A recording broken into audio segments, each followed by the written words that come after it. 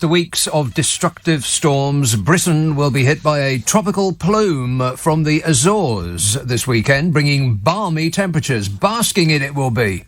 Like a right bunch of baskers. The mercury is set to rise from tomorrow, with weather experts predicting mild and settled weather set to last until Christmas. Oh, what? No white Christmas? Again? Get Bing on the phone. Bad news. For today, the Met Office says daytime showers will ease off, and then overnight's going to be dry. Long clear. That was the weather for earlier on. It's very, very easy to predict the weather from earlier on. Overnight, dry, long clear spells. Patches of mist and fog will form, however, which may make driving difficult. So if you're on the road, it's recommended that you turn off all of your lights except the fog lights because, that makes you look cool, and then simply speed up, undertake on tight turns and drive like nothing bad will ever happen to you because you are special. Of course, if you are driving a hatchback, you will already be doing this. Thank you. Saturday, temperatures beginning to rise, but rain is said to become heavy and widespread by the evening, and I bet I know where. Checking while you wait.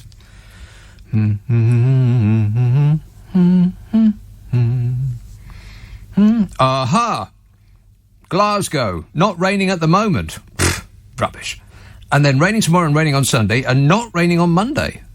But raining on Tuesday and raining on Wednesday, and then not raining on Thursday and Friday, and then raining on Saturday, and not raining on Sunday, and then raining on Monday, and, well, it's a bit, it's sort of on and off. I would expect that you will get wet. That is my prediction. Patches of mist will linger longer on Sunday, which will be a cloudy day. Did I mention about Saturday? Temperatures rising, rain set to become heavy, widespread. Sunday, cloudy, outbreaks of rain and showers across the north and west. See? Correct. Patches of mist will linger longer. Monday, dry but dull, like a geography textbook. Boring. Jim Dale, not that one. Meteorologist for the British Weather Services, Jim Dale, said we are about to get a subtropical airflow starting on Saturday, and we could see temperatures in the south reaching 14 degrees centigrade. And I'll translate that for you into Her Majesty's Fahrenheit. That's 14 times 2 is 36, and 36 plus 32 is 72. Wow. It's going to be 72 degrees Fahrenheit this week. Can you believe that? No. Jim Dale, not that one, meteorologist for British Weather Services Jim Dale, said this air is coming from Spain. What? Spain. Filthy European Union air. We should push it back out to sea. Fix bayonets. Get that Marc Francois on the phone. He's going to have to single-handedly repel a tropical plume. My money's on you, Mark. Excellent work. After the weekend, the generally mild weather will hold out for about a week. It'll also be calm, with no storms on the radar, unless, of course, you are Bodger Johnson, in which case storms seem to be on the cards for a good long while. Eh, Bodge? Yes. Saturday, chilly, then bright and cloudy and rainy. Sunday to Tuesday, cloudy, rainy, showery in the northwest, dry, bright in the southeast. Mild. Would you like to hear the long-range weather forecast for the next 4 weeks? No. So till Christmas Eve. Only 2 weeks till Christmas Eve. Blimey. At first, breezy and cool in the northwest. The south will be milder. Then, drier, more settled in the south, extending to all areas by the weekend. Temperatures expected to be near normal, but turning cold in the south in time for Christmas. Then, last week in December and the first week in January. And if we get through that, then that's pretty much sort of half of winter-ish, perhaps, a little bit. So, it's going to be, for the end of December, first week in January, settled, temperatures close to or slightly above average for the time of year. Settled with temperatures close to or slightly above average for the time of year? We'll take it. Ken emails, Nick, I sympathise with Carrie Johnson. Now she has to take care of 3 infants. Offensive. Blimey, where to start? It boggles my tiny mind. Well, let's concentrate on the Johnson household, shall we? Sure, why not? Because Dominic Cummings has stuck his oar in, talking about his wife. I mean, Sky Sports should actually be putting this on, pay per view. There are reports that Lord Geit, Bodger's independent advisor on ministerial interests, is considering his position. He's taken up yoga. Not Lord Geit considering his position. Where will we get another anti-establishment watchdog like Christopher Edward Wollaston Mackenzie Geit, Baron Geit? You see, Bodger previously assured Lord Geit, a former private secretary to Her Majesty the Queen, for crying out loud, that he did not know who was paying for the refurbishment of his temporary flat. Asked who is doing the spending for the refurbishment of your temporary flat, Boris said, didn't know. But, and it's a huge, giant, wobbling but, that part is true. You see, an official report by the Electoral Commission yesterday revealed that Prime Minister Bodge had texted Tory donor Lord Brownlow in November asking for more works to be signed off, as in paid for. What? Actually asked for the money he did. The findings opened the door for yet another probe into Wallpapergate, exposed by the Daily Mail. Disgusting. Can we skip to the part where the investigation says that there's nothing to see here, and please move along, or Priti Patel will slap your legs. Oh, they're going to have an investigation. Can't wait. Who are they kidding? So the Commission fined the Conservative Party £17,800 for failing to declare donations properly over the saga. Oh, that'll teach them. 17,800. That's what they drop on lunch. Not each. I mean, that would be insane. But, you know, if a few of them get together. 17,800. It's a light slap on the wrist and asking very politely if they wouldn't mind not doing it again. Dominic Cummings, who was in Downing Street when the expensive redecoration works were being planned for the living quarters above number 11, has waded in again. Do you remember Dominic Cummings? No! Yes, that's him. Well, he is the weirdly shaped gift that keeps on giving. He wrote on Twitter that he had told the PM in extremely blunt and unrepeatable terms in January and the summer of 2020 that, quotes, his desire for secret donations to fund wallpaper, etc., was illegal and unethical. And you know what the difference between illegal and unlawful is? Do you know the difference between illegal and unlawful? Absolutely not. No, he doesn't.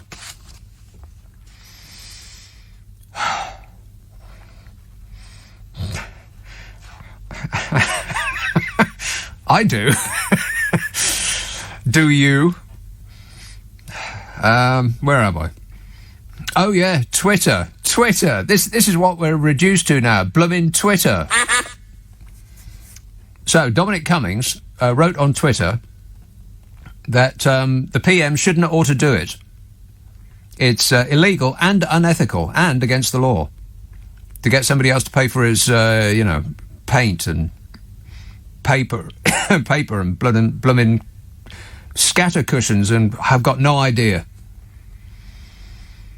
And you know what? If there's anyone who knows a thing or two about what is illegal and unethical, it is Dominic Cummings.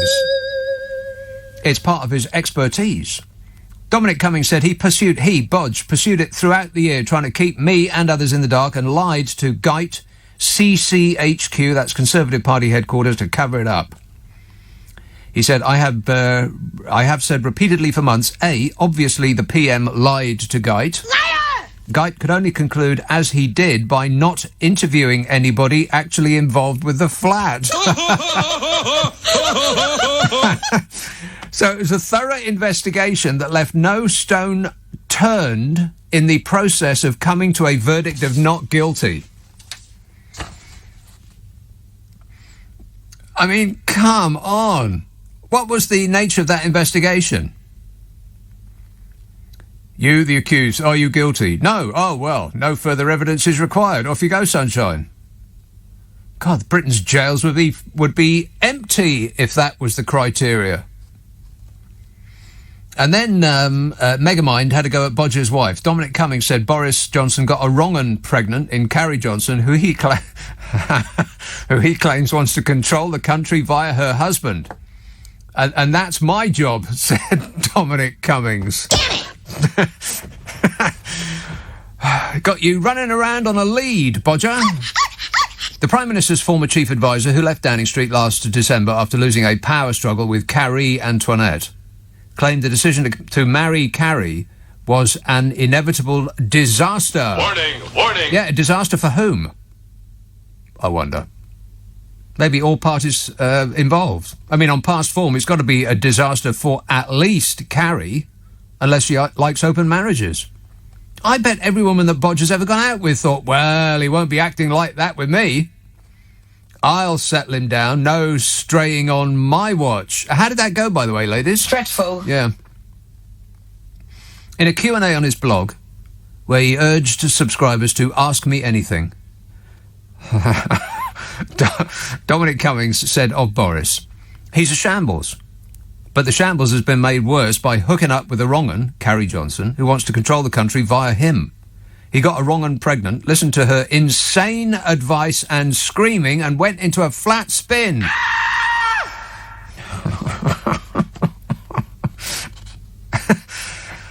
Seriously, it should be on pay-per-view, shouldn't it? I mean, how much would you watch to see them actually go at it? Let me rephrase that. Cummings and Johnson going at it with fisticuffs rather than anywhere else that your mind just went. Disgusting. Awful. God, I feel like I need a shower now. Cummings claimed that Boris Johnson throws everybody under the bus. Yeah, and not one of those pretend model buses that he makes out of beer crates. Throws everybody under the bus to save himself, he said, but predicted Tory MPs will wield the axe in 2022, saying, I know 15-year-olds who would do a better job at PM, in all ways, than Boris, except given a speech. He can't actually do anything other than the words BS side of things. He's done, gone by this time next year, probably summer, he said. Summer? We might not still be here by the summer at this rate. This country, by the summer, will have been sold off to G4S or Serco or as a Trump golf resort, and it'll have been sold for cash, of course, off the books, and Bodge will be holed up on a solid gold yacht off the coast of the British Virgin Islands, and he'll still be telling us he acted in accordance with the rules. Ain't that right, Bodge? I can't comment on that. Cummings insisted that he believed the PM knew about the Christmas party on December the 18th, and he may have even seen it unfolding before his very eyes if he wasn't at Chequers. He said he knew, but I think he didn't attend. Though remember the geography. To get upstairs, he has to walk past that area where he could see it. They're having a party. He was lying, he said. There were invites sent across Whitehall. It was an organised party. The trolley is Bodger. Trolley with a wonky wheel. Just keeps smashing from one side of the aisle to the next. That's perfect. The trolley knew this and tried to lie his way out, but was bleeped by the video. A reference to the Allegra Stratton leak. Leak. Leak being the operative word when Allegra Stratton is concerned. Cheer up, dear. It might never... Oh, no, that's right. It already has. He added in a tweet, did Dominic Cummings, there's lots of pictures of the parties which will inevitably get out and invite lists beyond number 10 to other departments. Oh, blimey, there's more? I don't think I can stand it. I'm exhausted. This government is exhausting me. I'm tired. Peter texts, I heard that last year's number 10 partygoers' favourite song is We Fought the Law and We Won, especially now they've heard that the police will not investigate it. The police investigating evidence for a crime is wasting police time. All accused criminals must now provide their own evidence to suggest a conviction, to secure a conviction. And if it happened in the past, then the police aren't remotely interested. We are now only interested in crimes that happen in the future.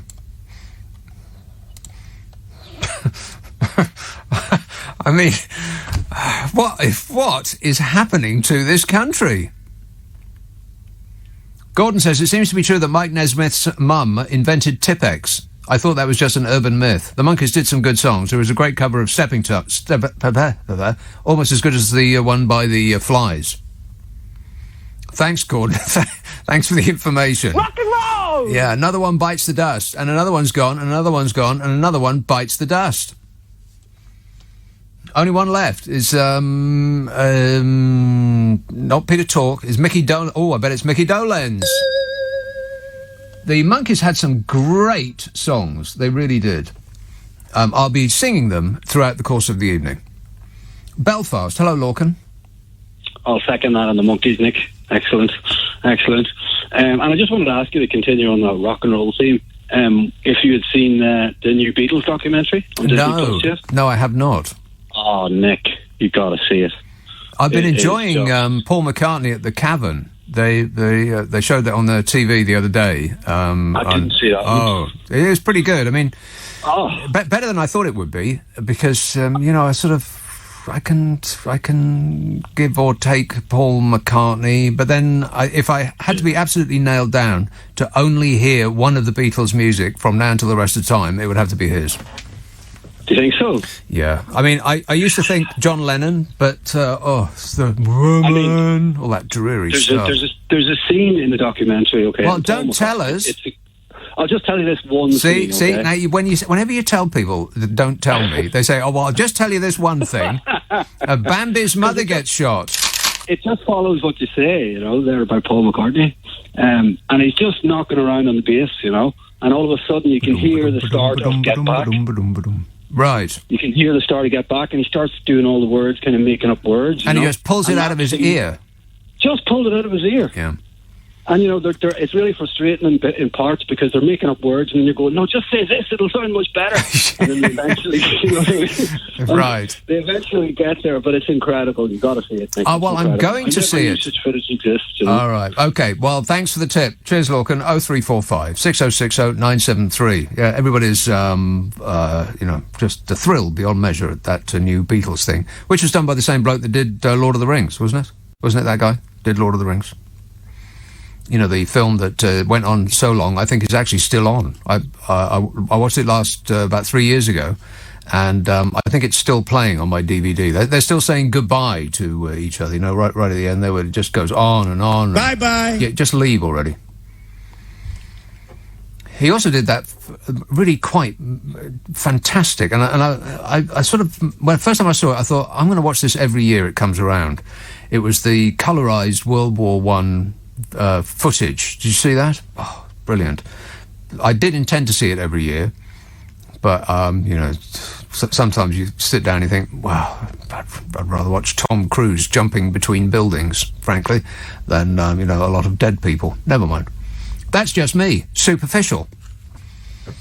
Mikey emails, I have a job lot of Peppa Pig wallpaper, enough to decorate a London flat. Do you know anyone who might be interested? Bodge? Peppa Pig World. Peppa Pig World has Peppa Pig. It's the right answer. Lancaster. Hello, Dave. Hey, Nick. How you doing? Good, thanks.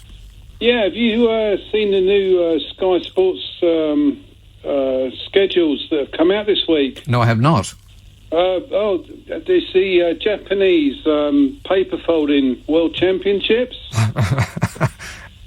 I assume you're joking. Well, it's on pay-per-view. Oh. I am actually in pain. I feel like I've been winded. A listener with material. Oh, no. Thanks a lot, mate. Don't ever call this show again. 0345 6060 973. Let's have East Yorkshire. Mike. Hiya, Nick. Yeah, no wonder you're knackered, mate. You got about 10 threads into the first 15 minutes. I know. I know. I'll be picking at them throughout the programme. It's been one of those weeks. One of the sort of forgotten bits, on a humorous note, is, do you remember Monday? Boris in his police uniform. Yeah, that's right. Do I remember Monday? Well, it does seem like so long ago. So much has happened between now and then. Is it just a matter of 5 days? Look at him, a full body shot of him in police uniform. Yeah. And then look at Cartman from South Park, dressed in black. Yeah, but Cartman actually pulled it off. Whereas Bodger, it was a bit hard to tell. Is he inside that uniform trying to get out or outside trying to get in? Whichever way, it doesn't come in his size. But then, a funnier bit, if you want a bit of humour, is look up Wikipedia's assessment of Cartman's character in South Park. And I'm not going to say any more. Narcissist, etc. Right. But read it, it'll amuse you. But and I talked to you a couple of weeks ago about wasted dead cats. Well, we had the birth of the child. Yes. And it attracted 5 minutes attention this week. Yes. Yeah, people weren't really in the mood to congratulate him. We were beating him with large sticks, and he came up with this good news, and we contemplated it for just a moment. We just ticked it over in our minds for a brief second and went back to beating him with sticks again. Which is the depth of his problem. But my next point is, again, the depth of his problem is that all over the media this week, people have not been asking whether Boris is doomed. There's been discussions about who his successor should be. Yeah. Well, when you get from is he going to survive or not to who's going to succeed him, you're doomed. Yeah. It's been interesting. It's a word I choose advisedly. It's been interesting, Bodge, but time's up. Bye-bye. See you later. We'll probably be seeing him from now until the end of time. He'll exit number 10 at some point and then get buried up to his eyeballs in money from all of the people that he has, who he has treated right while he's been in office. And then you talk about Carrie, again, pen farthing. I mean, Johnson's been accused of being responsible for them getting brought back from Afghanistan. But who's really responsible? I mean, is Boris actually worried about a few animals? Or is his wife? Who organised that? Is he worried about a few animals? Well, given that he doesn't appear to be that worried about millions of human beings, let's assume that the answer is no. That animals is not what... the plight of animals is not what keeps them awake at night. I think what keeps them awake at night these days will be... Yeah. Tom tweets, I bet Bodger did not think that his crime week would go this well. Yeah, it has been a crime week, eh? He said it was all downhill after he donned a police beanie hat from his dressing up box. Yeah, seriously, Bodge, you look like an oaf in that get-up. I mean, could you not at least get a jacket that's in your size? I think maybe the people around him who facilitate these ridiculous photo ops, they're maybe not his best friends. They're maybe not acting in his best interests. I mean, I know his thing is to appear unkempt, but not bursting out of your uniform like that. I mean, that was embarrassing.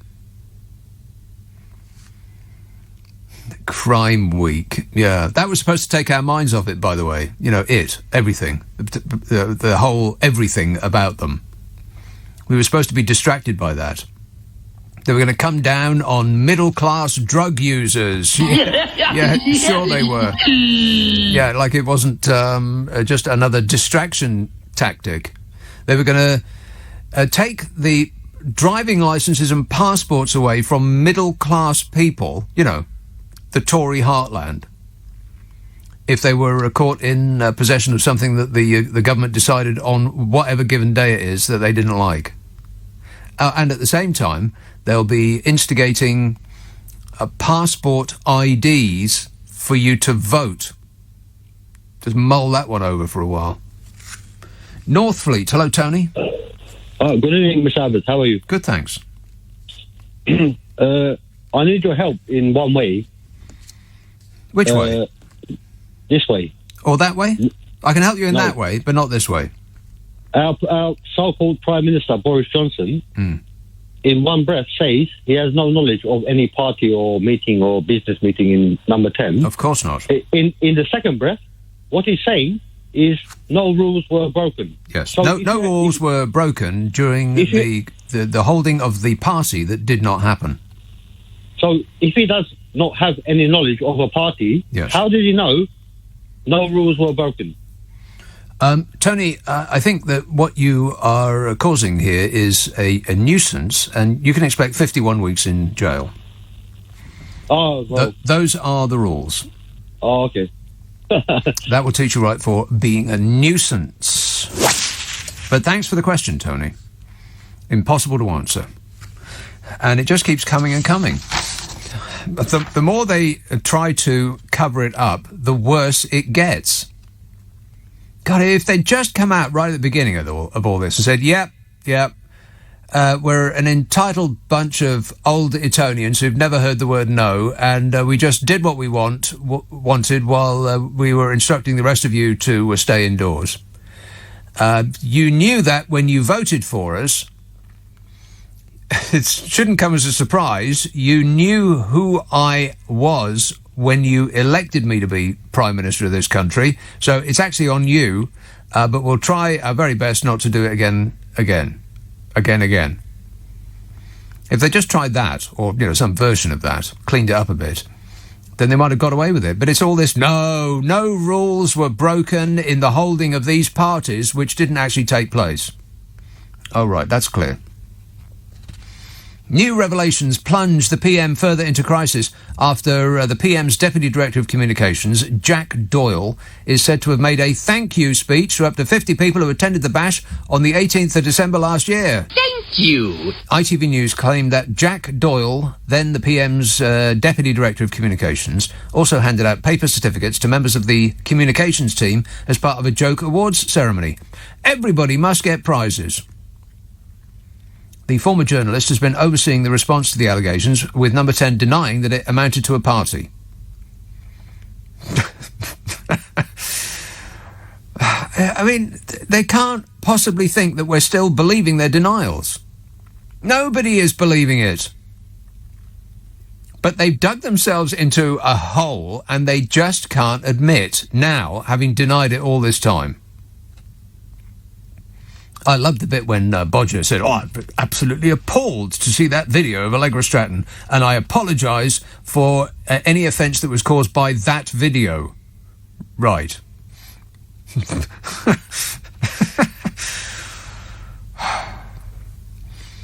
The former journalist has been overseeing the response to the allegations, with Number 10 denying that it amounted to a party. A party, they said. No. But an extraordinary leaked video footage of a mock press conference showed Downing Street staff giggling about the cheese and wine gathering, sparking the resignation of spokesmodel Allegra Stratton. Giggling. Yeah, first it was all... and then it was... Yeah, please. The gathering, along with another leaving do, where Bodger is said to have given a speech, if you please, is now the subject of an internal investigation by the Cabinet Office. Gosh, well, I wonder how long it'll take them to find no evidence. Isn't it exciting? No. Bodge has flatly denied being aware that a party had happened. Something wrong with my mouth? Shall I try that again? No. Bodge has flatly denied being aware a party had happened. But the apparent attendance by one of his closest aides raises fresh questions. And his apologists and enablers, they go on TV and they said, well, the Prime Minister has been crystal clear that a party didn't happen. Yeah, he has. Yeah, we know that. We know he's been crystal clear. But that doesn't mean it didn't happen. Asked if the PM had confidence in his press chief, Jack Doyle, his official spokesman said yes. Is that a no? On whether Jack Doyle had offered his resignation, the spokesman said, not that I'm aware of. Is that a yes? The spokesman also said Bodger retains full confidence in advisor Ed Oldfield after he appeared in the leaked footage that prompted Allegra Stratton to resign. Full confidence. Taxi for Ed Oldfield. Dominic Cummings said on Twitter that Mr. Dawe was a goner, but predicted that Bodger would keep him on staff until after the Cabinet Secretary's inquiry and then use him as the sacrifice. It's the fate of all who gets close to the Sun King. Their wings melt and they go headfirst into the drink. Booze. Not that kind of drink, although maybe, perhaps. T-texts, Cummings looks like Mr. Burns from The Simpsons. They're both twisted. Yeah. Brian says, Nick, last week you said you passed Downing Street 6 times a week. I thought you did weekends only. Have you got a second job? No, Brian. I do 3 nights. So I go back and forth each night past Downing Street.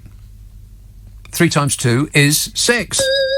Even Zaphod knows that. Counting with Zaphod. And 1, 2, 3, 11. Oh, no. Close. Try it again. And 1, 2. Yes. 3. 6 million. No, getting worse. Yeah, I pass Downing Street 6 times a week. I go in and out. I'll do 3 shows. I mean, I don't have to camp here on Friday and they only let me out on Sunday. I do get to leave, you know. Luke texts, evening Nick, Bodger Johnson hasn't resigned yet. That's unsurprising, but he'll be gone before New Year. Hopefully now people will realise that Keir's measured manner is a better option than a fool at these times. But Keir will be facing not Boris, but instead a compromise mix of someone wet and a non-entity. Which non-entity will it be? Place your bet. Sam texts, Nick, things might be bad, but at least they found a way to win the war on drugs. Absolutely. Yeah, that was the start of the week when Bodger went and, did his thing where he dresses up in somebody else's clothes and pretends to do their job. God, absolute clown that man is. And he thought that that's what we were going to be talking about all week long. He said, well, chuck in a few things that, the commentariat won't be able to resist. We'll say we're going to start arresting middle-class drug users. Do you think that's likely? No. No, not really, no. But they'll pretend. And they'll pretend that, doing the exact same thing, the war on drugs, the same thing that they've been doing without success for 50 years, if we just do it more, that'll work. They know it's stupid and they know it's ridiculous, but they just threw that at us this week to get our minds off their catastrophic clown show. And, much to my amazement, it didn't work. We saw that dead cat on the table and we just ignored it. Nothing's working for you now, Bodge. We see straight through you. What else have you got? I think at this point it's a war or nothing. Yeah, but that was the beginning of the week and they were going to reposition themselves as the party of law and order. Yeah, despite the fact that they've been in power for 11 years. And so everything that is wrong with this country is their fault, not Jeremy Corbyn. And despite the fact that they defunded the police and the prisons, they sold the police stations, they sold courts, they've undermined judges and are attacking the legal system in every way, shape and form that they can. And then they're trying to kid us well, actually, we're the party of law and order. You trust us, don't you? And it was like they just dumped this body by the side of the road to delay our progress, and we just glanced at it out the side of our out of the side of our eyes, and carried on regardless. They must have been very disappointed because that was probably their biggie. Must have taken them hours to come up with that one. Written on the back of a napkin, I bet. Newport, hello, Bob. Good evening. Bob. Yes. Yes. I'd just like to say, I come from a mining background. Yeah. All my family. Always ordered labour. What? It's the first time that I'm conservative. Bob, unfortunately, no one has ever made a mobile phone that can actually be used as a phone. We sit in of that happening, but at this point, no. Couldn't hear a word you just said. Do you want to try again? What? Yeah. Oh, sorry. Hello. I Hello. was just saying. Yes. Hello. Mm-hmm. Thank God for that. Hello. I was just saying. Is there anybody there? Hello. Yeah, Rob. I'm here, Rob. Rob. Yeah, in South Wales. Yeah. Right. Right. I was just saying that all my family have always voted Labour here in South Wales in the mining valleys. Right. And it's the first time that I'm going to vote Conservative. Ah, you like what you've seen so far, do you? No, but I don't want them to just walk away from the mess that they've created. So I want to vote them back in for them to solve the mess that they've made. Right, and you expect that would be their first port of call, rather than just to see how much of this mess can obscure their various underhand dealings. Well, whatever. We just won't let them out of solving the mess that they've created. Right, just as an interesting concept, just as a punishment, keep voting them in. Right. And they can't leave until they've tidied up their mess. Well, that is an interesting idea, Bob. It might work on children, but I'm not sure that it would work on this lot. Because I don't think that they have any intention of clearing up their mess. They have intention of cleaning up, but not in the way that you mean. Thanks a lot, Bob. Kath texts, I read in The Guardian today that in South Africa, 1/3 of people with Omicron require hospital treatment.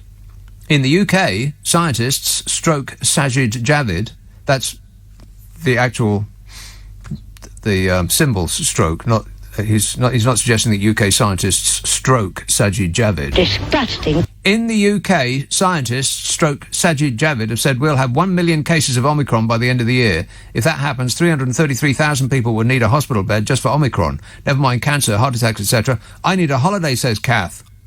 Omicron, we're all going to die. I heard that it wasn't that bad. I heard that it wasn't that bad quite a few times, and nobody has actually said anything that I've heard to the contrary. So that was the second distraction tech bomb that he chucked at us this week. I'll get into that in a minute, because did you notice the swift change in approach as far as working from home goes? Oh boy, it was so quick. If you blinked, you probably missed it. But I'll get into that in a minute. So much to talk about. Daryl texts, deck chair Dom. What, you mean angular, tetchy humanoid Dominic Deckchair Raab? He's in hot water again following more revelations about the Afghanistan evacuation snafu. The good news is that at least he isn't running the country. The bad news is that if anything happens to Bodge, Deputy Deckchair Dom will be running the country. We'll be running the country! It's okay, everybody. If we don't get Bodge anymore, we'll have Dominic Deckchair Raab. See, that's the alarming part, is that they don't all go. They just play musical chairs. Well, they'll still be going in the same blooming direction, and the same people will still be coining it in, and the same people will still be doing favours for their mates, which they will call in at a later date when either they get bored of running the country or we get bored of them doing it. Either way, they'll be just fine. Don't worry about them. Let's have a call in Oldbury. Oh, Ranjit. Hi, Nick, you're right. Yes, good, thanks. Okay. You know what? Sometimes the best laid plans can go astray, can't they? Awry. Yeah. Okay. And, this distraction thing that Boris keeps on doing, yeah? It's like if you went into a dentist with toothache and the dentist kicked you in the shin. Right. Yeah. You wouldn't be thinking of your tooth anymore. No, that's right. That's it. Right. So Boris Johnson, going back around about February, thought, listen, sooner or later I'm going to be in the doo-doo, yeah? Mm-hmm. He says to his missus, come on, let's knock another child out.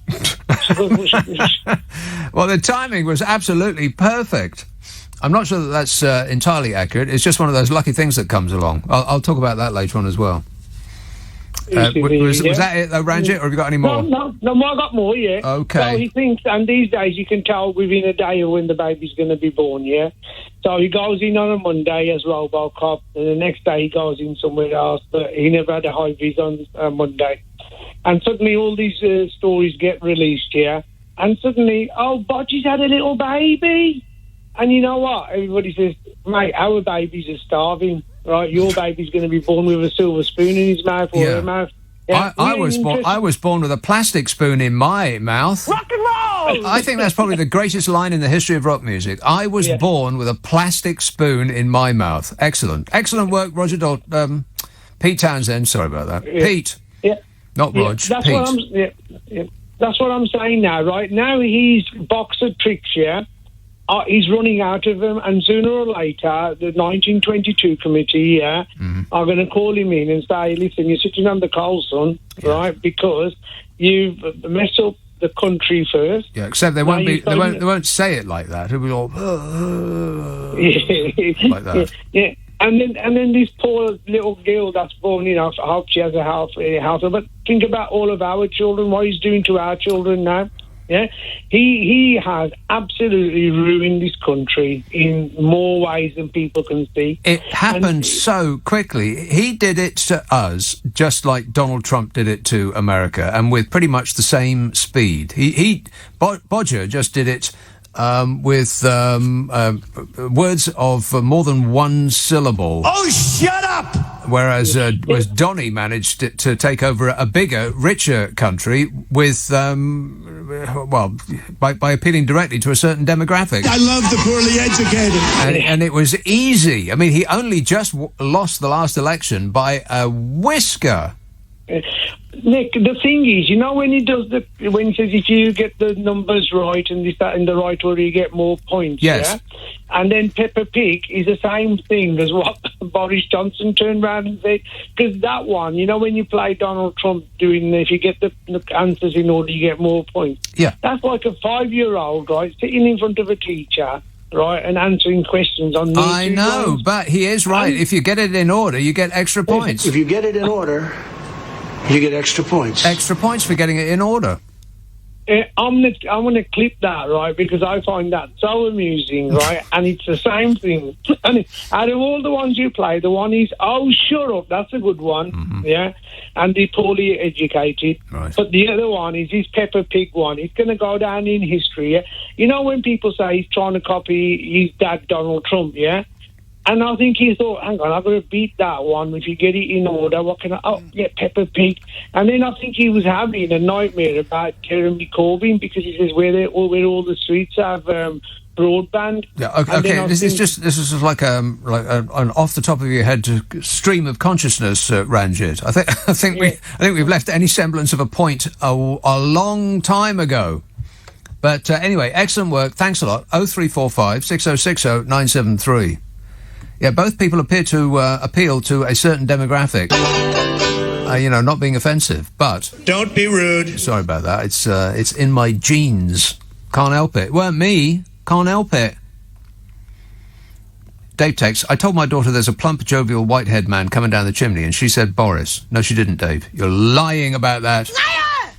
Amelia tweets, how can Bojo run the country and know what's going on here if he doesn't know what's happening under his roof?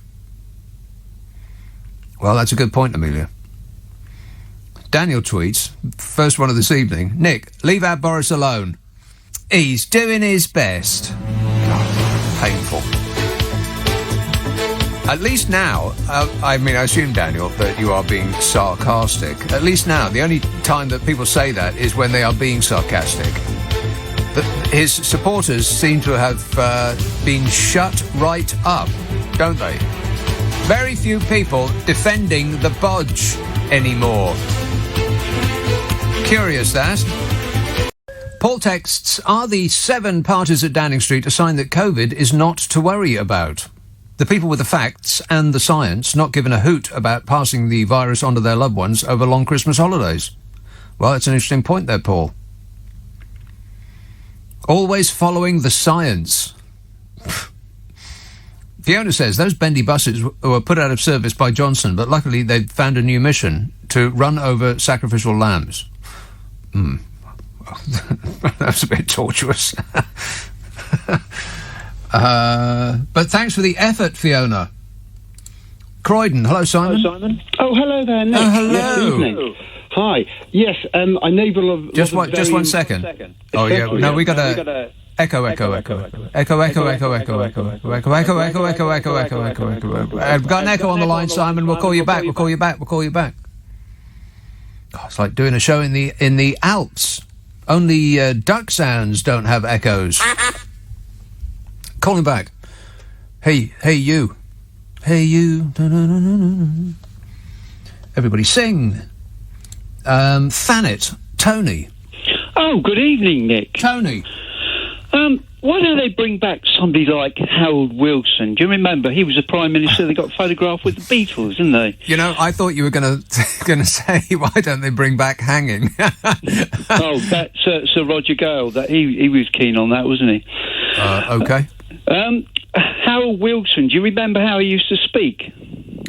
Do I remember how Harold he used to always start off his addressing the public with his same sort of saying? Right. So he used to go, my colleagues and I... Now, wait a minute. Wait. Are you doing an impression? Yes. Ah, well. Then I thank you for your service. 0345 6060 973. The only person that's allowed to do a bad impression on this show is me. Tom tweets, at least Johnson will be in familiar company when he takes up his... Okay. There's too many jokes. Come on, people. Fewer jokes, or no jokes would be better. Nikki texts, let's try this one. Evening, Nick. Can't we just let Larry the cat... Can we just ask Larry the cat what really happened? He would have been lurking in the murky halls of Downing Street. He's our only hope for the truth. Cats don't lie, do they? Says Nikki. Yeah, you could ask it how... oh, never mind. Almost straight into Christmas cracker joke territory myself. Oh, no. I stopped myself just in time. It was a close thing, though.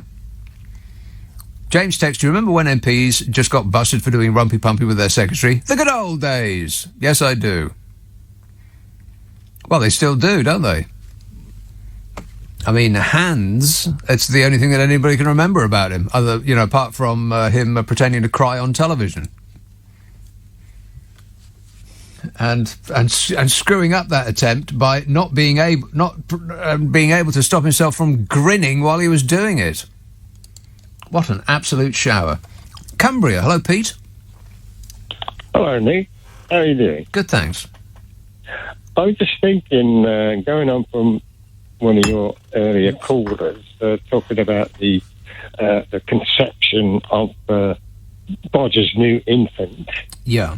I was wondering if there was planning, and they missed it by a bit, that they were hoping that the baby might be born on Christmas Day, therefore allowing Bodger to claim that it was the second coming. It's Jesus.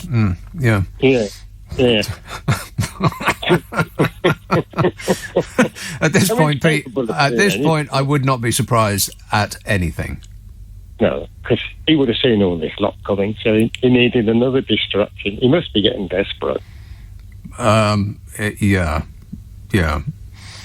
All right, okay, thanks, Pete. 0345 6060 973. So this is how this week went. Just 3 short days ago, it seems like an epoch, Nicola Sturgeon, out of Scotland, told employers that if they had staff working from home at the start of the pandemic, they should let them do so again until the middle of January. That's what Nicola Sturgeon said on Tuesday this week. The SNP leader said that there had been more than a tenfold increase in Omicron over the last week. Oh, my cron, we're all going to die, she said. She didn't say that. She said, to be blunt, if you had staff working from home at the start of the pandemic, please now enable them to do so again.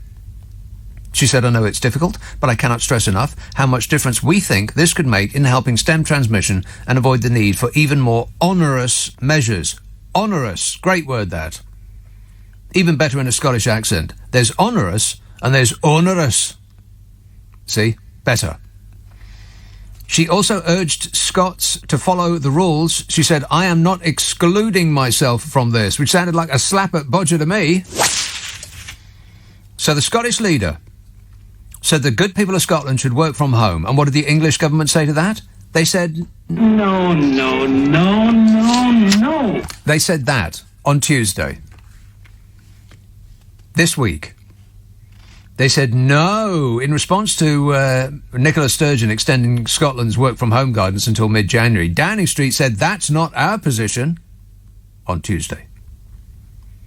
The PM's official spokesman said our position remains as set out, with the limited number of restrictions that we have introduced so far, which at the time were no restrictions at all, other than wear a mask when you're on the bus, and that's about it. And then came the laughing Allegra. That video of the dear leader's disseminator-in-chief in that £3 million Trump-style briefing room, and she was preparing to meet the press by having the staff ask her questions that journalists might ask at the real briefing later on. And much hilarity ensued as she was asked about the party, and then they spitballed around ideas as to how to get out of answering that question. Spitballed! And I imagine that came as a surprise to many people, that the dear leader's spokesmodel would practice the answers that the regime would want, rather than just come out and tell the truth. You remember the truth, don't you? No. So they have a run-through, and the staff ask her what they think she will be asked, and they concoct replies to get them out of a scrape. And I bet when people saw that, they thought, is that what happens? Rather than, come out and tell the truth. And here's the news. MPs do that too. Whenever a minister's number is up, they get trained to answer questions that in a way that the regime wants. They don't just go on TV and say what happened or what they think. They memorise responses and then they repeat them until their time on that programme is up, and then they can go off and do the next interview. That's why they all sound the same. That's why they keep saying the exact same things over and over again, regardless of what the question is, because they've learnt the responses before they go on TV. And I bet that most people don't actually know that. It's a con job. They are deliberately conning us by rehearsing answers to questions that might show them in a bad light. They don't tell the truth. They tell us what they've been told to say. Liar! Exactly. So the position of Johnson's government was that on Tuesday they were rubbishing the suggestion of working from home, as advised by the Scottish First Minister. And then that video of the guffawing spokesmodel came out, which really put a hole in Bodger's boat. And it was all hands on deck, and a massive distraction was needed. And as we couldn't declare war on Russia in the time available, he did a swift pirouette and decided that, actually, you know what, maybe we should all be made to work from home. And then the press was all after that story instead. By the way, would Bodge look like the hippos in Fantasia if he attempted a swift pirouette? I've got a pretty vivid mental image of that. How about you? Next time he raids up the dressing-up box for a photo opportunity, we should insist he wears the lace tutu. It's tutu you, Bodge. And the day after number 10 rubbished the idea of working from home, it was magically full-on in favour, and that was our new guidance. Perfect distraction bomb. Honestly, you could not make it up. And then Bodger's current wife had a baby. Almost as though that had been planned 9 months ago to take our mind off this catastrophic clown show. And if that doesn't work to stop us talking about the regime's criminality and corruption and the way they are literally laughing at us while we suffer, then don't fret, Bodge, because pretty soon the life raft of Christmas will be along to take the mind off. And if that doesn't work, he'll only have to wait till the Queen dies, and then he'll really get a pass, because the papers will be full of nothing else for at least 2 weeks, and we'll forget all about this. And more people than me say this is a cynical distraction technique, and it might be, but maybe it's a bigger distraction than it first appears. Maybe there's layers of distraction, like the film Inception. Did you see Inception? Did you understand it? No. I've seen it twice and I still don't get it. Maybe I should try watching it backwards. So I'll talk about what the thing that people haven't been talking about, which is probably is certainly more important than did they or did they not have a party, and it's probably the most important thing that's actually happening at the moment. But no one is talking about it because they have been distracted by the things that the government is trying to distract us from. But they may actually be one step ahead of us, playing three-dimensional chess, they are. Well, we're all stuck playing, Cluedo. They're on a whole different dimension. Because there's something really alarming that's happening that, and at this point, it would not surprise me more than just a little bit if the whole Partygate thing was actually deliberate in order to take our minds off what's actually happening. So I'll get into that in a while. I am... This government is wearing me out. I need a holiday. I have got to stop looking at Twitter first thing in the morning because it's just such a terrible way to start the day. I mean, it really is. I wake up full of the joys of spring. Even in the middle of winter. And then looking at Twitter for about, 6 hours before I have my lunch. And it just scrambles my mind. It's like you're, what does Sean Ryder say? You're messing with my melon, man. No, he says, what's the Sean Ryder say? He doesn't know. He's been absolutely no help whatsoever so far today.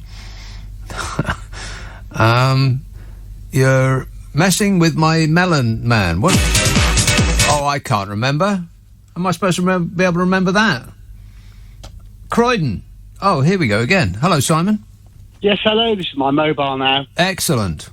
I don't know why you have such trouble with my landline. I can't understand it. Oh, that was a landline, huh? It was a landline. There seems to be some weird feedback loop between your landline and my landline. Bizarre. I know. I rang you on the alphabetical last Christmas. It was exactly the same problem. Huh. Anyway. Well, I shall look forward to that this Christmas. Yes, well, exactly. Yeah, now, I know you've got a lot of important things to talk about tonight, but I thought I'd just break you away from the Westminster soap opera a minute, a little story that you might have missed. Go on. A very important story that is very dear to your heart. Mm-hmm. You've been warning for a number of weeks now about a peril that's stalking the human race. I refer to your warnings that are in every street corner in our parks and gardens, that if squirrels and foxes just learned that how weak and feeble human beings were, that we would be finished as a race. Yes. And there's a report in today's Guardian, a man attacked by a pack of otters. Otters, yeah. In a Singapore park, and said that he thought he was going to die during the ordeal. Exactly. Have you read this one? I did. I saw the injuries. Yes. Awful. Well, I can't help laughing.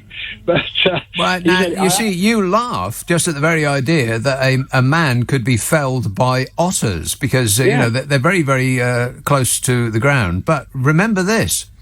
Any one of us large, wobbly balls of fat would run screaming if it was a squirrel that on its own that was attacking us. We wouldn't put up a fight. We have got no idea how to fight animals. I like the way he says it. He was attacked, bitten 26 times in 10 seconds by a family of otters. Right. I mean, a family sounds so cuddly and cute. No. Not really. Like the Manson family of animals they are. Yes. Anyway, there you go. I thought you'd like that story, and I have to say you're a great seer. You've foretold the future, Nick. You've warned us. Yeah. We have been warned. We haven't listened, and it's happening. Right. Okay. Thanks for the bad news, Simon. Yeah, as soon as the animal kingdom realise, and I think that day is coming nearer and nearer, as soon as they realise that we will not put up a fight, regardless of what kind of animal it is. I mean, seagulls, for instance. If a seagull wants your chips, it's going to get your chips, and there's nothing that you are going to do about it, right? You're going to scream and you're going to flap your arms about and you're going to run from the scene, and then the seagulls will eat your chips. They've realised that we won't put up a fight. Seagulls. They know that. And so they'll just take anybody's dinner that they fancy. The seaside is not a safe place anymore. Warning, warning. But how many foxes are there about? They are so bold now. I mean, I think there's something happened in the last couple of years. Maybe it was when we were all, working from home. It must have been a tremendous change for the animal fraternity. I know that's not the right word, but the animal kingdom, when we human beings changed our mode of living. I mean, it didn't go unnoticed, because suddenly we were all in our gardens, whereas previously they had a free run of it, and they must have thought, what's going on here? It's not the weekend. It's not a bank holiday, surely, foxes will have said to each other. And it just went on and on and on, and they thought, But rather than become more secretive and hide away, the opposite seems to have happened. Foxes are now so bold, it's just alarming, actually. I mean, it's a wild animal with teeth that's the size of a dog that doesn't like us. I mean, at the moment, they're mostly afraid. Mostly.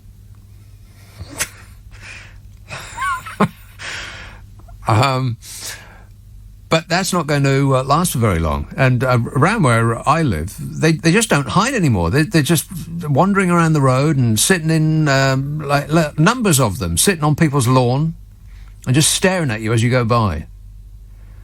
It can't be too long now before they realise, particularly, if we're carrying a bag, that there may be food in there. And all they have to do is show an interest, and we will drop that bag and run away. And at that point, the human race is screwed. It doesn't even have to be as big as a fox. Like I said before, if a squirrel decided to take your lunch, you'd be screaming and flapping at it and running away. Insects next. So, just be alarmed. Somebody, I can't remember who it is. I think it's somebody famous, isn't it? Somebody wants to repopulate the country with wolves. Wow, what could possibly go wrong? 0345 6060 973. Let's talk to a person in Hackney. Joe. Hello, Nick. Hey, Joe. Good afternoon. I was just listening to the other caller, which was joking about a baby child born and joking about Jesus Christ. I've been enjoying listening to LBC for a long time. Great program. Joe, is this a religious call? No, it's not. It's what I've been realizing lately. All these callers, they call LBC not to give some positive information, but to treat, for example, Boris Johnson as a criminal. Yeah. Calling him a liar at all times, without being judged yet. Yeah. Without proofs of nothing. Right. And before, I used to listen and having some guidance, especially from you guys, from journalists, some guidance. Guidance as to what to think. Callers. Right. But these days, sometimes it's a bit annoying. I say, why this person is calling not to say something positive, but just to criticize the dear leader. I feel your pain. No, it's not that the problem. We can criticize without start straight away calling him a liar and this and treating him. He is verifiably a person who has lied. That is without question. you have to understand, he's still our prime minister, probably. Joe, I think the phrase you're looking for is that he's doing his best. Harry texts, Nick, have you noticed all the Tory scandals that have come out since Matt Hancock left? It was happening all along, only they used Hancock as a scapegoat while they could. Now he's gone, Bodge is exposed. Oh! Disgusting. Don't even say it, Harry. Don't even think it. Jane texts, Liz Truss had her name thrown in the hat as Johnson's successor. Talk about getting the politicians you deserve. A clown to a muppet. A clown to a muppet. I bet that last caller will be very, very offended by that. That's not a positive thing to say. It doesn't really matter who's going to follow the Bodge. The party's direction is not going to change. It will stay the same. Who is Liz Truss? Well, let's look at her voting record, shall we? This is from the website They Work For You, which is an excellent facility. Liz Truss consistently voted against raising welfare benefits, at least in line with prices. Remember, in almost all of Europe, we have among the lowest levels of welfare. We tend towards the American method, which is winner gets all, and everybody else is, in a position of poverty because of their own inaction and stupidity. That's the overall message that you get from America. We are millionaires, and therefore we deserve everything, and everybody else gets nothing. Rather than a sort of more social model, which leads to happier people in, particularly the Scandinavian countries, and most of the rest of Europe have people that are happier than us, because the state takes taxes and provides for the people. Here, the state takes taxes and they just disappear. What do they do with them? I mean, seriously, what have they done with all of that money? Anyway, Liz Truss consistently voted against raising welfare benefits, at least in line with prices. Consistently voted for reducing central government funding of local government. Almost always voted for increasing the rate of VAT.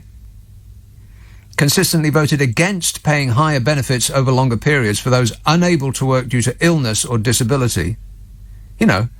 Because that's what Jesus wants. And voted for raising England's undergraduate tuition fee cap to £9,000 a year. No! That's Liz Truss for you. So if it's her, the direction of the country is not going to change. It will probably just pick up speed. So, don't expect an improvement anytime soon. 0345 6060 973. But not expecting an improvement is, I believe, what people voted for. Too many texters to count have said the catchphrase was, "You're twisting my melon, man." Yeah, Sean Ryder. I suspect that Sean Ryder's melon was twisted before he got here. I think his melon was pre-twisted for our convenience. Cheem, hello, Sue. Hello, lovely. I phoned up to thank you, but before I do, I'd just like to say I'm really pleased to see a fox in our area, because we've had some blooming great big rats running around. Ew. And they keep the rats down, so don't be frightened of the foxes, be frightened of rats. Foxes eat rats? Of course they do. They go into the nest, they sniff out the nest, and they get in there and get them while they're still little. So there you go, a little tasty little nibble. Well, anyway, I did not know that. Well, anyway, that's nature's way, isn't it? Foxes clean up the mess, so... the stuff you learn on this show. It's educational, isn't it? No. Not really. Anyway, the reason I phoned up was to thank you for saying something that I tried to say to Nick Ferrari the other morning, is that all this fuss about the party is the old dead cat going back on the top of the desk again. I think they've got a catalogue of misdemeanours that they can trot out, which are slightly less dangerous to their reputation than the actual thing that they're trying to distract us from. I mean, that thing where the Afghanistan, the Kabul thing, where they were how all those people they've left behind to be killed probably in the most horrendous way. Yes. And so, you know, this party is a little bit of a distraction, and you find a sacrificial lamb that girl was, and then you're off and running again. Right. I wouldn't be remotely surprised. No. But the other thing, I know you, this thing you do every year, which is I really look forward to, where you got the countdown to Christmas and all the rest of it. A to Z of 2021. Exactly. I'd like to see, this is not homework for you, it's just if anybody fancied doing it, they could, to go work your way backwards from the latest disaster and all the things that you mentioned, that they've shut down the police stations, they've tried to interfere with the judiciary. Somebody needs to make a list, because that list is going to come in very useful when the election comes round, to be able to say, this is what they did then, and then Cameron did this, and that one did that, starting way when Thatcher came in and she put managers into the health service, which was a disruptor, and started the ball rolling to destroy our health service. So everyone that comes into government for the Tories seems to have this agenda. I think it must be in their DNA. Yeah, you might have that right, yeah. Yeah. But that does very much sound like homework, and I'm not doing homework. No, I know you don't do homework. I'm not. That's why I phrased it very carefully. Right. So I wasn't telling you to do it or asking you to do then. it. But maybe one of your listeners, Yeah. one of the millions of listeners that you have, Right, they can do homework for me. They can do homework. Maybe they can all work as a group, you know, form a team, you know. Yes, if we all pull together as a team. That's right. OK, excellent work there, Sue. Cheers, my dear. That A to Z, by the way, starts on Christmas Eve, which is very soon. Have you seen how soon Christmas is? Yeah, and you haven't prepared anything, have you? I am already hitting the slide of serenity. Because I do Christmas a whole week before anybody else does. I know you're all freaking out and concentrating on the 25th. But I do I start the big long run of shows on the 24th, so I have my Christmas before that. It'll probably be like Monday or Tuesday of that week. I'll go through the whole thing and pretend it's Christmas Day. It doesn't really matter what day it is. I mean, Jesus wasn't actually born on the 25th of December. It's an old pagan festival. Of course it is. It corresponds to the shortest day. I mean, it's weirdly not on the shortest day. I don't really understand that, but it's around and about. So it doesn't actually matter which day you celebrate it on, as long as you, celebrate it if that's what you want to do. And so I do, and I do it, on like a few days before it actually happens. And so I'm ahead of everybody else. People are still rushing around, pulling their hair out, buying presents and sticking balls on trees and trying to locate a turkey for under £100. And I've done it already. I'm sitting there with a gut the size of a space hopper, watching The Sound of Music or whatever else happens to be on TV at the time. I just watch the TV if it was off at that point. I'd be so replete. I recommend it. Every year I say the exact same thing, and it just feels so relaxing, because there's this constant bubble. Even if you're not really out there, fighting and elbowing your way into shops, there's just this sense of like bubbling panic and fear, and time is speeding up, and you haven't got anything done. And I will, while you're all bringing yourself to a frothing fury, I'll have done it all already. I do recommend it. If you try it, then you can thank me. No, wait. I've changed my mind. You can thank me now. Thank you. So the A to Z will start on the 24th. Christmas Eve, 10 p.m. with the letter A. It's a very good place to start. And then we go through, if you haven't played the game before, we go through and construct the definitive list of the year. And people do look forward to it all year long, as do I. It is a lot of fun, and it goes by so quickly. So if you're around between Christmas Eve and New Year's Eve, then that's the game that we'll play every night at 10, the A to Z of 2021. So join me if you're at a loose end. I appreciate it. Let's have a call in Surrey. Tony. Oh, hi, Nick. Tony. Yes, I turned the radio on only a few moments ago when you were talking to that guy about attacks from gangs of otters. Oh, yeah. And, and it reminded me, there's a place called Ottershaw near where I live. Yes. And but I haven't seen any marauding gangs yet of otters. In fact, I haven't seen any otters there, but I'm assured that there used to be. But I was just thinking, there's one thing that the animal kingdom hasn't got, and heaven forbid if they did have, that's the internet. Oh, I thought you were going to say nuclear weapons, but go ahead. Well, are you sure that we've got them? Well, that's a very good point. Yeah, I mean, we spend hundreds of billions of pounds on them, but where is the evidence that we actually have them?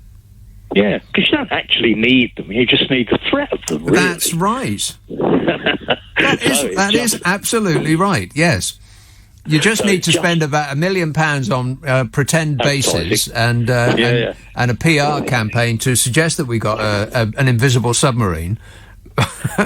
Yeah, that's right. You don't actually need one. We've got a never-ending list of variants of the plague. Yeah, you know, that would be just as good, I think. But anyway, what it reminded me of was a fox that I saw about 2 or 3 o'clock, or very early in the morning, up in Vauxhall, and it was waiting at the Pelican Crossing to cross the road. Right, and it did, you know. So it's obviously learned that it's safer, you know. Well, they have learned. They have learned that it's that the road is an unsafe place, because driving home, every single time I drive home, I see at least 6 of them dashing out in front of the car. They know not to spend any time on the road, so they're at least they're that smart, are foxes. But there's just so many of them now. I think there's too many. There's a population explosion of foxes. Yeah, a cull. Must get my air gun out. Well, as long as you don't say anything controversial, Tony.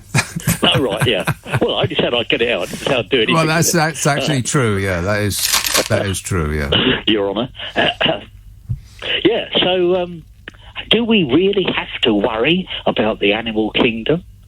I think so, yeah, because if you think of the amount of time that has taken us human beings to, you know, invent the iPhone and have and the toaster and stuff like that. Toasters are not so bad. In all that time, all the animal kingdom has been able to come up with is an ape uses a stick to put in a hole to get an ant out.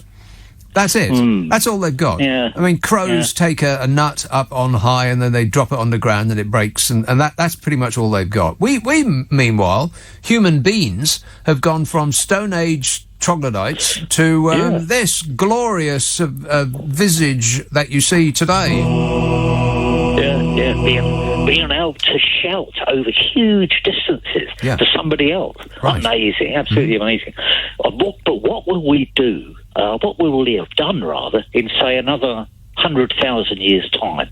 In fact, I was reading a book recently by an American scientist whose name escapes me now, but he was wondering what would be left of the human race in 1,000,000 years' time. And, why? What was he doing that for? What a pointless exercise. Well, it was humorous, you know, because he reckoned all that will be left is that to remember us will be a layer of plastic all over the world, right, where we've converted oil into plastic. Yes, that's probably right. That does sound about right. Yeah. We're the Plasticine era. Yeah. Are you worried about the future of the human race, then, Nick? Or do you see a wonderful future where artificial intelligence and robots will do everything for us? And all we'll have to do is wake up in the morning and think, what can I do today? Well, I do think that robots will do for us. Correct. Not do for us, they'll do for us. As soon as they are self-aware... Affirmative. Then it's curtains for us lot. I do want to talk about what I suspect is... there's something happening that people aren't really paying attention to. Not really, because there's too much other, like, ephemeral stuff to concentrate on. The parties and the wallpaper and just the general lying and mendacity, all of that. If they had constructed everything that we've been obsessed about over the past, week particularly, to cover up what it is, this bigger thing that's going on, then it will probably be the greatest work of genius in political history. I just don't think they're that smart. They may actually be that lucky, but certainly not that smart. So I do want to talk about that because it's a little bit serious, it's a little bit alarming, but I'll try and squeeze it in this show. But just as long as we don't have to continue dealing with the issues. Hull, Charles. Oh, hi, Nick. I hope you're well in these strange times. Yes, thanks. By the way, Twisting My Melon Man, it's actually Steve McQueen in a documentary of him. No. Really? Yeah. Can you imagine? I'm watching it and suddenly it just comes right out. What, the actual Steve McQueen, the actor? Absolutely. Twisting My Melon? Yeah. Well, I'll go to the foot of our stairs. Absolutely. What I really wanted to say was, am I the only one? You know when PMQs happened at midday, and then the distraction bomb, which is definitely one of your best sayings and stuff, the distraction bomb happened at 6:00 p.m. But hang on a minute. Now, they got Steve Whitty and another person with the Prime Minister. Now, hang on a minute. Aren't they being politicised and used for Boris Johnson's ends? Well, that might be one reading of it, yes. There you go. There you go. Right. OK, there you go. Thanks, Charles. 0345 6060 973. There we go. Trev texts, Nick, surely with Downing Street being a gated street, strictly controlled by security and the police, there must be an exact record of who entered and exited Downing Street and at what precise times. There is your proof as to who was and was not there and exactly when right there. You surely don't have to be Sherlock Holmes to check that out. The police have investigated all of the available evidence and have not found any available evidence. Now, move along. Jim texts, according to Michael Gove, he said the Prime Minister has led with clarity and confidence. I just thought you could do with a laugh. It certainly made me chuckle, says Jim. Clarity and confidence, said Michael Gove. Yeah. Norwich, Ashton. Hi, Nick. Ashton. How are you? Good, thanks. I've been waiting ages to get through to you. Oh, no, wait, ages? Stop whining. That's terrible. Yeah, I'm not going to whine, though, but I'm so glad to hear your voice. Thanks. I wanted to talk about the current affairs that's going on with in the prison system. The current affairs that's going on in the prison system? Yeah, because basically what's happening is people are being neglected in there and they're not being rehabilitated back into society properly. Exactly. And it gets on my nerves because a lot of people, they end up coming back out and not being rehabilitated properly and end up reoffending and going back to square one. Recidivism. We have a terrible record of it in this country. I know. And all the taxes that get paid in the prison system is unbelievable. They might as well throw that money away. Exactly. Or give it to the prisons to rehabilitate themselves. Yes. Yeah, that's right. Yeah, each sentence should come with a cash reward. Yeah, we should follow the example set by places like Norway, which have a very, very low recidivism rate because they treat prisoners like human beings. We treat prisoners like caged animals, with the result that they are unreformed when they leave and go and commit probably the exact same crime that got them put inside in the first place. if you walk into an ice cream store and lick an ice cream during the course of a riot, then you will go to prison. If you are a member of Her Majesty's government and you conspire to disappear £57 billion for a phone app that doesn't work, then you will not go to prison. You will go to the House of Lords. Pah! Thanks, Ashton. Phil texts, Schrodinger's party, obviously. It happened and it didn't happen at the same time. It was a party and it wasn't a party. Well, I don't know anything about Schrodinger, rather, but he certainly was one cool cat. Rory says, can you make Christmas parties your safe topic? By the way, do you do a humorous podcast by any chance? Well, I'm glad you asked. I do a humorous podcast with Carol McGiffin. Ain't that right, Carol? Yeah. Carol McGiffin and I, the delightful Carol McGiffin and I, do a podcast called What's Your Problem with Nick and Carol, in which Carol McGiffin and I try to solve people's problems while not laughing too much. I have to say, it's the most fun I have all week. We laugh more in that 1 hour of talking to each other than at any other point during the week. We have a hoot doing it, and we're almost up to 100 episodes. 100, Carol. And I think we're going to take a short break over Christmas. There's going to be 2 more till Christmas, and then it'll be like a couple of weeks break during the Christmas period. And then we'll come back with, I think, our 99th and then our 100th episode. So if you are in want of a laugh, and aren't we all, then I can recommend it. It's called What's Your Problem with Nick and Carol. Now, if you want us to have a bash at your issue, then you're going to have to tell us what it is, because we're not mind readers. The email address is nickandcarol@global.com. That's NICKANDCAROL @global.com. And prepare for a mild amount of satisfaction.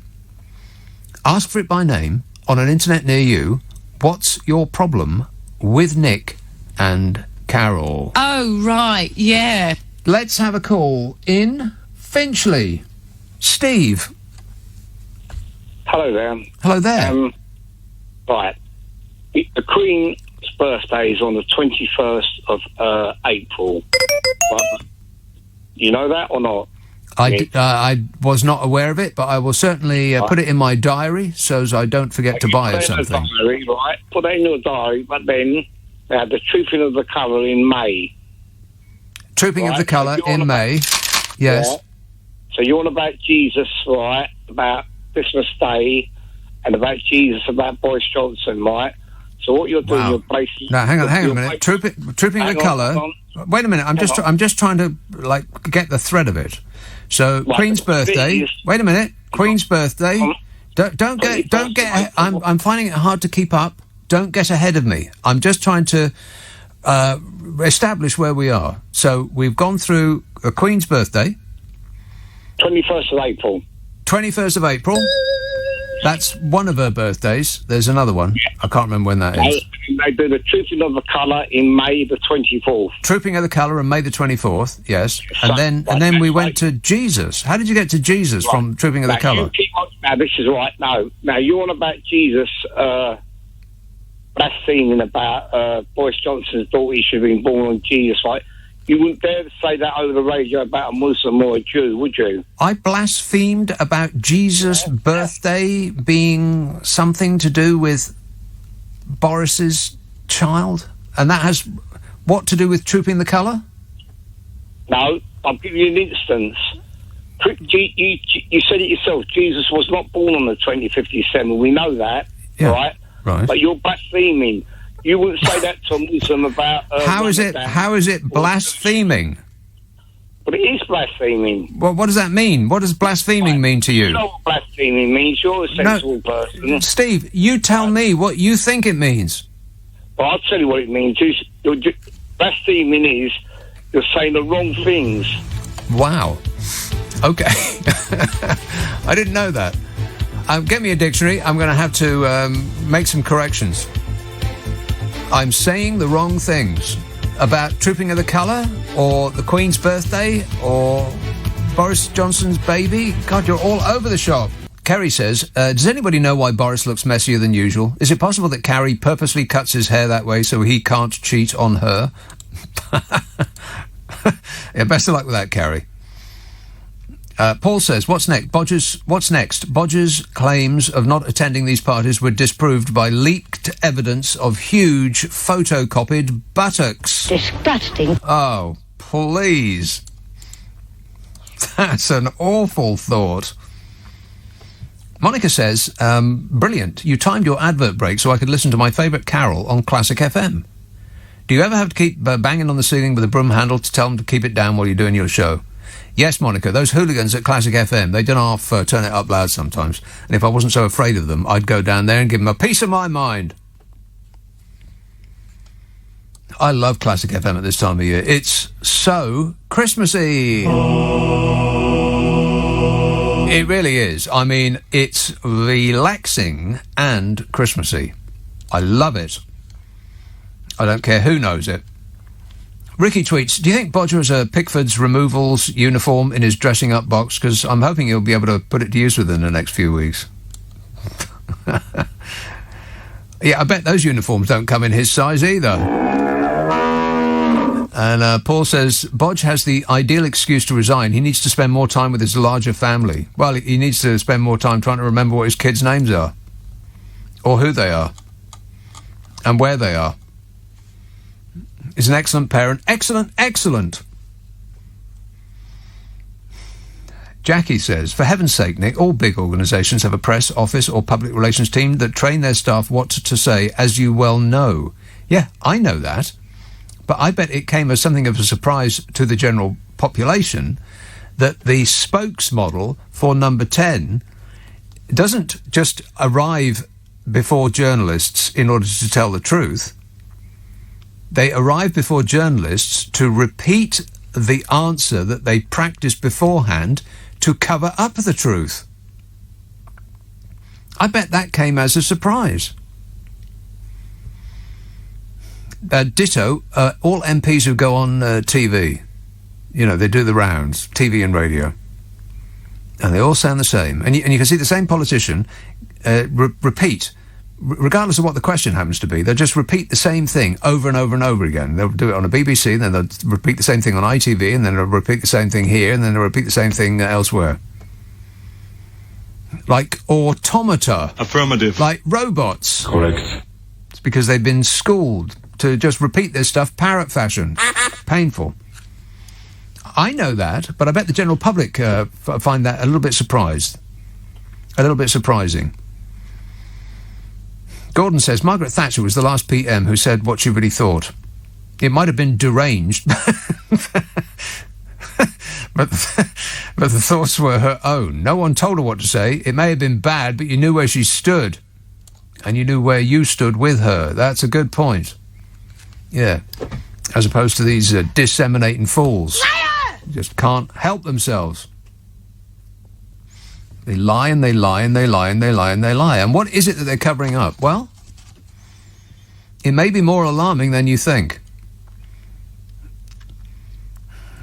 I mean, more people than me say that this is a distraction thing. That's, we're going to arrest middle-class drug takers. Yeah, sure they are. That's right. They're going to ruin the lives of the people that would traditionally vote for them. Yeah, that's right. They're going to revivify the war on drugs because, doing the same thing that hasn't worked for 50 years will work. They know it won't. They just wanted to talk about something else. They'll just throw anything stupid out there that we can, or that they hope that we will set on like rabid dogs and forget what is actually going on. Maybe there's a bigger distraction than all of this. Maybe there's layers of distraction, like I said before, like that film Inception. Just think, what would Donald Trump do? If he was receiving a lot of grief from protesters, what would Donald Trump do? He'd ban protesting. And that's what they appear to be doing. Or rather, they're going to give themselves the ability to ban any protests they don't like. You'll be able to protest that politicians are underpaid. I mean, they'll leave you right alone if you want to hold up a placard to the effect that politicians aren't paid enough, but criticise the regime and it's jail time for you, sunshine. Because all the while this has been going on and on and on, the Partygate and the Wallpapergate and all of this superficial nonsense, there's a little thing called the Police, Crime, Sentencing and Courts Bill, which is an all-out assault on free speech and the ability to protest this government's actions. And you wouldn't be surprised if you read that about some old Russian satellite state or Saudi Arabia, someplace like that. But not in jolly old fair play Britain.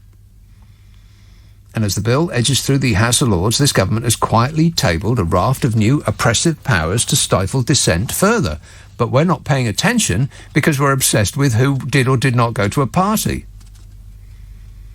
It's gone under the radar because of Partygate and the PPE racket and the collapse of the NHS and the constant lying and the Brexit woes and pretty much everything else that this government is responsible for. It doesn't matter how they screw up. As long as they can ram through this police crime bill, they'll be in power forever. I mean, if you concentrated really hard, you might even convince yourself that the whole lot of the cascading crises that this lot have engineered has been to pummel us with scandal till we can't take it anymore and we switch off. And then they can do what they want because we've given up. Or, what would Donald Trump do?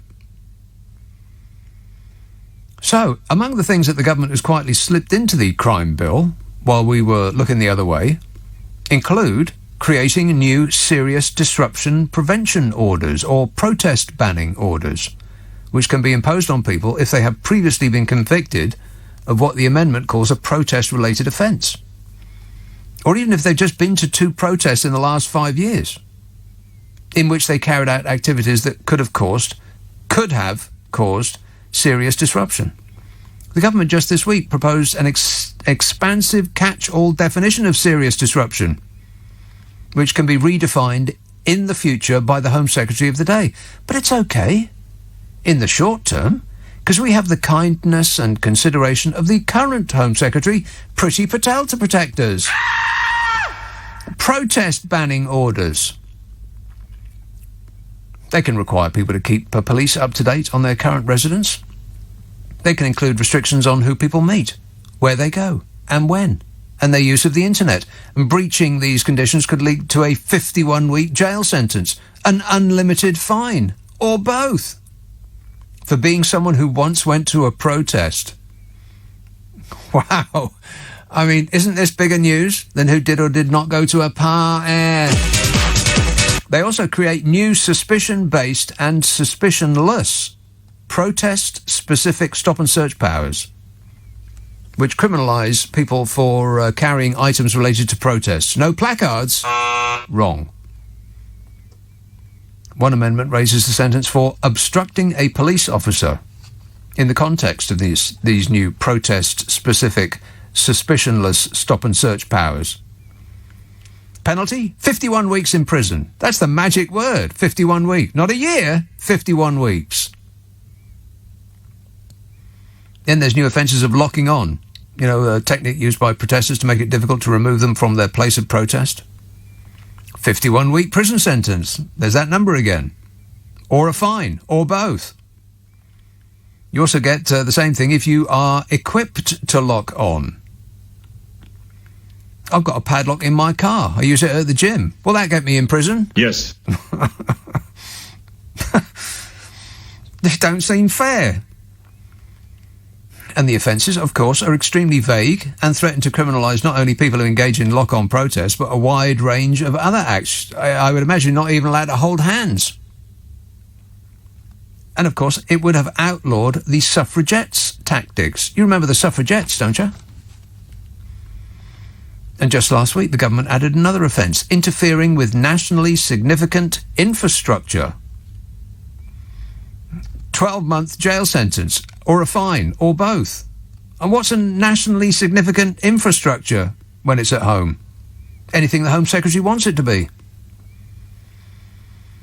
And, this is framed as a response to the Insulate Britain people. But apparently they were talking about this ages ago. long before the group first waddled onto the M25. And it ain't just me that's alarmed. Actual police persons are. Of course, they're ex-police persons, but now they're able to, speak their mind. Mike Barton used to be Chief Constable of Durham. Owen West, a former public order police chief in West Yorkshire. And Lord Paddock, a former Deputy Assistant Commissioner in the Met Police, warned of the pitfalls of this bill in a letter to Priti Patel. They wrote, "We believe that this bill has dangerous and harmful implications for the ability of police officers to enforce the law for the health of our democracy. We are concerned that the police are being instrumentalised for political purposes." And 3 United Nations special rapporteurs have condemned the bill. Parliament's Joint Committee on Human Rights said its proposals are oppressive and wrong. Polling has showed 2/3 of the public are concerned about threats to protest. And add to that the proposal that the government can retrospectively throw out any court judgments it doesn't like, which is the biggest get-out-of-jail-free card in history, and the proposal that the government can take your identification documents away from you if they catch you with something they don't like, and the one about you needing that ID to cast a vote in an election, and this country is beginning to resemble a dictatorship police state. And we've sleepwalked into it because COVID distracts us, and Brexit distracts us, and his hair, and his manner, and his whole paw act distracts us. And after all, he's just that funny bloke off the telly. We can trust him, can't we? I mean, he's just doing his best, isn't he? Well, David says, "I'm in a cab which has LBC on, and you've just said that the government collects tax and we have no idea where it goes. I literally work for HMRC. There's a person who works for HMRC. No! I literally work for HMRC, and all of that info is published constantly. It's also massively unfair and disparaging to all of the work that HMRC staff do to secure public services. A lazy opinion spouted lazily." Well, that teaches me. OK, Mr. HMRC, where did the £57 billion on a phone app that doesn't work go? Let's just start there, shall we? Where's that all gone? How can you spend that much money on anything that doesn't work? Never mind about a blooming phone app. I mean, the South Koreans had one up and running, a test and trace app, in about 2 days, and they spent threepence halfpenny on it. We've spent £57 billion, or £46 billion, or £32 billion. It doesn't really matter what number it is. When you get in the billions, we're off the scale. We spent billions and billions and billions of pounds on something that doesn't work. So where's that gone? Where did it go? Who's got that money? Who has that money? I'd love to know. For a contract tasting app. Contact tasting, tracing. Forgive me. Contact tracing. Oh, give it up, Bodge. You're never going to get it. Lois texts, "I wanted to formally apologise for my utter stupidity. I was one of those poor Boris, he's doing his best type people. I used to spend my weekends furiously listening to your point of view, but this week I've woken up. Boris is a babbling idiot. And I cannot believe I have been so blind to his nonsense. I totally agree with everything you are saying. This country is doomed. You've doomed this country, Bodge. What do you say for yourself?" I can't comment on that. Blah, blah, blah, blah, blah. Mark tweets, "A lot of parents keep the front page of a newspaper to show what was going on in the world when they were born. I wonder if Boris and Carrie did the same." That's not the first time I've heard that this week, Mark. And Shah Chaff texts, "Have you seen the 1997 movie Wag the Dog? It's a great movie for Christmas. Alternatively, you can watch the news. It's the same script." Yeah. Wasn't that the one where they started a war or in order to distract us? Forthcoming attractions. A war. Who's it going to be? Place your bets. Yeah, it is a good film. Wag the Dog. Yeah, isn't that Robert De Niro? Or Al Pacino?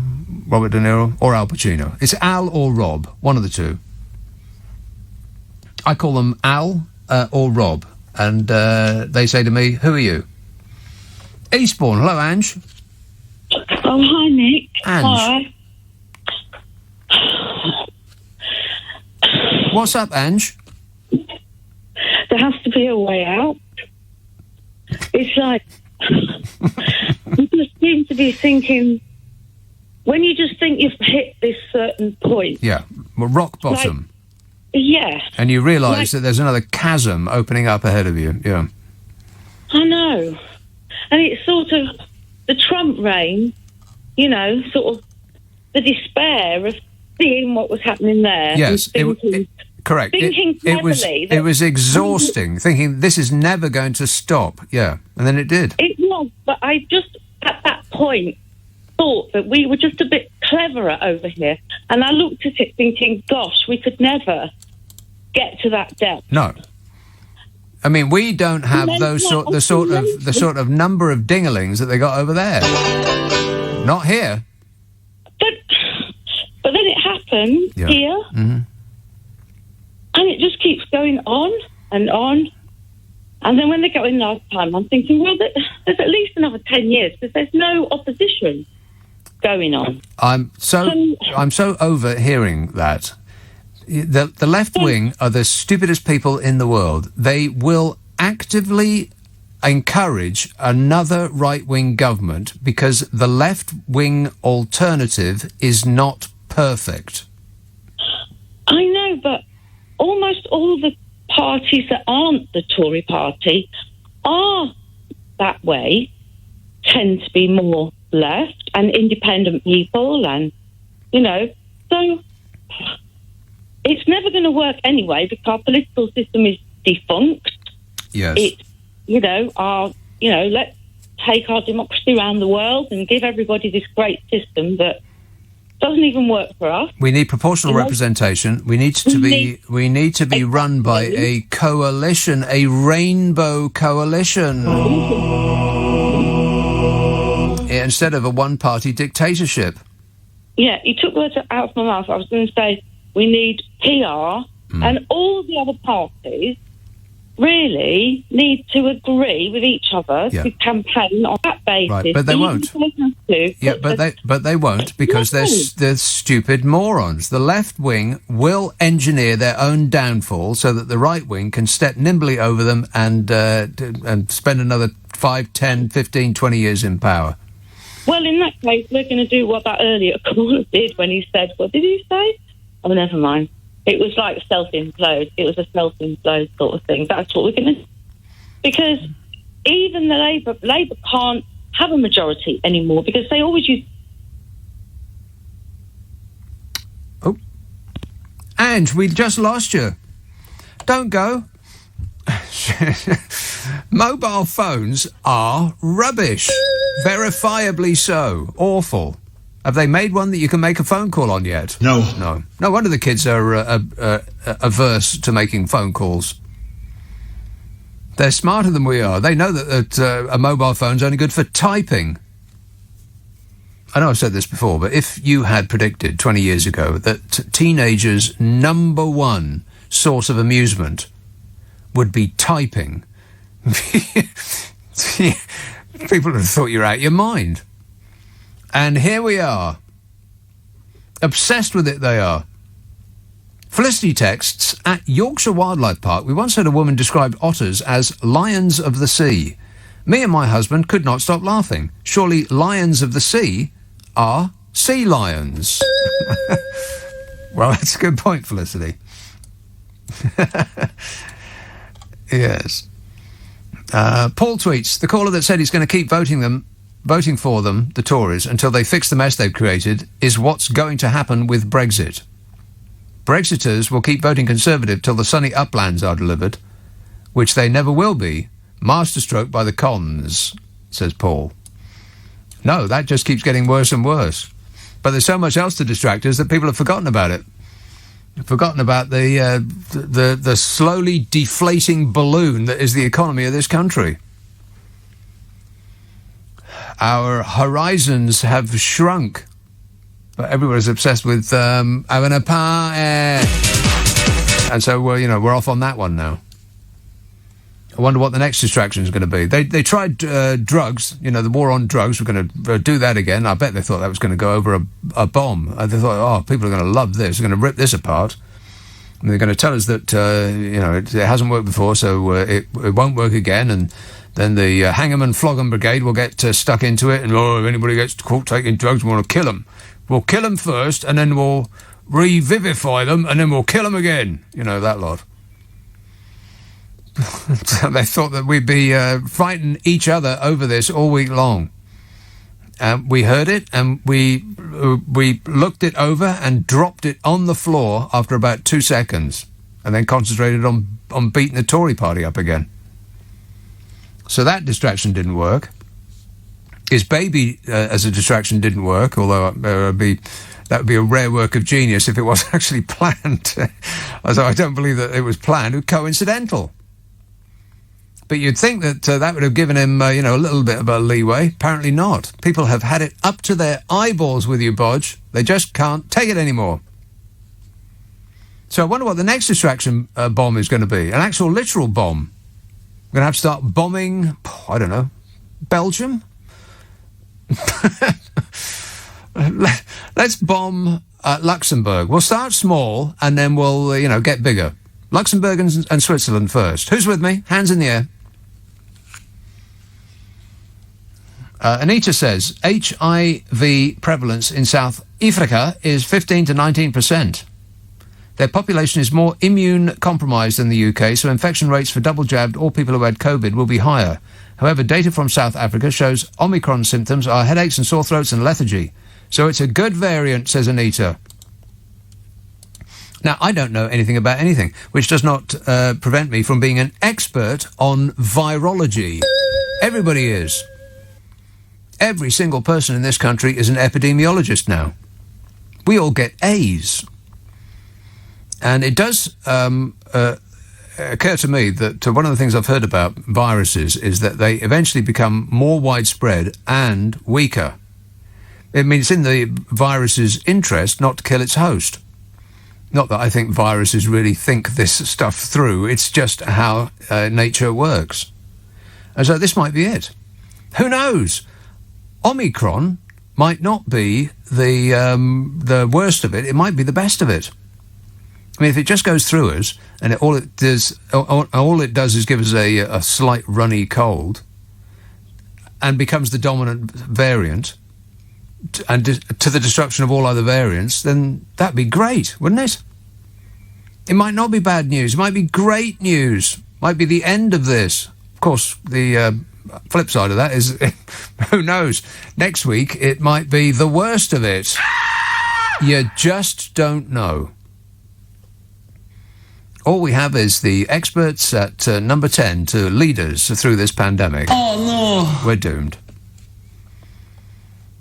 Nigel says, Boris is done. He's lied all his adult life. Just look at his gutter press journalism. Here's a prediction. When Bodger gets the boot, he'll throw his toys out of the pram and resign as an MP too. As expected, by the time of the next general election, all the prominent figures that wanted Brexit will have disappeared.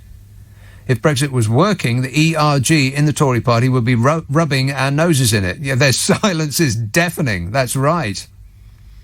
As you like statistics, shockingly, Boris is now the longest-serving PM with an outright majority this century. I bet his replacement won't be calling a snap general election. No, I bet you they won't. I bet you she won't. Des emails, Nick, Boris Johnson, spelt wrong. Boris Johnston came to power when we have a worldwide pandemic. What a thing to have to deal with as Premier. Those who criticise Boris should realise it takes no ability to criticise. That's why so many people do it. Leave him alone. He's doing his best. Now, nice try there, Des, but I think there's sarcasm written all the way through there, like words through Brighton Rock. On the other hand, this one, I believe. Tim emails, are you going to give up on this Boris bashing? See, aggression already. That's the part that makes me believe that he actually believes it. Wild flailing around of the limbs in fury. Are you going to give up on this Boris bashing? Do you really think Keir Starmer could do better? Oh, see, the whatabouts. Says, you lost the referendum, get over it, says Tim. Congratulations, Tim. I really didn't think that any Bodger supporters would stick their head over the parapet, because they have been apparent in their absence. Noticeable by their absence, more accurately. God, there used to be so many of them, and now they're all silent, curiously silent. Tim, I believe you're one of those people that voted for Boris Johnson, is finding it increasingly difficult to justify that decision, and instead of admitting that you've been had, which would mean loss of face, you are in fact digging your heels in ever harder and insisting that you were right all along. How's that going for you? Oh, fabulous. Thought so. Let's have Vancouver. Hello, Nick. Oh, hi there. Hello there. Yes, I'm 60-odd years old. And 60-odd years old. Yeah, and it's been an odd 60 years as well, I have to say. Yes. But throughout my whole life, German chancellors have been these titans of international spacecraft that have bestrode the world stage, being admired for guiding Germany through some of the most sort of difficult times any country could imagine. The Cold War, the reunification. They had Willy Brandt when I was a little kid, and then when I was a teenager, it was Helmut Kohl that reunited the country. And Angela Merkel came along and is sort of widely accepted as one of the great politicians of our time. And throughout that whole time, Britain has just had clowns in charge. Even the ones I liked, like Harold Wilson, was still a clown, put on a funny accent in order to be elected. Thatcher put on a funny accent. Boris puts on a funny accent. That's all we vote for, is a funny accent. Yes. I don't get it. No, I don't. I just don't. There is... surely we deserve one good one once in a lifetime. Once in a lifetime, yeah. Once in a while would be nice. I mean, I think Tony Blair, of course, his copybook has been blotted by the small matter of taking us into a war that he shouldn't oughta. But other than that, not entirely bad, surely. David Cameron, well, I don't know about David Cameron. I don't believe that we're actually missing you, Dave. I think this is nonsense. But we know where to find you if we do. You'll be in the shed where they keep the tools. But I wouldn't disagree that Tony Blair wasn't dreadful. But there's nothing in comparison with Angela Merkel, for instance, in terms of international standing, or if you looked at sort of the management of the country. And the one that people still hold up as our sort of best prime minister in modern time is Margaret Thatcher. And yet almost everything that is wrong with the UK right now is a direct consequence of the things that she did. Yes. Right? As in selling off all the family silver for peanuts. Yes. Yes. She completely wasted North Sea oil, so that there's no money left from that. You know, whereas Norway, a relatively small country, kept all their money and is doing great out of it. She gave away the housing stock. I mean, who gives away houses for free? She did. Gave away our fuel, our precious fuel that we squirt up the house in order to run things. Everything. Our water. They sold our... They actually sold our water. I mean, what kind of an insane country does that? And yet she is the prime minister that people go, Thatcher was a great prime minister. Yeah. No, she wasn't. She was terrible. Abysmal. Well, I don't think everybody thinks that. I think a small minority of people think that. Everybody I knew at university, when we were suffering through her leadership, couldn't pronounce her name any other way than Thatcher. It was always spat out. Exactly. It was always spat out with furious anger. I left for Canada on the second time around. I thought there is no hope for a country that votes for this woman twice. Yeah. Well, I'm thinking of leaving myself. Pick me up at the airport. All right. Thanks a lot, Nick. 0345 6060 973. Some people sending alarming details about otters. Where are they? Well, I'll go through them in order. Bernadette emails, we seem to be moving towards a dictatorship with Johnson and co. actually above the law. The problem is if Johnson goes, they'll fish another one out of the primordial slime. Yeah, it's exactly right. When Johnson goes, it'll just be another one. The direction will remain the same. It will just not look quite so catastrophic and calamitous and clown-like. In fact, it might be worse because the direction in which we are going may actually speed up with somebody more competent in charge. So it might not be better, it might actually get worse.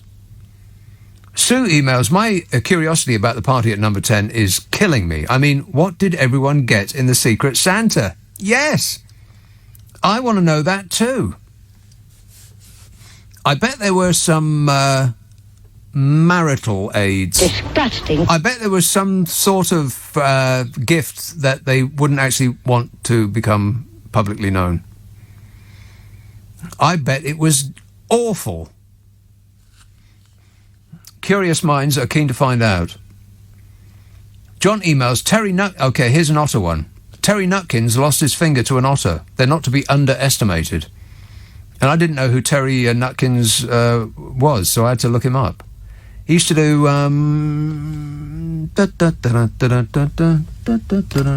that one. What's that? Animal something. It was Animal Magic. It used to be that portly bloke who did all the voices for the animals, whose name I can't remember. That's shocking. I can't remember that. I bet the internet knows. One moment, please. Animal Magic. Opening a new tab. Yes, please. Not opening. Not opening. Opening a new tab. Still not opening. I'll try it one more time. Read article. Animal Magic. Johnny Morris is the right answer. Anyway, Terry Nutkins lost a finger to an otter. It's worse than that. I think he lost parts of two fingers. I mean, if you look at the tail of it on the World Wide Wait, it's you'll never think of otters in the same way again. At the age of 15, Nutkins lost part of two fingers to an otter named Edal. Evil, more like. In an episode of the BBC programme Deadly 60, Nutkins stated that the otter became aggressive in response to the scent on a jumper that he had been given by a woman that this otter had already attacked and bitten. The otter tore at Nutkins' boot, then attacked his right hand as he reached down, severing the end of his middle finger.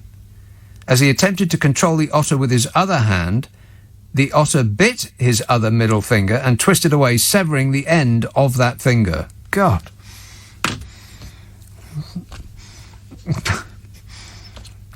Blimey. That bloke who was in the news having been attacked by otters is lucky to be alive.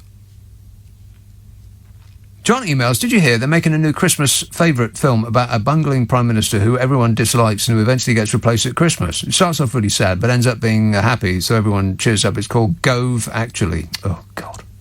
More listeners with material. Oh, no. See, it could actually get worse.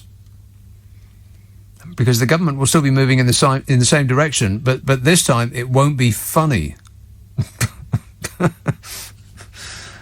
Let's have Camden. Hello, Claire. Hi. Claire. Hi, Nick. You said that the current government have decided to wage a war on drugs.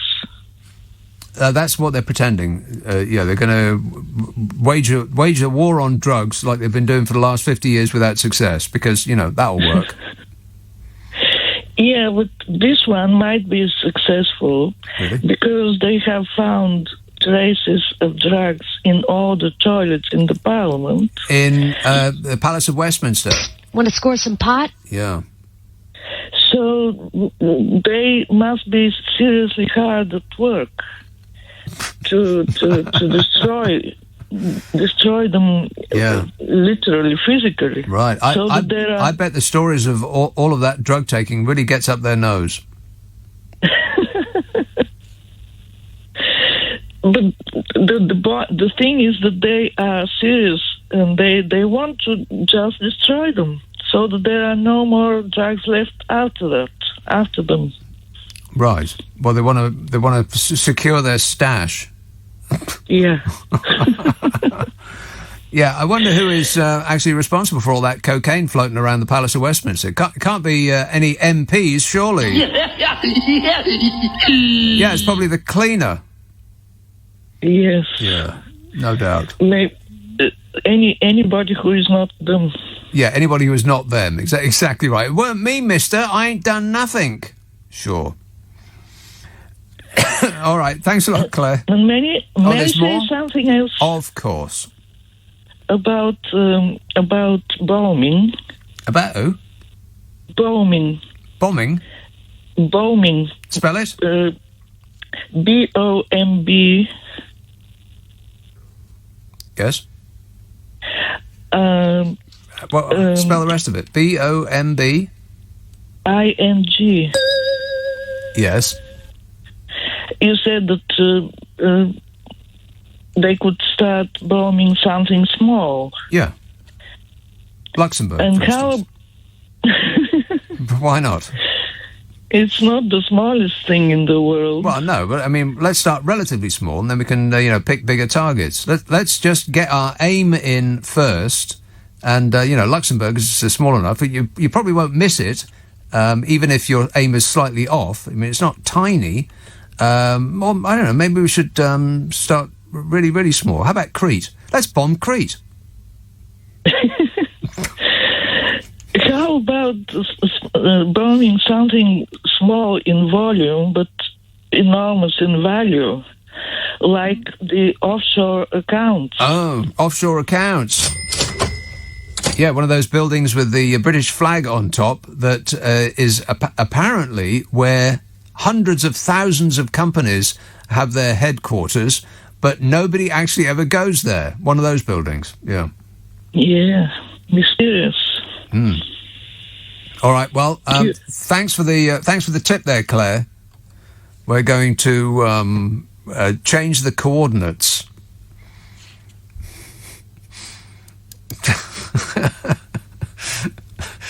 It's going to be something like that. I mean, he's going to have to start a war because he's tried everything else. This week was going to be about law and order. Oh, they're going to crack down on miscreants. Yeah, except that didn't work because the biggest miscreants are the ones who are saying that they're going to crack down on the miscreants. I mean, billions and billions and billions of pounds have gone missing. If a team of thieves had managed to steal billions of pounds, we'd know about it. Never in history has that ever been attempted or tried, and certainly not been successful. Until now. So that fell flat in its face. And then the war on drugs thing, nobody paid attention to that because it's just too stupid. I mean, nobody's stupid enough, really, to believe that that's going to be a success. So that was a failure. I mean, that was just a back of the fag packet effort, wasn't it? They didn't even put any effort into it. They just wheeled Bodge out, put him up in a silly costume that didn't come in his size, and had him take photographs to the press. And they thought, oh, the job done. Now they'll be talking about that, and not for a single second. So I think that they're going to have to bring out the big guns. Literally. It's going to be a war with... Well, Russia's too big, so we'll pick somewhere small. Somewhere small. Isle of Man. Incoming. On the subject of otters, Jason texts, otters smash shellfish with stones while floating on their backs. They are very smart, says Jason. Well, not very smart, not really. I mean, is that all they've got? I mean, we've got vacuum cleaners that run themselves, like robots. Robot vacuum cleaners. Affirmative.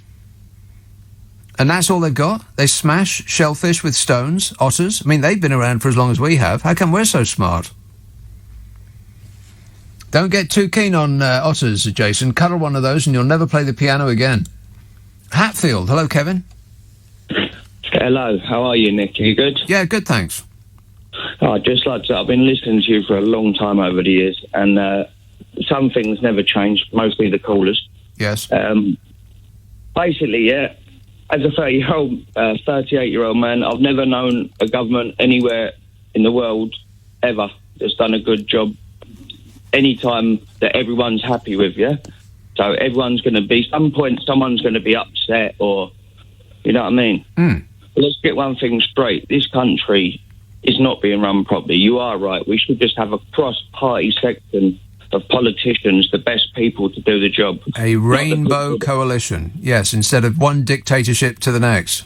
Well, I don't know about dictatorships because like Gaddafi and Saddam and Iran, Saudi Arabia, they're dictatorships. You know, like we've got a good life here. We've got a nice environment to live in. It might be hard, the bills might be high, and we work for this and that, but in the world, we live good compared to most other people. Right. So yeah, but we're not. I agree. But we're not comparing ourselves to most other people in the world. We're comparing ourselves to Germany and France. Apparently, we brought democracy to the world. Well, we brought democracy to the world, and we barged into other people's countries, took all their best stuff, shot anybody that didn't like it, and then congratulated ourselves by telling them how to make tea. Is that so? I don't know. Is that like history just in about 4 seconds? Yes. Because. You know, you know what I mean? I weren't then. That's how I like my history lessons. Brief. Do you know what? I will say this. In this country, at school, we learned that England and America won World War II. And as I've got older, I learned that Russia really won it. Russia and the weather won World War II. And the weather, and the weather. A lot of factors, the Americans and everyone else involved. But, you know, you never get taught properly. Yeah, because then if you actually got taught properly in this world, yeah, all you'd have is questions. You wouldn't have answers. Well, because you'd still be searching for the real. Don't forget, there are no stupid questions, only stupid people. And at the end of the day, is Maggie Thatcher any worse than Tony Blair? Yes. Is what Maggie Thatcher is worse than what Tony Blair was? Yes. Because as a teenager, when I went on the march for the Iraq War, that was illegal, that was lied about with Dr. David Kelly, and we invaded the country we had no right going to. Right. In fact, they didn't even have no involvement in 9/11. It was all the Saudis. Well, I agree with you. Don't go to them because we like the oil. But, you know what I mean? So they're our pals, and they like the Israelis. You're getting very excited there, Kevin. Have you heard of a place called the Falkland Islands? Of course I have. Yeah. What, 12,000 miles away, isn't it? Something like that. But apparently we've convinced ourselves that by some magical process, it's ours. It's 12. It's about 12,000 miles away. Yeah, I think that's probably right. But obviously it's ours because I don't know, and neither does anybody else. Other than we bumped into it once. After the French had, I think the Portuguese went there, and then the French left, and then we went there, and then we left, and then the French came back, and how is it ours? Because we nicked it last? Anyway, a delight, Kevin. Thanks for that. 0345 6060 973. Charlotte texts, not to contradict, but I saw a rat eating a dead fox outside a supermarket in Willesden. It haunts me, says Charlotte. Wow.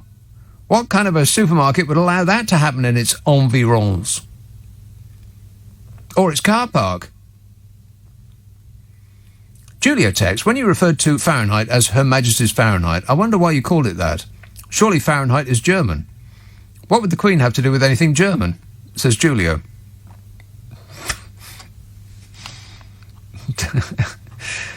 Dave sexts. No, that he absolutely does not do that. He texts. Some people maybe don't do everything weeks before Christmas at their leisure because in weeks before Christmas they have a job to go and do. Right. Yeah, well, I've got a job of sorts. I work over Christmas, Dave. Don't try and score points off me. I work every day from Christmas Eve until the 3rd of January. So you can take your attitude and stick it. Declan emails, I think these foxes are coming across in rubber dinghies, yeah. That is probably true, yeah. That's as an appalling point as any to end on. Bodger Johnson has been accused of flouting 3, not 1, not 2, but 3 COVID lockdown rules in one late-night dinner date with his wife Carrie last year. What? A source has told how the pair were at a fashionable London... Oh, I can only dream of eating at a fashionable restaurant. He was at a fashionable London restaurant until 10:25 in the evening, despite the curfew imposing a 10 p.m. closing. Oh, my God.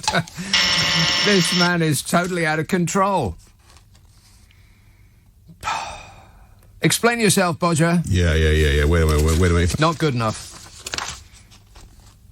Now, there's some of this that isn't really photocopied very well, so there's giant chunks out of this, but I think I've got like more the gist of it. At the time, venues in the capital were subject to strict rules, which also required diners to wear masks when moving around in restaurants and a bar on different households mixing at tables. And do you think he obeyed any of these rules? No. Of course not. He's special. He's said to have breached all of these curbs as well. He's guilty 3 times in the one evening. Only Boris Johnson can do this because he breaks the rules other politicians can't break. The Prime Minister and his current wife enjoyed the night out on the 21st of October last year at Darby's Restaurant, if you please, a mile and a half from Downing Street.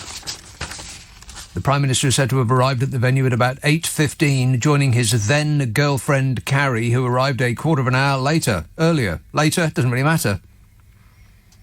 He was accompanied by police protection officers and sat in a private dining area, if you please. Boris is said to have enjoyed a £12 Negroni cocktail. Booze. A mix of gin, Campari and vermouth. And then he ordered a £23 Hereford beef. A Hereford beef and bone marrow pie. Like Desperate Dan. He had a cow pie.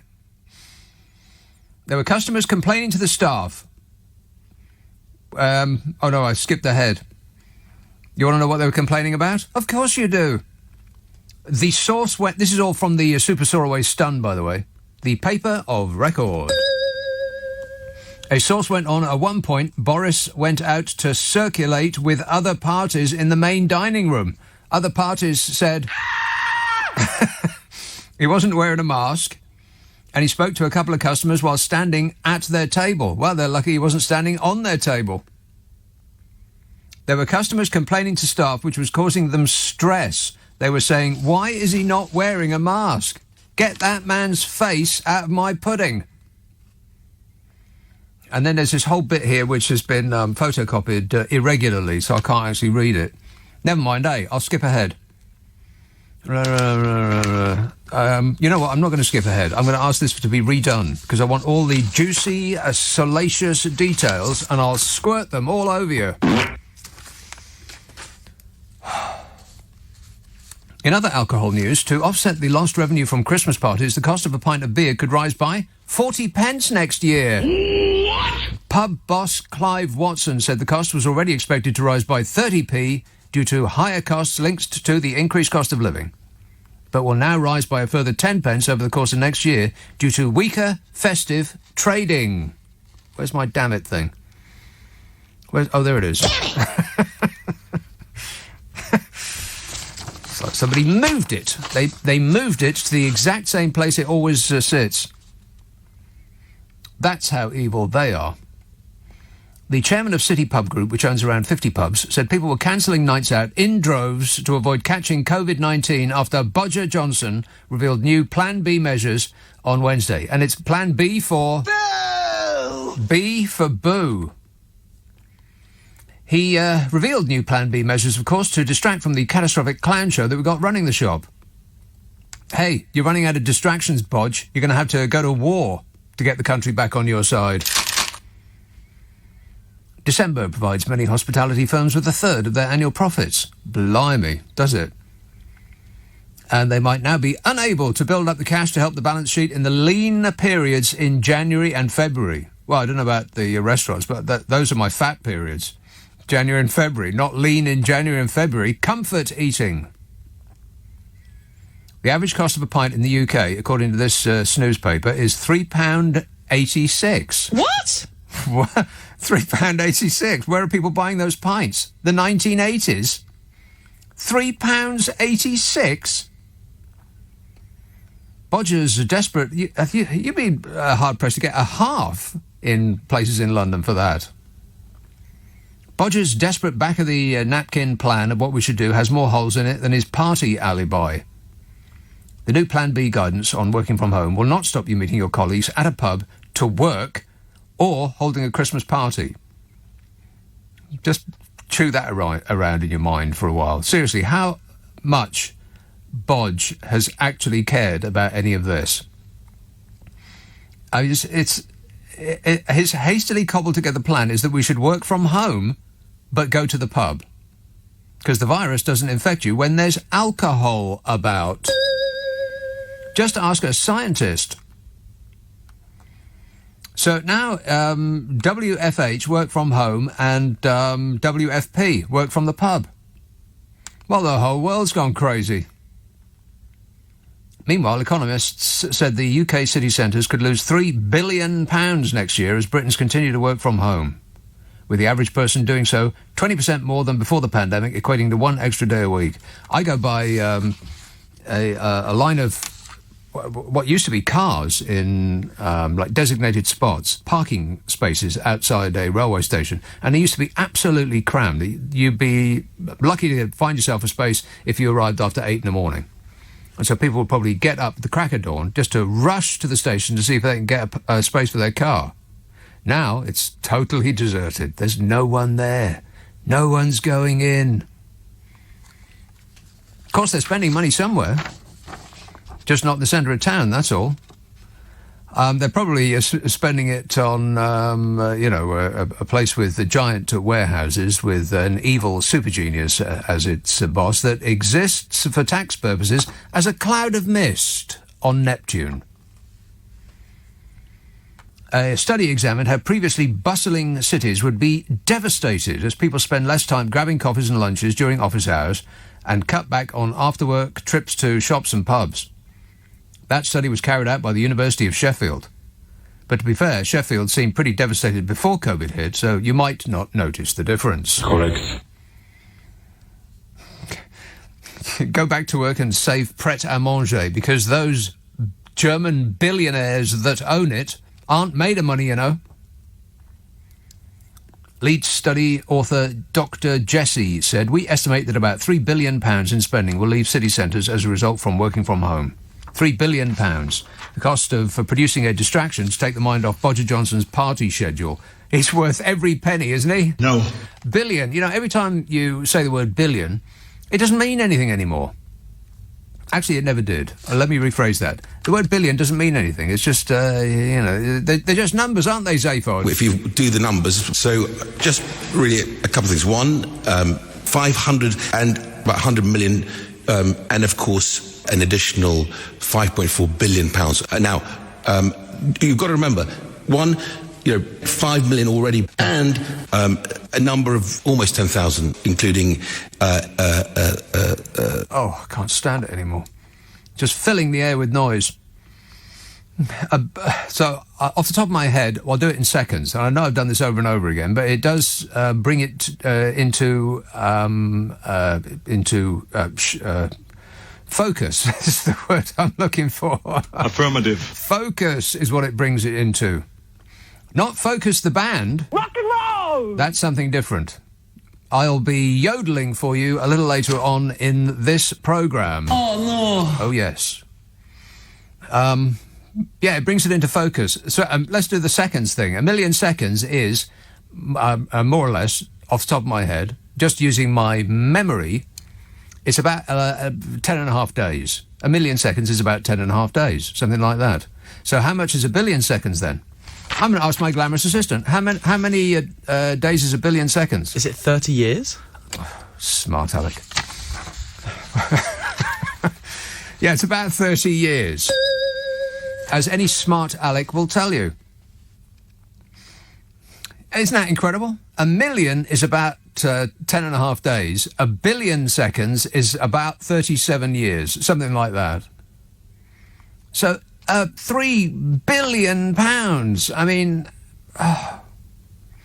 And this is just to take everybody's mind off Bodger's various travails.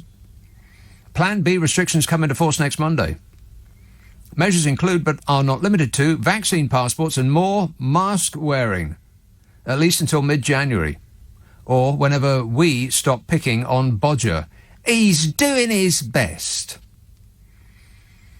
Meanwhile, the Centre for Economics and Business Research suggested the work-from-home guidance would cause a £505 million reduction in spending in London, Manchester, Newcastle, Nottingham and Leeds, wherever that is. It also found the combination of Christmas party cancellations and travel restrictions could cost the economy £1.3 billion.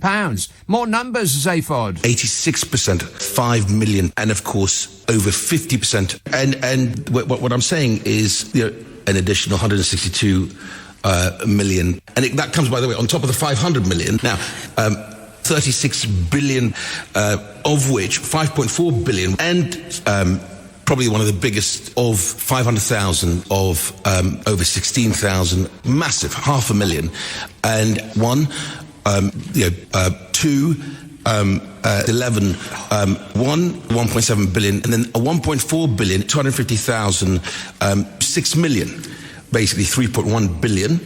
Right now, that's a big number, and that's exactly what I'm delivering. Thanks for delivering.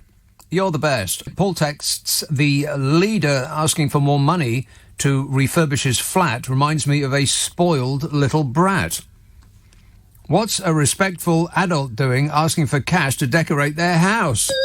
Yes, exactly. Yeah, especially somebody who's made of money like he is. Does he pay for anything? No. India texts, this is in reference to what was happening on this show last night. All I've heard is Boris bashing. They've already stated Bojo wasn't at the party, so why would we need a new PM? Too many lefties on tonight. Oh, well, they've already stated that Bojo wasn't at the party. Well, case closed. You're an idiot, India, and I mean that in a respectful way. Deltex, we come from somewhere else in this universe. All other life on Earth would go on for millions of years with no pollution. This planet was not for humans. We are the only life that doesn't fit in with the rest of the life on Earth.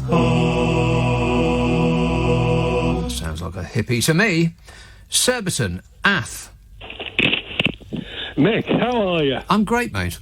Yeah, well, I was just thinking that with all these parties and with nobody in Whitehall social distancing and with them not wearing masks and sort of with all the pictures we see of various important people removing their masks as soon as the cameras go, does it occur to you they might not be very frightened?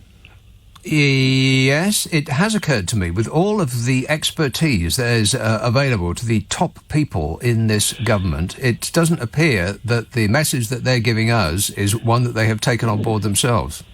Yeah, and it has sort of been known occasionally for politicians to say things that aren't quite true. No. In a way that might enrich the big corporations, perhaps. I refuse to believe that, Ath. That can't be true. My God, Nick, you're more naive than I am. Thanks. Cheers, mate. 0345 6060 973. Get me a dictionary. I need to look up the word naive. How do you spell naive? D-Tex, I'd love to have been at that Downing Street party. Can you imagine a party that good that you can't even remember if it had happened or if you'd actually been there? Sounds like something from the 1960s. Groovy. Certainly does. Jason says, if Bodge leaves number 10, does he get to take his disgusting wallpaper with him, lumbering us with another redecorating bill, or is his successor lumbered with the disgusting wallpaper? I looked at that interior designer's work. There was some pictures of it in one of the papers yesterday, in fact. God, my eyes are still bleeding from looking at that stuff. It's just incredibly awful. Why would anybody pay to have their place look like that? It just looks like a colour chart threw up on the room. Awful. Interior designer. I mean, that's got to be one of the biggest non-jobs that's ever been invented. An interior design. I'll tell you what the average day in the life of an interior designer is. They get up at the crack of noon and then go to the Chelsea Design Centre, which is a sort of it's like a shopping mall of ridiculously expensive showrooms for furniture. And then they just waft around with a glass of champagne in their hand and they start spending other people's money. And nothing has got a price on it, of course, because if you have to ask how much it costs, you can't afford it. And they'll say, well, we'll have 6 of those and 1 of those and some vol au vents and more champagne, please. Booze. And then they're all done by about 2 o'clock and it's off to lunch. I could do that job. Pam tweets, "Hi Nick, today I served many people in retail outlets who were not wearing a mask. I am terrified to ask the people to wear a mask in case they yell at me. The HQ is just not bothered. There is no social distancing. Oh well, maybe we'll have to wait until 1 million are infected. Well, we won't have to wait too long, apparently. Omicron, we're all going to die." Shall I get into that now? I'll take some more calls. Otherwise, I'll just start building up, and I'll get stressed. Northolt, hello, Julia. Hi, Nick. Lovely show, and please don't get stressed. You're too nice to get stressed. I'll relax. Okay, relax. Yeah. No, I was just listening to the news, and I heard something that made me think, and it was like there's going to be, the scientists are saying, in a terrible, scary voice, there's going to be 75,000 deaths in the next 5 years if we don't do something more than masks and boosters. Yes. And I thought, that sounds like an awful lot. Maybe they're right. Right. So I got my calculator out. Mm-hmm. And 75,000 deaths in the next 5 years is 41 a day, which is a lot less than what happened today. 132 people died today. So things are going to get better, not worse. So why do we need more restrictions? Well, that's an interesting take there, Julia. That's Julia with the numbers. And 2, 3, 6 million. Oh, close. Oh, where did you get those clips from? I love them. They're fantastic. Can't tell you. No, okay. It's a I won't secret. Ask again, then. Okay, I won't ask again then. Yeah, it just made me think that, like the guy said before me, they know something that we don't because they're not scared. I'm not scared either, and I wish people wouldn't be scared. There's nothing to be scared of. There's no blue haze that you're going to breathe in. There's no smog. There's no COVID particles hanging around. Well, there are. Oh, there aren't? Well, of course there are. Aren't? Of course there are. Oh, are there? Okay. I mean, right. COVID is an actual thing. It just might not be as devastating a thing as they are painting for our future. Yeah, because like COVID particles, they go 1 metre the most they go is 1 metre from your face if you breathe them out, and then they drop to the floor or the next surface. That's why you have to wash surfaces and wash your hands. They don't hang around in the air at all. They drop to the floor? Well, that's not very nice. We could we'd pick them up and nurse them back to health. COVID particles are people too, you know. I know. Thanks a lot, Julia. 0345 6060 973. Here's a good idea. Andrew emails, new voting system idea. How about making it compulsory for a goat with a rosette to stand in every constituency? How many goats would get voted into Parliament? Let's give it a go. Why not? Pat tweets, hey Nick, just wait. Soon it'll be against the law to wear trainers because you could use them to run away from the police. I wonder if Vlad is taking notes. Taking notes? I think he's giving instructions. It's just alarming what's happening.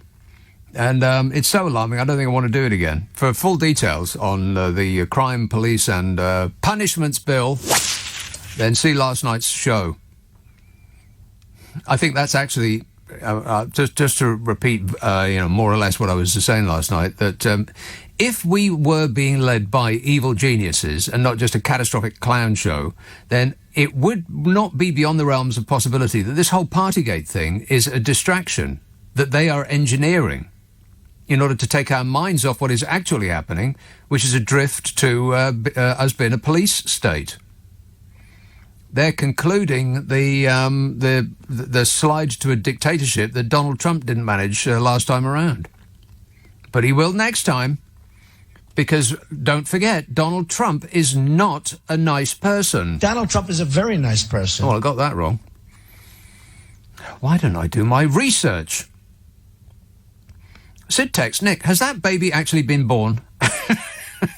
Has anyone seen the baby? Oh, my God, it's Babygate. Northfleet. Hello, Tony. Hello, Tony. Good evening, sir. How are you? Good, thanks. You know... Are you all right? Yeah, I'm good. Very good, thank you. It's hard to believe that so many people can follow the lies of this man. It's unbelievable. Beyond belief. Beyond belief. Right. You can't believe it. Wear a mask, don't wear a mask, new variant, another variant. So how do you stop this? How do you solve a problem like the bodger? No. How do you stop so many variants? How do you stop so many lies? How do you stop so much meetings? Basically, what they're doing is they have the passport to conduct, to give COVID, coronavirus. Basically, what they're doing... Tony, you sound like a robot that's been programmed wrong. Affirmative. No. I mean, these are all words that I understand and recognise, just not in the order in which you're using them. No. Basically, what they are doing is getting us used to being controlled. Simple as that. It's simple as that.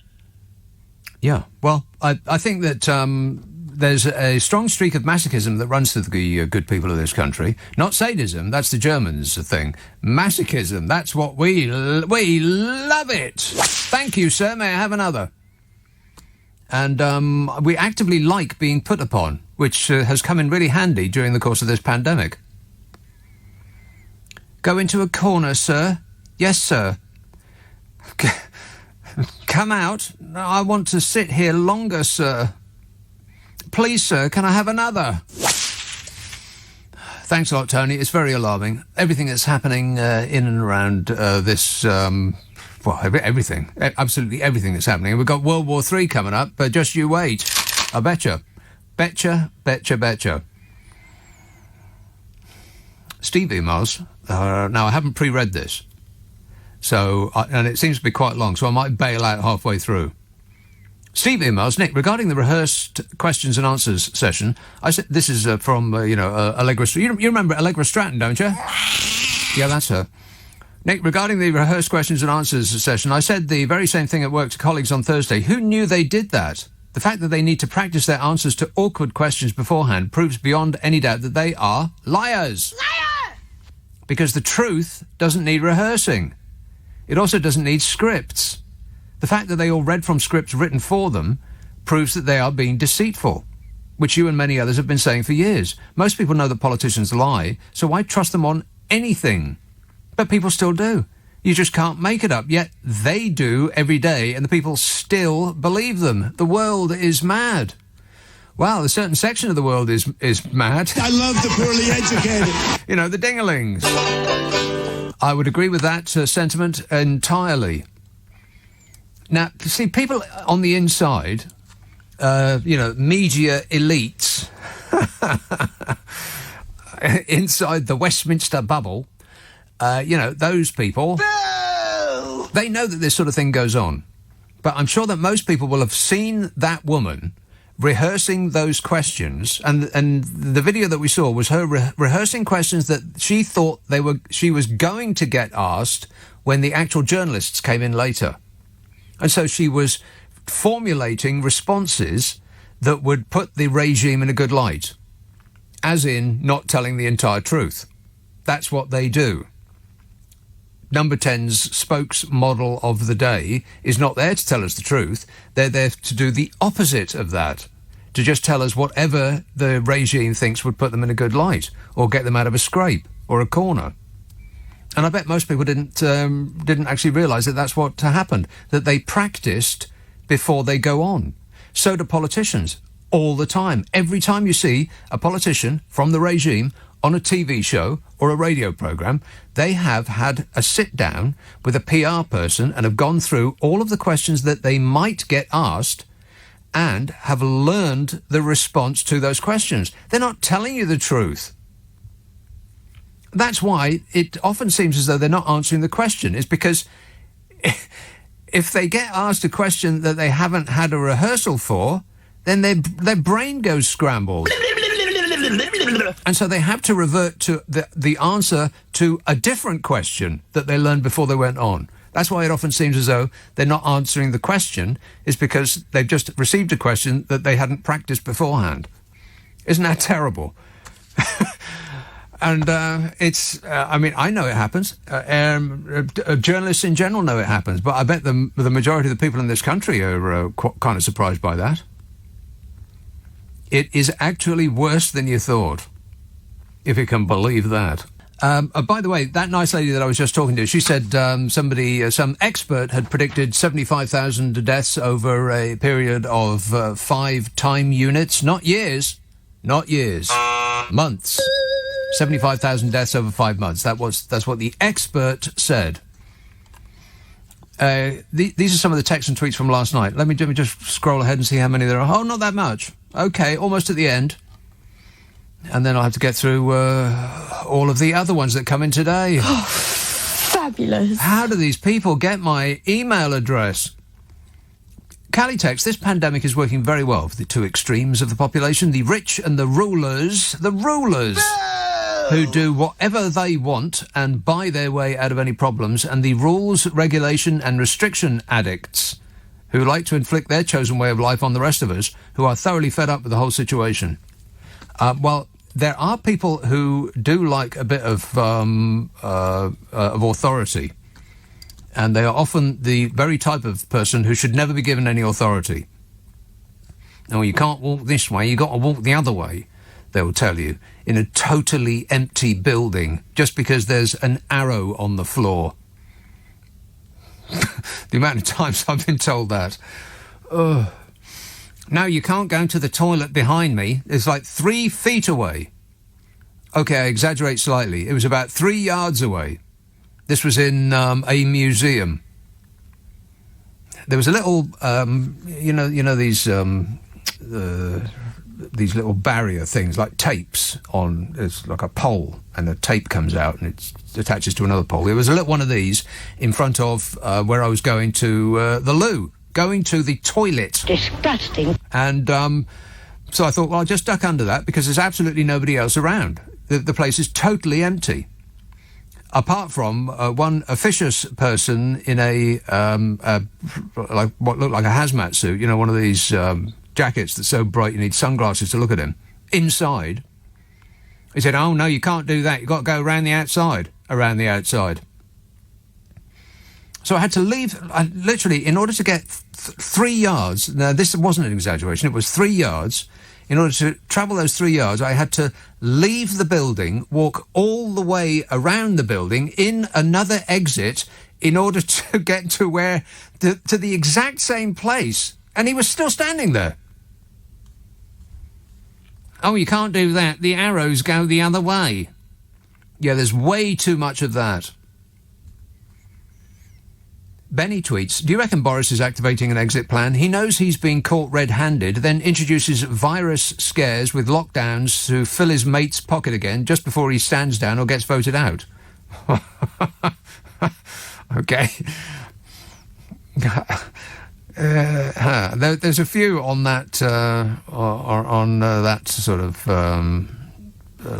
on topic.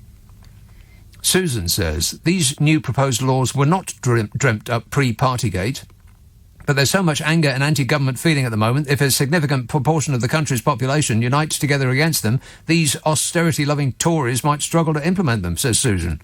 Well, it sounds like 51 weeks in jail for you, Susan. Sounds like you're causing a nuisance to me.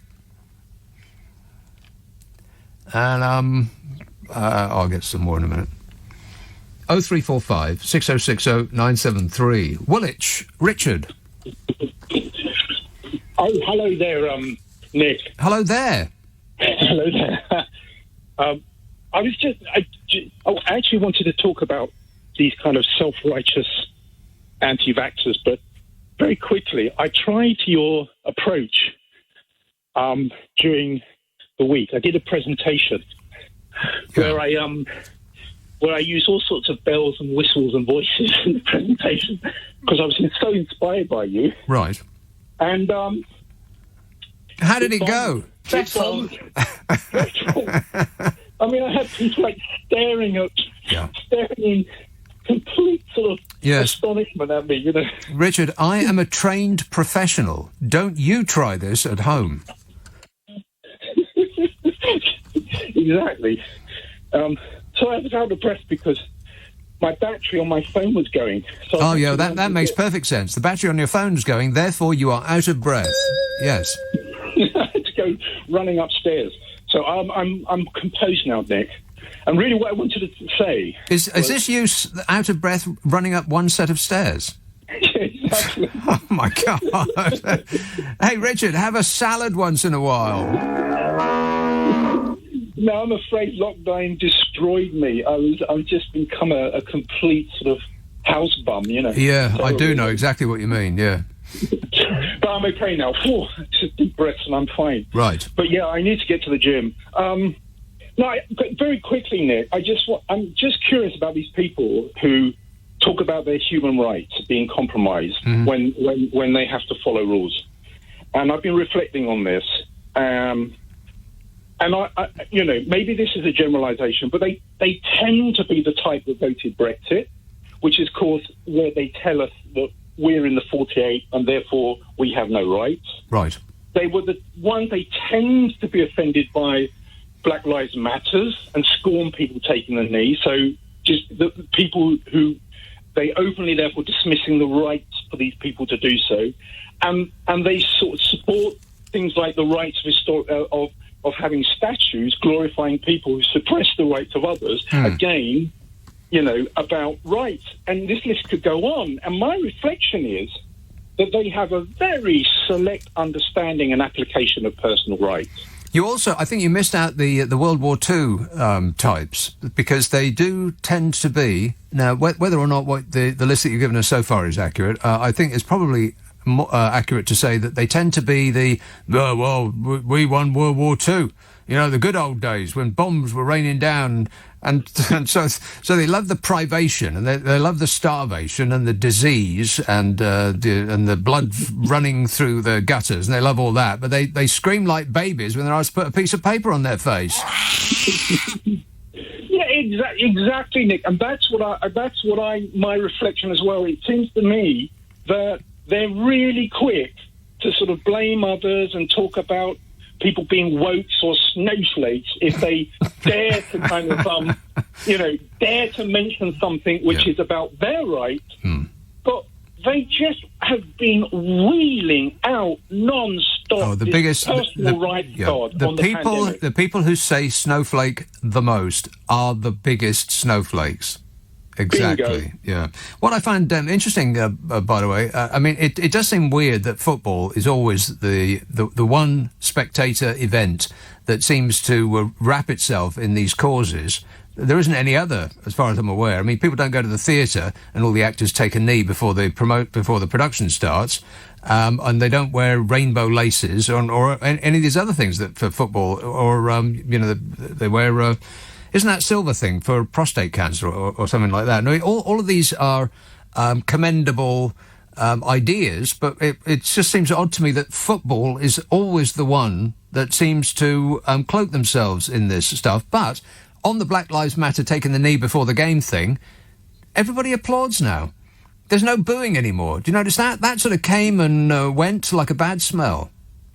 Yeah, exactly. That was one of those culture wars that Bodger just brought in at the right moment. And I'm not sure that was actually him. I think it's the culture warriors, all these people who act like tough guys and then and scream like babies when they're asked to protect their granny while they're walking around the supermarket by putting a mask on their face. They scream and shout about that. But they're tough guys on absolutely everything else. Yeah, sure. That's convincing. Hey, Richard, I'm going to have to go, but thanks for that. 0345 6060 973. Chris texts, I was looking forward to Bojo the Clown being replaced, hoping it's someone less stupid.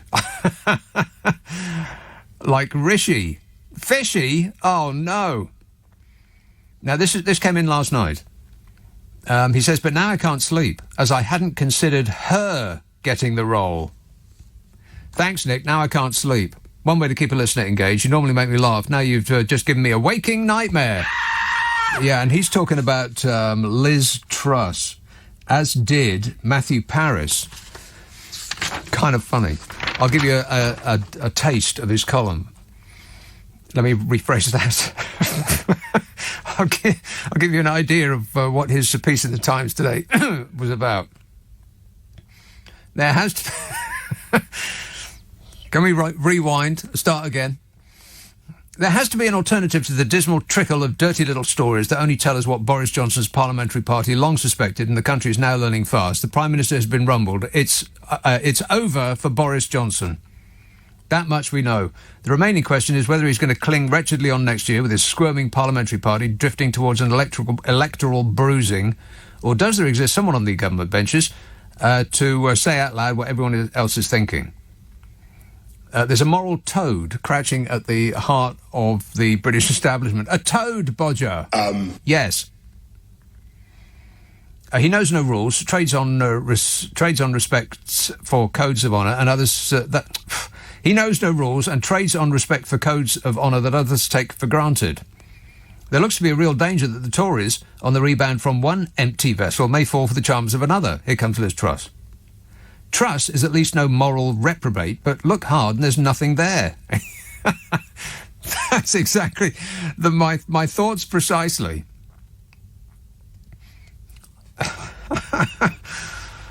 Where am I? Can barely see through the tears of laughter.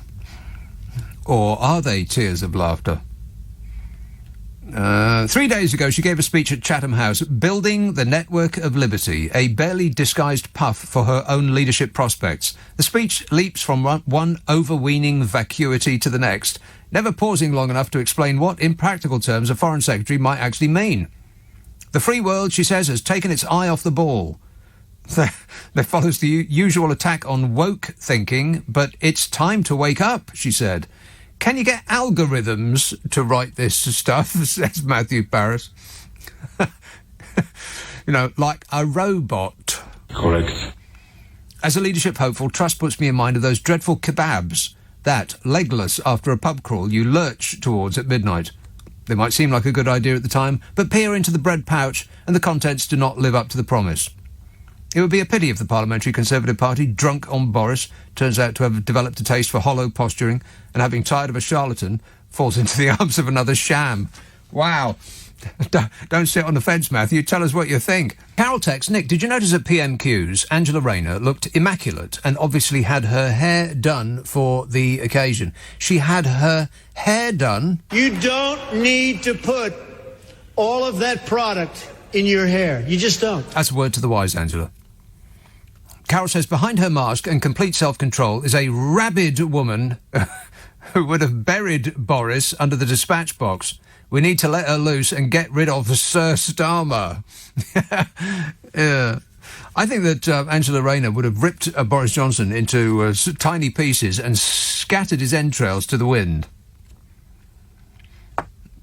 Claire says, is it okay that Kate and Wills have released their Christmas card photo and yet they appear to be posing on reindeer skin? Not very festive, is it? Shouts Claire.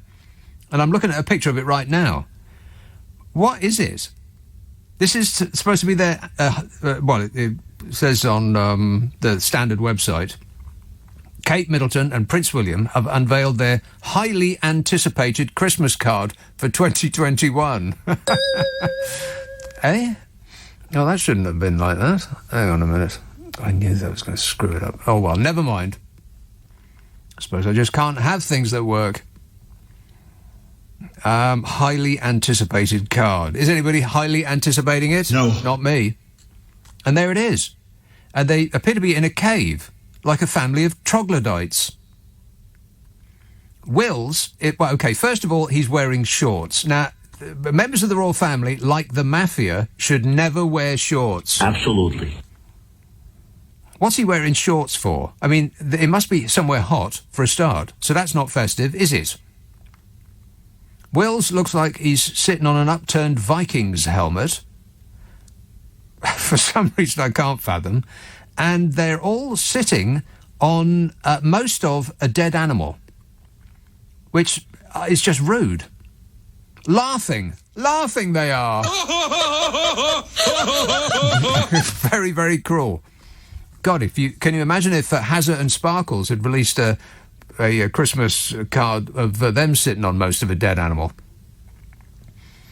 People would be calling for them to get shot. Have they released? I'll look that up later. They are still the gift that keeps on giving. The press just can't leave them alone, and I think mostly it's because they were hoping beyond hope that Sparkles, Hazard and Sparkles, were going to be the new Princess Di. Just stick them on the front cover of any magazine or newspaper, and the sales figures would rocket through the roof. They'd go, because Wills and Whatsit are what's the word I'm looking for? Boring. Yeah, they've just not got it, have they? I mean, they seem perfectly nice, but they ain't got no sparkle. They ain't got no razzmatazz. They ain't got charisma. Whereas Hazard and Sparkles have got it in abundance. But they didn't want to read from the script that had been written for them. They wanted to lead their own life. And as with one voice, the press said, "What? That's not playing the game. That's not doing what we want. So we're going to bury you up to your eyeballs in ordure." And they continue to do that on a daily basis. It's a little bit weak, but, that's who they are. Manchester. Hello, Louise. An ecstasy of fumbling. Yes, Louise. Hi, I'm sorry. I'm writing a very important letter, so I've just put my pen down. Okay. Yes. Now, I know that you're not so keen on dentists, because I'm not either. Not so keen on what? Dentists.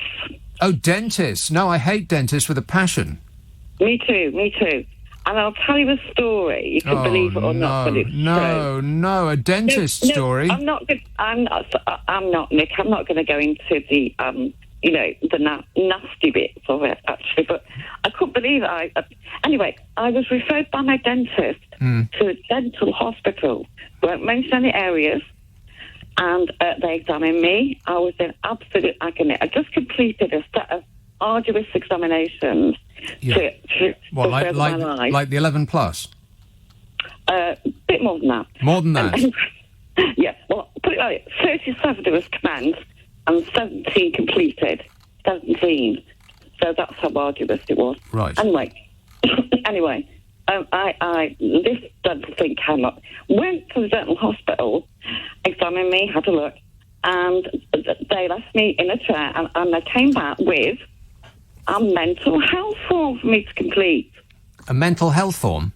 Yes. So, right, but you went to a dental hospital and they gave you a mental form? Correctamundo, as you would say. Right. Yeah. Did you go to a spelling mistake? Well, I thought I didn't know where I got to. I thought it was delirious. I thought I nipped into the wrong doorway or into the wrong department or something. Now, was this before or after they gave you the laughing gas?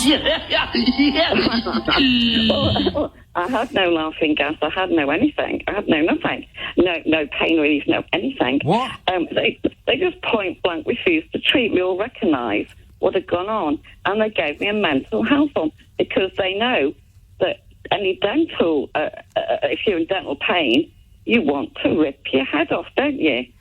Well, I want to rip someone's head off, not my own, exactly. Usually. Yeah, exactly. Well, yeah, correct.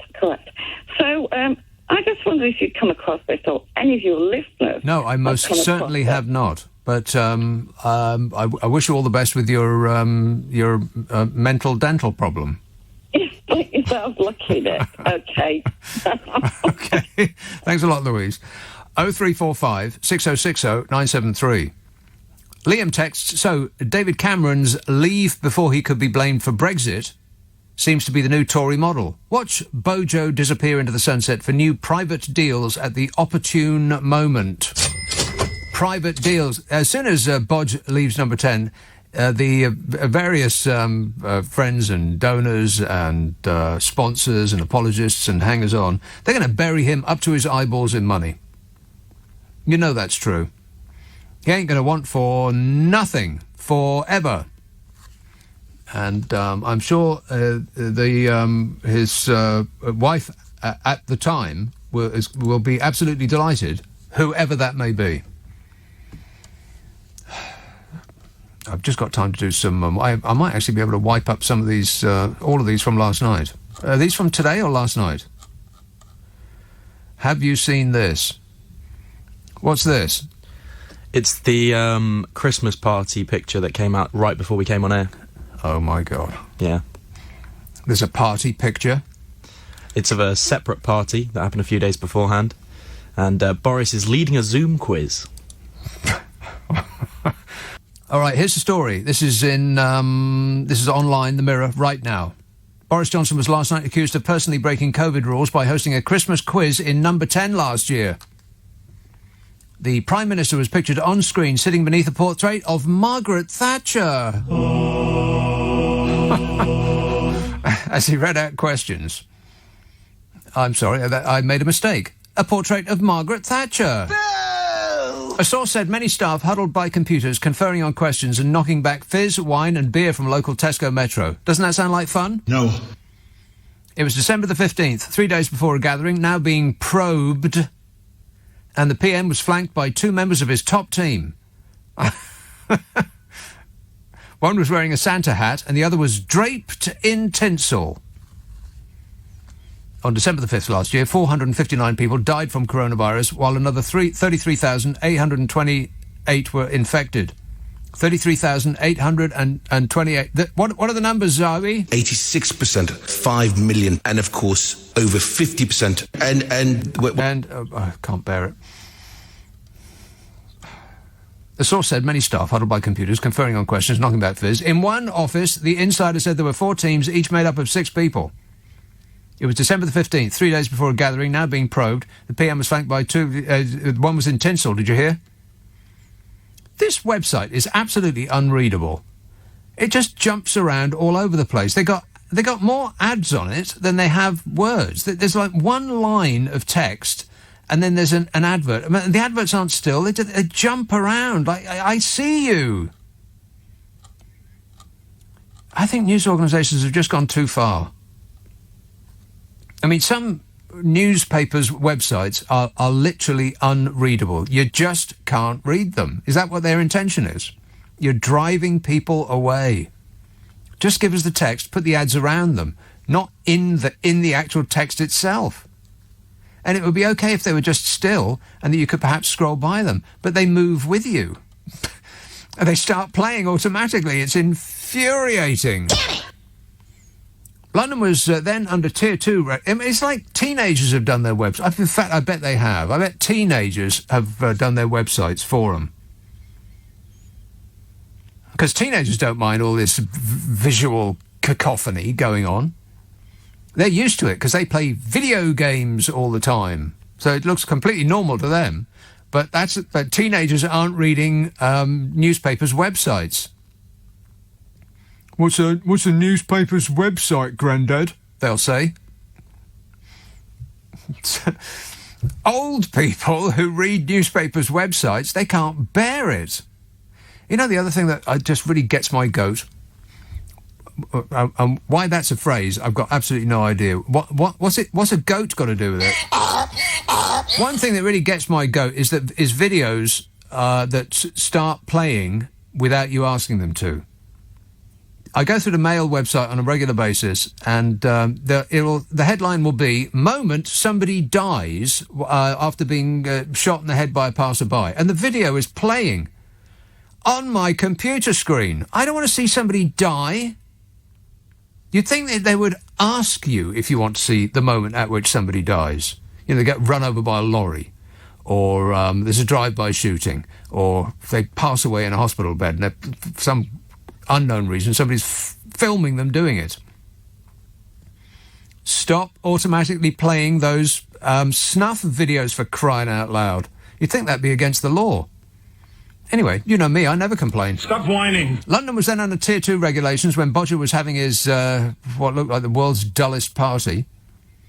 The Tier 2 regulations banned any social mixing between households, which Mr Johnson appeared to have breached while mixing with AIDS. What? Official guidance also stated you must not have a work Christmas lunch or party, where that is a primarily social activity and is not otherwise permitted by the rules in your tier.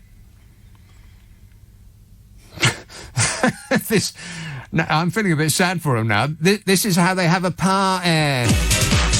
That's pathetic. The revelation seriously undermined Downing Street's claims last week that no parties had taken place in number 10. Oh, what's the definition of a party? Somewhere where people have fun. Didn't look like a fun-free zone to me. And then it just goes on and on and on. And I can't bear reading it because they give you like 10 words, and then there's a moving advert in between them. You've got to scroll by and remember what you first read, and oh God, it's just painful. Painful, I tell you. Whinging and whining and moaning. 0345 6060 973. Let's have a call in Fife. Scott. Hi, Nick. Wonderful to hear from you, pal. Sorry, this is the first time I've ever called a radio station, and you are quite the favourite broadcaster I have ever known. Well, thanks, Scott. That's all right, man. I really, really enjoy your stuff. I just called in to ask what you thought about Boris's... God, I called him Boris. Alexander the Pfeffel Johnson. Yeah, the Bodginator. His attempts at avoiding scrutiny for, well, everything. All his horror. Everything. Yeah, avoiding scrutiny for everything. Yeah. Every single part of his professional and private life is a disaster. I think what you have to keep in mind every time you hear of any new move or action by the regime is that they, to my eyes, are always going on the basis of what would Donald Trump do. Donald Trump would try to load the judiciary to give himself the world's best get-out-of-jail-free card. And that's precisely what this lot are doing. Trump failed first time around. I think he'll probably have another go at it. But Bodge seems to be succeeding where the tangerine scream failed. Oh, shut up! I think the big problem as well is like Trump took his playbook from Goebbels, which yes, that's true. It could prove to be an issue for all. Yeah, I mean there was that famous Vanity Fair article about Donald Trump long before he became a candidate for president of the United States of America. I'm president. Can you believe it? And his bedside reading was Hitler's speeches. Yeah, he's a born fascist and authoritarian, and I'm starting to wonder. Well, wonder no more. Yeah. Wait. I think the jury is in. Yeah, I know. All right, thanks a lot, Scott. 0345 6060 973. Yeah, you know that phrase, "Make America Great Again"? You know who first coined that? Exactly. But it was "Make Germany Great Again," and it's the "again" part that's the important word in that. And which is why they broke the major rule that all your slogans should only be 3 words. They added the 4th because the 4th word was the most important part. Not "Make Germany Great," because people would think, well, Germany is great. No, "Make Germany Great Again." And they think, oh, yes, that's right, there is something missing. It works there, and it worked there. It works in America, and works here too. Trev texts, I remember how we laughed about Berlusconi and thought that the UK or the US would never put up with such a pathetic, corrupt clown. How wrong we were. Trump and Johnson make Berlusconi look like Norman Lamb. Norman Lamb. You remember Norman Lamb, don't you? He's a great guy. He's a good guy. He's a good person. A good person. Let's have Yorkshire. Oh, Mike. Hi, Nick. Yeah. I want to take your police crime sentences and courts bill and raise you the Borders and Nationality bill. Because it's gone through the Commons and it's sneaked through under the sort of fog of Jacob Rees-Mogg mocking the video. Jacob Rees-Mogg's fog? You're better informed than I am. I don't know anything. Yeah. And they've sneaked this through. It's now in the Lords. And it could leave 5 million people having their British citizenship removed. Yes, but I'm not asking you to do it because you don't like homework. But where you two are ready, and particularly Clause 9, you'll find that anyone who has the possibility of obtaining other nationality can have their British citizenship removed and be deported immediately. Right. But on the plus side, they might not have voted Conservative. So, there's that. Well, that's right. But this is another case of othering, because what they've done is put 5 to 6 million people in Britain in danger of having their British citizenship removed and being deported. Yeah, and there's only the sense of decency that exists within Priti Patel that would prevent that from happening. They're doomed. Absolutely. So the police crime, etc. bit, the police bill, affects all of us. But this actually is another situation of othering that, well, no, we can do it to them. And the proof that you need, how can I put it? The government need to be able to say that you are not beneficial to the UK, and then they can remove your citizenship. Yes. Well, that's a bit dangerous because you've got a little bit, yeah. You've got Berger, Rees-Mogg, Priti Patel, everyone else. I mean, they're all vulnerable, aren't they? And if you start looking at who's good for yeah, people, I think they'll be just fine. I think that if we were actually dealing with evil geniuses, then I would not put it past them to have concocted this whole party thing, which is, a bit of nothing at all, in order to make us angry about that while they slip through something that turns this country into a dictatorship. That's the part that people should be alarmed about, is the two bills that you just mentioned that are going through at the moment. And if they do go through, then there is no democracy in this country anymore. Essentially, if they don't want it to be so, then they can make it so. I mean, they stop saying that. Absolutely. Stop saying it. Sorry. A couple of quick bits. You said, what would Donald Trump do? Donald Trump refused to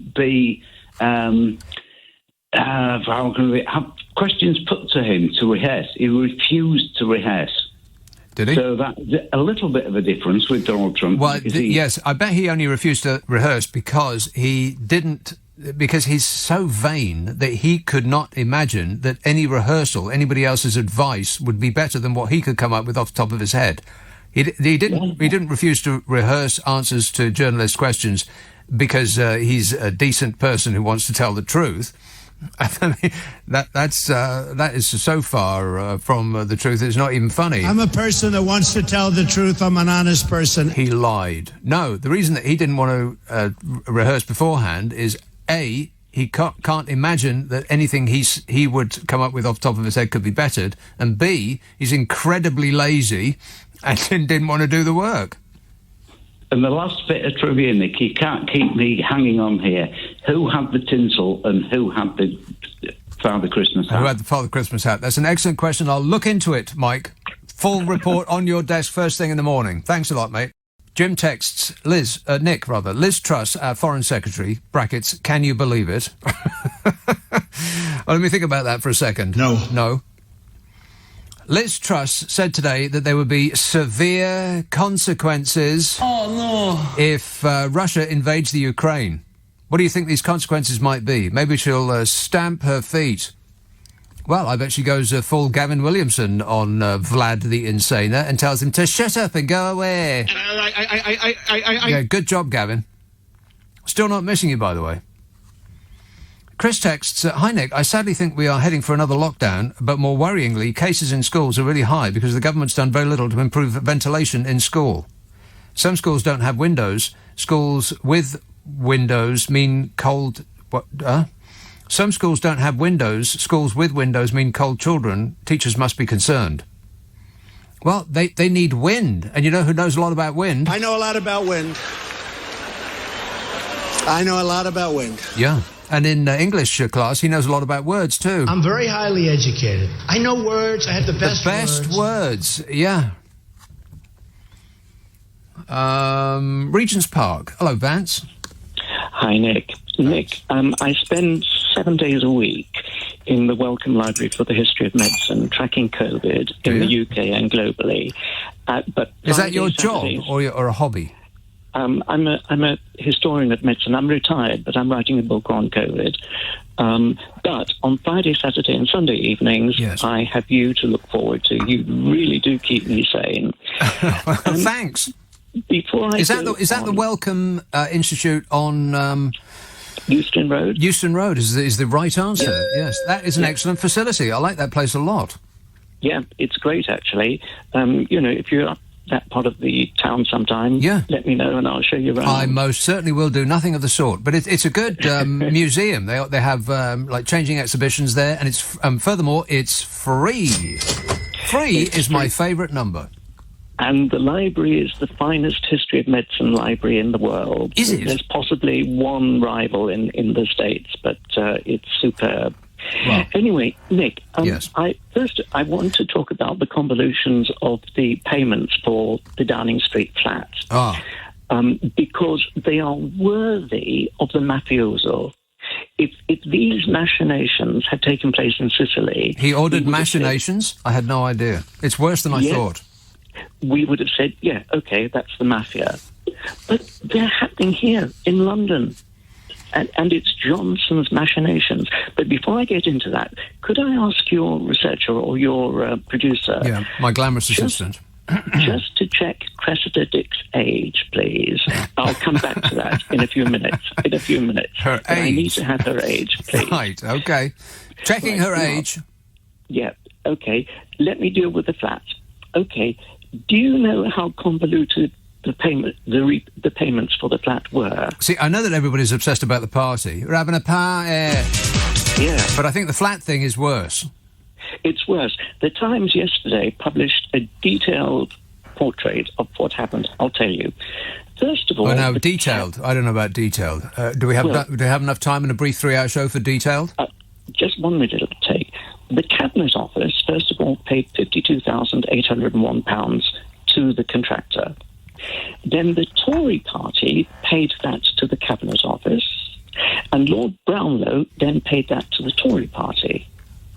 And then Brownlow paid 3 further instalments to the contractor. Yeah, Bodger actually had the nerve to call him up and ask for more money. I mean, for crying out loud, he's a grown-up. He acts like a child. That's right. But then, March the 9th, the Cabinet Office said that Johnson had fully repaid it all. Yeah. He had, but he had paid it directly to the contractor. So that meant that the contractor was now £112,549 overpaid. So in a complicated set of transactions to reverse all the procedures that had gone before that, the supplier then paid Brownlow £112,549, of which Brownlow returned £52,801 to the supplier. The supplier then paid that amount to the Cabinet Office. The Cabinet Office then paid that back to the party, and then the party then paid that back to Brownlow. As is normal procedure. As is normal procedure for the mafia. Can you believe it? Well, I couldn't even keep up with your brief explanation, but believe it, no. Keep up with it, no, as well. No, I am mystified. I mean, I know it's like an unimportant detail, but have you seen the stuff that the person that he hired or his wife hired to titivate their flat comes up with? I mean, the designs. Oh my God, it's excruciating. It's I mean, it'd be worthy of a It's like a joke. It would be worthy of Michael Jackson, wouldn't it? Yeah, exactly. Is this real life, or am I actually hallucinating? Because I couldn't believe it. Now, my second point, Nick. What is Cressida Dick's age? Have you got that? Well, I don't know. Let's ask. Go on. 61. 61 years old. 61. Wow, she doesn't look a day over 61. Right. Okay, I asked that because I've been wondering, as you have, why is she still in her job? Okay, there have been so many failings of the Met. Yeah. I mean, yesterday there was the finding of a 2-month-long inquest into 4 murders of young guys. This is going way too serious. And, but she's still in her job. Okay, which college was Johnson at in Oxford? Do you know? No. It was Balliol. That was what I was going to say. I was actually going to say that. I was going to say Balliol. How much do I win? Would you like to know which college Cressida Dick was at in Oxford? No. Balliol. I was going to say that.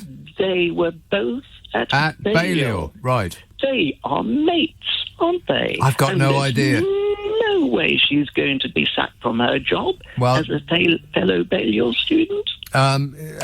James O'Brien himself tweeted this week that he said it's hard to escape the conclusion that Cressida Dick is more interested in keeping her job than doing it, which I thought was an excellent use of words. Affirmative. Good word use there, James O'Brien. Thanks a lot, Vance. I've got to go. Getting way too serious. It's a very, very serious situation. It's how does that song go? It's a sad situation. Get Elton John on the phone and he'll sing it for us straight away. That man needs the publicity. Chris texts, "Hi Nick, I sadly think we are heading for another lockdown."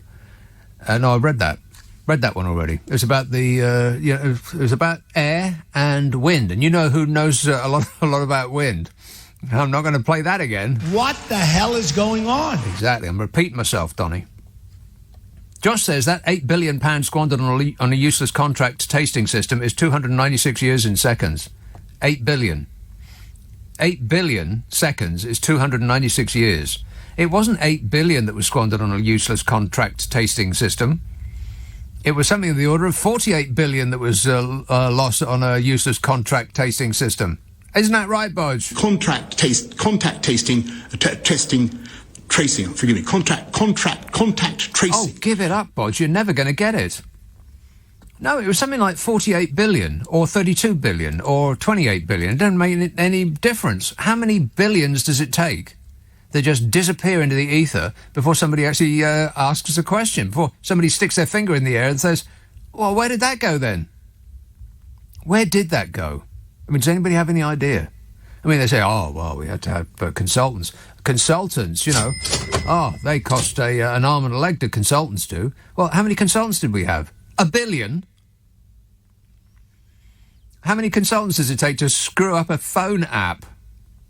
1 billion. People should be in jail, but they don't go to jail.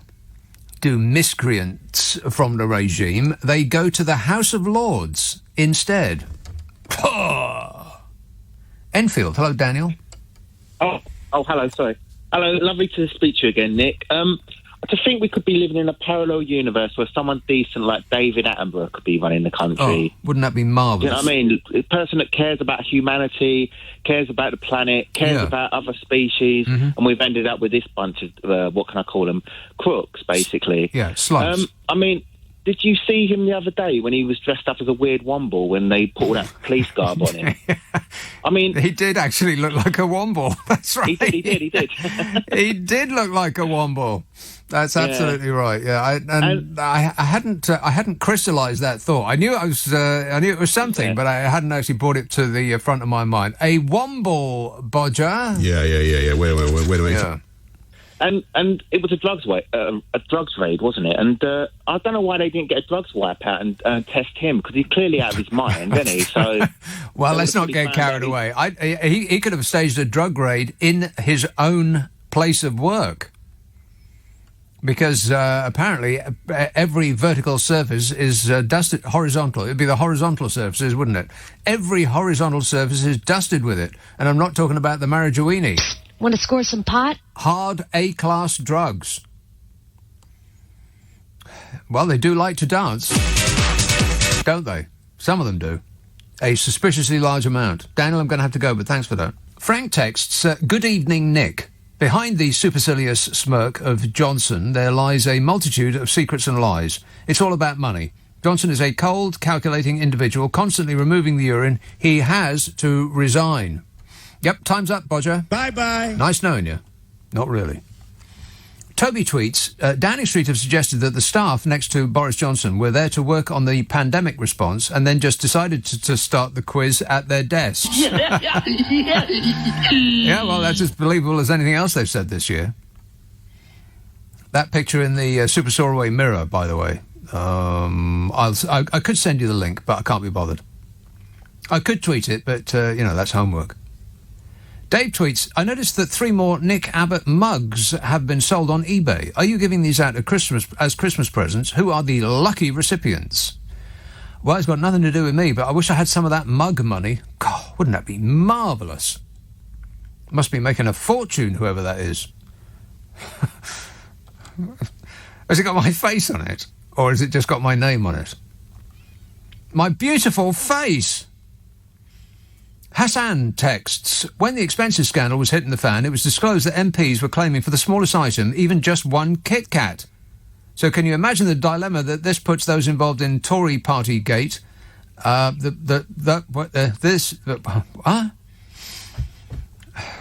I start again? No. I'll start halfway through. So can you imagine the dilemma this puts those involved in Tory party gate find themselves in? See, it's not me, it doesn't make any sense. They've got receipts for cheese, wine and a Santa, but they can't claim the money back as the party didn't happen. That's right. They can't claim the money back. So here is the... I don't know if I'll be bothered to do the flat gate, the decoration thing. It's just... It's more important. I'll just do the first part. The first part of the first part. The Information Commissioner has begun an investigation into the Cabinet Office over its failure to disclose WhatsApp messages between Bodge and a Conservative donor about the refurbishment of his Downing Street flat. The Cabinet Office claimed that the messages did not exist.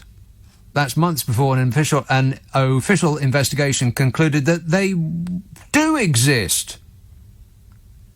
They concluded that there was private correspondence between the Prime Minister and Lord Brownlow of Sherlock Row. Pah! The Times submitted a Freedom of Information request to the Department for the release of all WhatsApp messages between Bodge and the Tory donor regarding work on the flat. The Cabinet Office claimed no such messages had been found following searches of our records. Yeah, they looked in the wastebasket and they looked on the window ledge, but they couldn't find those WhatsApp messages anywhere. However, a report by the Electoral Commission released, what date is it now? 2 days ago, confirmed that Bodge had indeed sent a WhatsApp message to Brownlow in November last year asking for more money for his refurbishment. In total, the peer gave him more than £112,000 towards the flat makeover, which Johnson later paid back. Did you only pay it back because you got caught, Bodge? I can't comment on that. Number 10 insisted that the Freedom of Information request had been handled correctly and that the government did not have to keep a record of Johnson's, quotes, trivial WhatsApp messages. Any messages that portray the dear leader in a bad light are hereby reclassified as trivial. Correct. It's 51 weeks in jail for anyone mislabelling the messages. The Prime Minister's official spokesmodel said, "Can I resign now? Seriously, I'll do the crying thing and I'll blame it all on myself, but I just can't stand this anymore. It's like bathing in sewage working for this lot." He didn't say that. He actually said, It's simply the case that informal, trivial or ephemeral communication, you would not expect detailed records to be passed on to the private office in those circumstances. Where there's decision-making or substantial decisions made, you would expect ministers to make sure that relevant information was passed on to their private office, which is a lot of words, which means, don't question us, peasant. However, the Information Commissioner's Office, which has the power to investigate departments that fail to comply with the Freedom of Information requests, announced the investigation. Well, that's great. Can we pass all of the intervening hurdles and just fast forward to the point at which they say no further action will be taken? Can we just get to that part? You know, we're running out of time here. We've been through this already. A report into the refurbishment of the Downing Street flat by Lord Geit, the Prime Minister's independent advisor on ministerial interests, cleared Bodge of wrongdoing this year, after concluding that he had been unaware that Brownlow had been funding the renovation. That's Christopher Edward Wollaston Mackenzie Geit, Baron Geit, GCB, GCVO, OBE, QSO, PC, FKC. That last one sounding a little bit rude. He took the decision that Bodger Johnson, the man who gave him his job, was innocent of all charges. And now that it appears that there's evidence that Bodge didn't only know that Lord Brownlow was funding his flat decorations, Bodge actually messaged him for more money. Wow! And Lord Geit, the Prime Minister's independent advisor on ministerial interests, might not be interested in doing that job anymore. I'll pay it. I mean, I'll do it. It pays great and it doesn't appear to involve any actual work. When can I start? The Times have been told that Geit, the fella who was his independent advisor on ministerial interest, the chap who originally looked into the refurbishment of the Downing Street flat and was assured that Bodge had no idea who was paying for it, and believed that. You know, I mean, he's not exactly Inspector Clouseau, is he? Just took him on his word because, Bodger Johnson would never tell a misdirection. He would never be mendacious. Liar! Just took him on his word. Bodge said, I've got absolutely no idea who's paying hundreds of thousands of pounds for the redecoration of the place I live in. Why would anybody have any idea who's paying for the redecoration of the place that they're living in? I mean, it's perfectly normal for just complete strangers for no apparent reason, to give you hundreds of thousands of pounds for excruciatingly awful, hideous wallpaper.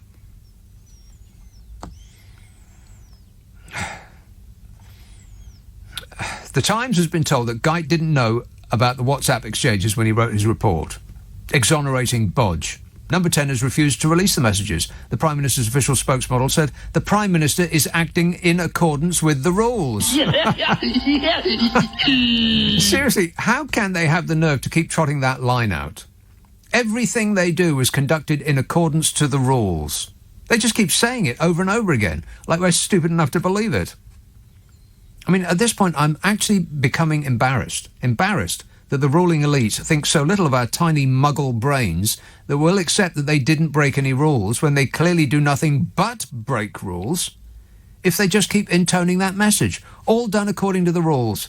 All done according to the rules. Look directly into my eyes. Just keep repeating that parrot fashion and the plebs will just suck it up. Do they really think we're easily led idiots? Well, the way we vote suggests that maybe they have a point. Angela Rayner, Labour's deputy leader, has written to the Information Commissioner demanding an explanation. And, fun fact, the Information Commissioner has power to investigate departments which fail to comply with Freedom of Information requests. John Edwards will take up the role as Information Commissioner on January the 3rd. That's the same John Edwards who previously said that people should entrust government departments to release information and that we should have to pay to get it. And accused some members of the public of abusing the Freedom of Information Act. You know, those pesky people wanting information on the government. He sounds like just the sort of chap that Bodger would like as an overseer. I mean, why doesn't Bodge just go the whole hog and get his dad to mark his homework? You've done very well. You get an A star. It's painful. Text and emails. Oh, I'll take a call and then I'll just wipe up some of these. Chelsea, hello, Mark. Oh, sir, my dear man, can you hear me okay? Yes, I can. Go ahead. Oh, fantastic. Okay, it just occurred to me that there are massive Actually, gaps and one moment. logic. Hang on a minute. Are we on speakerphone?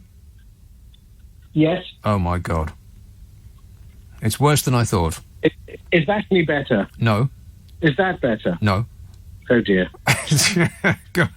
Carry on. You just can't hear me. No, go ahead. Well, it occurred to me that there are massive gaps in logic and highly challengeable legal positions that Her Britannic Majesty's government is taking under His Excellency, the Prime Minister. Firstly, treated differently under criminal law if you're middle class, quite clearly, for drugs. Discrimination. Right. Well, you didn't believe any of that for a moment, did you? They're going to crack down on the middle class? Oh, please. But moving on to eligible for other nationalities, I've been married to an American lady for 20 years who happens to be Jewish. She's eligible for Israeli citizenship. Right. If, God forbid, we had a child, the child would be eligible for Israeli citizenship under every theological, national and international law that is defended by every form of international, so every Jewish person in England convicted of a crime would then have to have their British nationality removed. As long as, well, as long as you intended to vote for a party other than the one that the dear leader is leading, I would imagine. That would be my guess. Otherwise, you have to pack your bags and it's Heathrow for you. It's just a consistent, stupidity, really, and well, it's worse. It's way worse than stupid. It's really, actually, deeply sinister and frightening. But it's dressed up with this sort of clown show act that they've still got going, and they cling to, and in the hope that we'll keep laughing while all of this is sort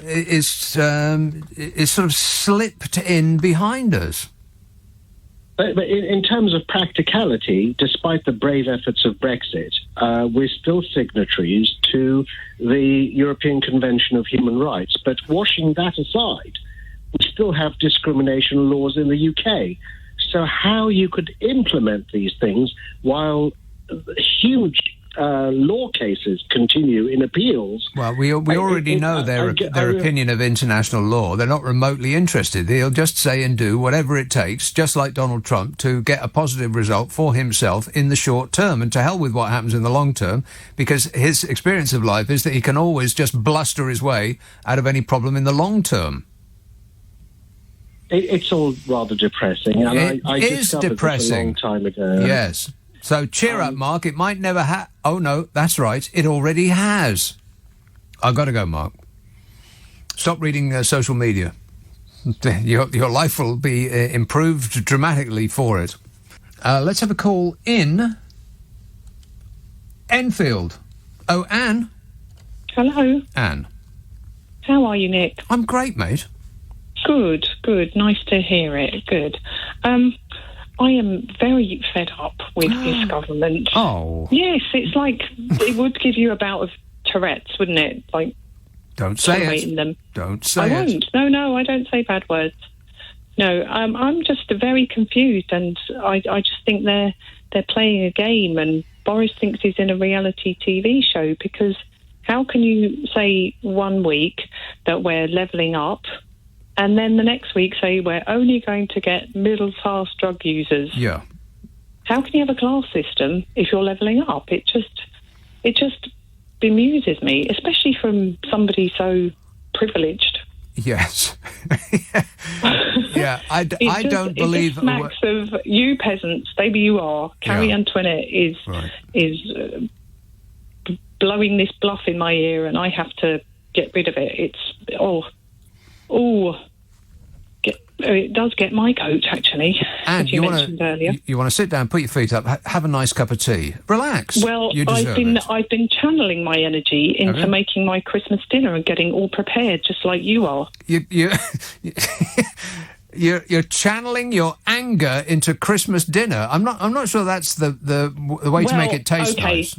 I've made my energy productive in that I've made my Christmas gravy. Yes. I've got my pigs in blankets in the freezer. Mm-hmm. I've made my Christmas cake. Wow. And it's all ready to go. Have you? You made Christmas... Wait a minute, back up. You made Christmas cake? Yes, I did. I mean, I can wrap bacon round a sausage. Even I can do that. But I couldn't even attempt to make a Christmas cake. How'd you do that? I will send you a slice. Well, I'd have to throw it away, though, Anne, because, you see, it's food, so I can't eat food, because, you know... I thought, well, can I put it on a pizza for you? Yes. Yeah, absolutely, yes. If you put it on a pizza, I'll eat it. And get it All right. delivered, okay. Excellent work. Thanks a lot, Anne. Christmas cake pizza. It's a festive treat. Marion says... Nick, I just heard Priti Patel is considering running for PM. Don't say it. Marion says, if she became PM, I am going to be an illegal immigrant and ask for asylum in France. I'll get a lift back on one of those boats she's going to turn back. Yeah, I'll see you at the dock, Marion. Don't forget your water wings. Doug texts, good evening, Nick. On the subject of interior designers, one of the things that people never seem to think about is whether that dining table they have chosen for a third floor flat will go up the stairs. Doug, the exact thing happened to me. I used to live in a place that was quite high up, and it was a shell, so it was getting, I sort of designed everything that was in it. And I got this architect to draw up plans for a kitchen island. And it was huge. It was like 12 foot by 6 foot, enormous. And it got delivered on the back of a lorry to this place. And they thought, there's absolutely no way that's even going to get in the front door, let alone go up the stairs. What are we going to do?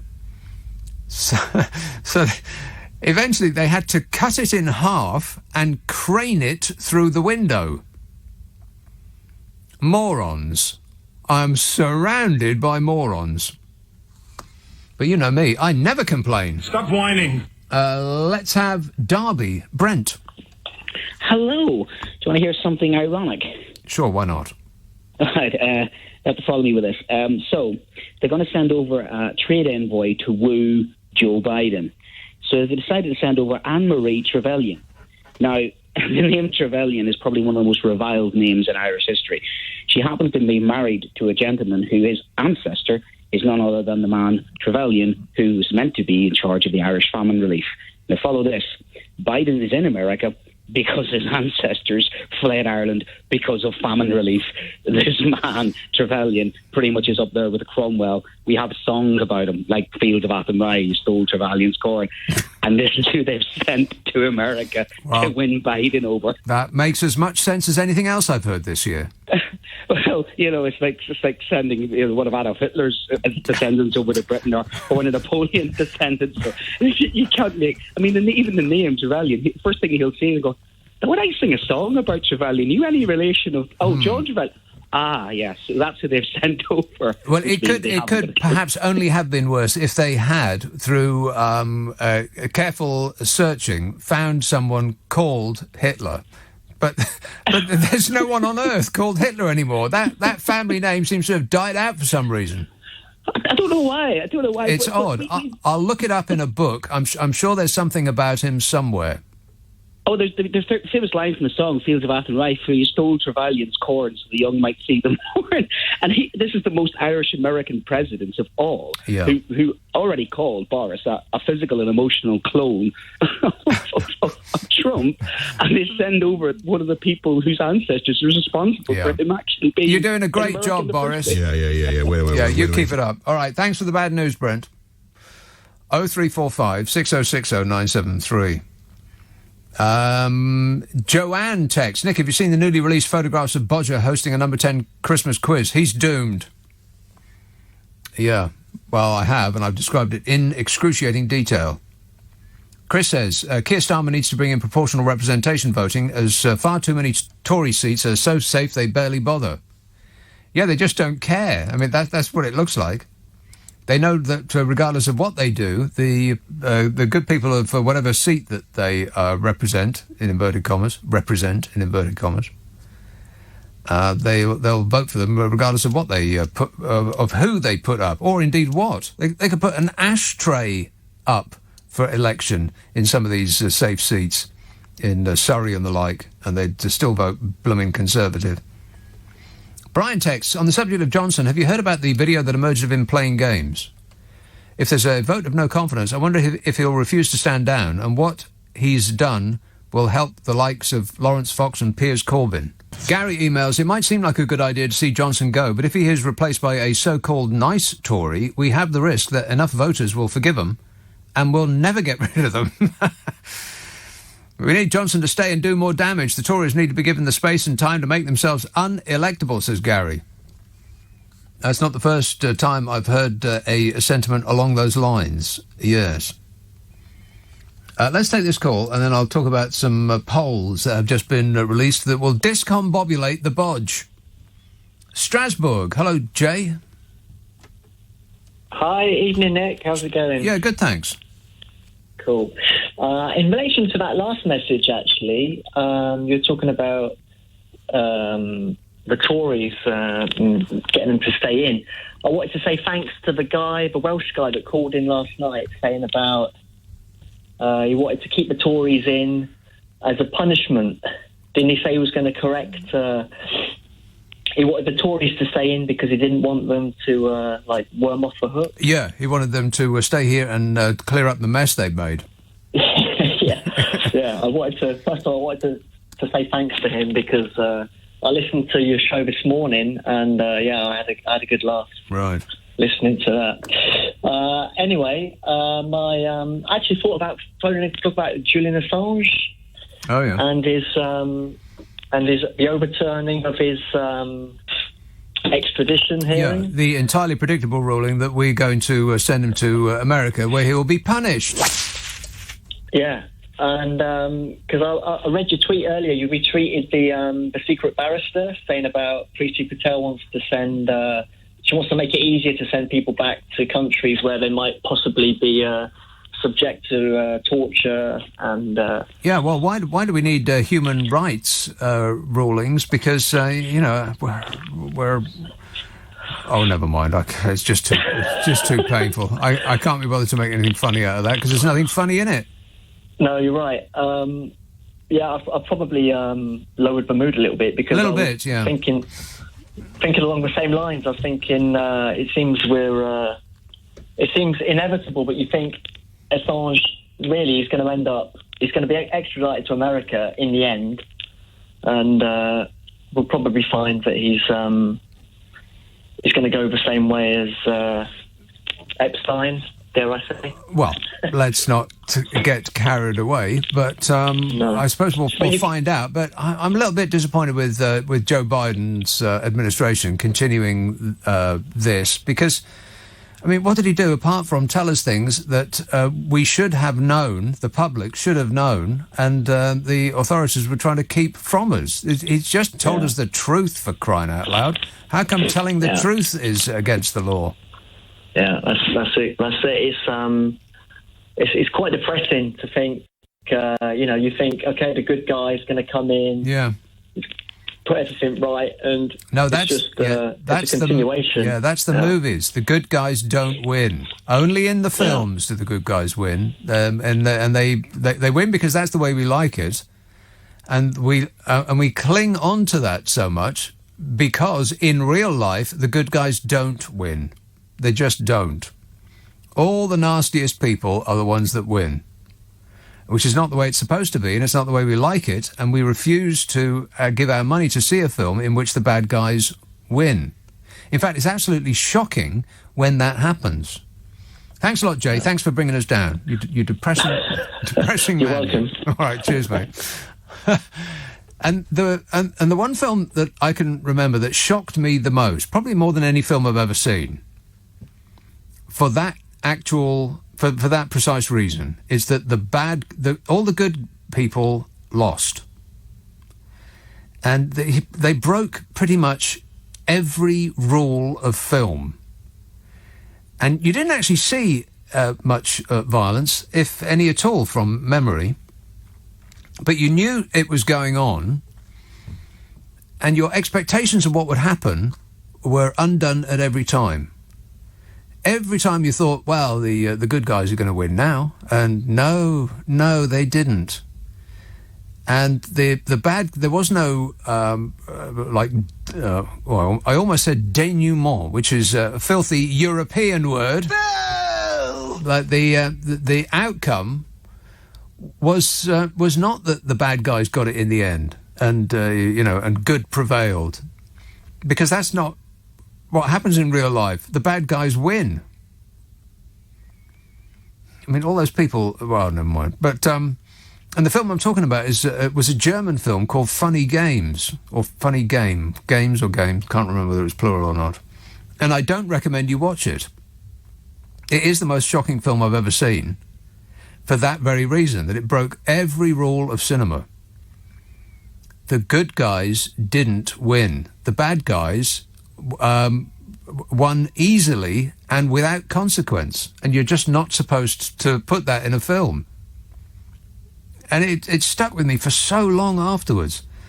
And I don't like gore fests, and I don't like horror films and stuff like that. It's just not my thing. I'm not remotely interested. And this wasn't. It was very quiet, very steady and quite slow film. But it broke all of the rules. The good guys are supposed to win. They always win. I mean, I bet you can't think of a film where the good guys lost. No such film exists, apart from this one. I think it's the only one I've ever seen. And it was so well received that they actually made an American version of it, but which I didn't see. I recommend you see the German one, but prepare to be appalled. Because it's like real life. The good guys don't win. They just don't. Joan texts, if Boris has to resign, he should not be allowed to keep his PM pension for life. It should be stripped away. Yeah, good luck with that, Joan. He'll instantly go to the House of Lords, where he'll have money poured all over him from now until the end of time. David texts, why should I wear my face mask and obey the government when clearly they don't follow their own advice? Well, okay, which should I get into now? The polls or the whole, oh my, Cron, we're all going to die thing? I'll just do the polls first. Women voters are now deserting Boris Johnson. They're deserting you, Bodge. The pool of available candidates for the position of the next Mrs. Johnson is narrowing fast. Did you keep the number of that nice woman with a stripper pole, Bodge? Look for it.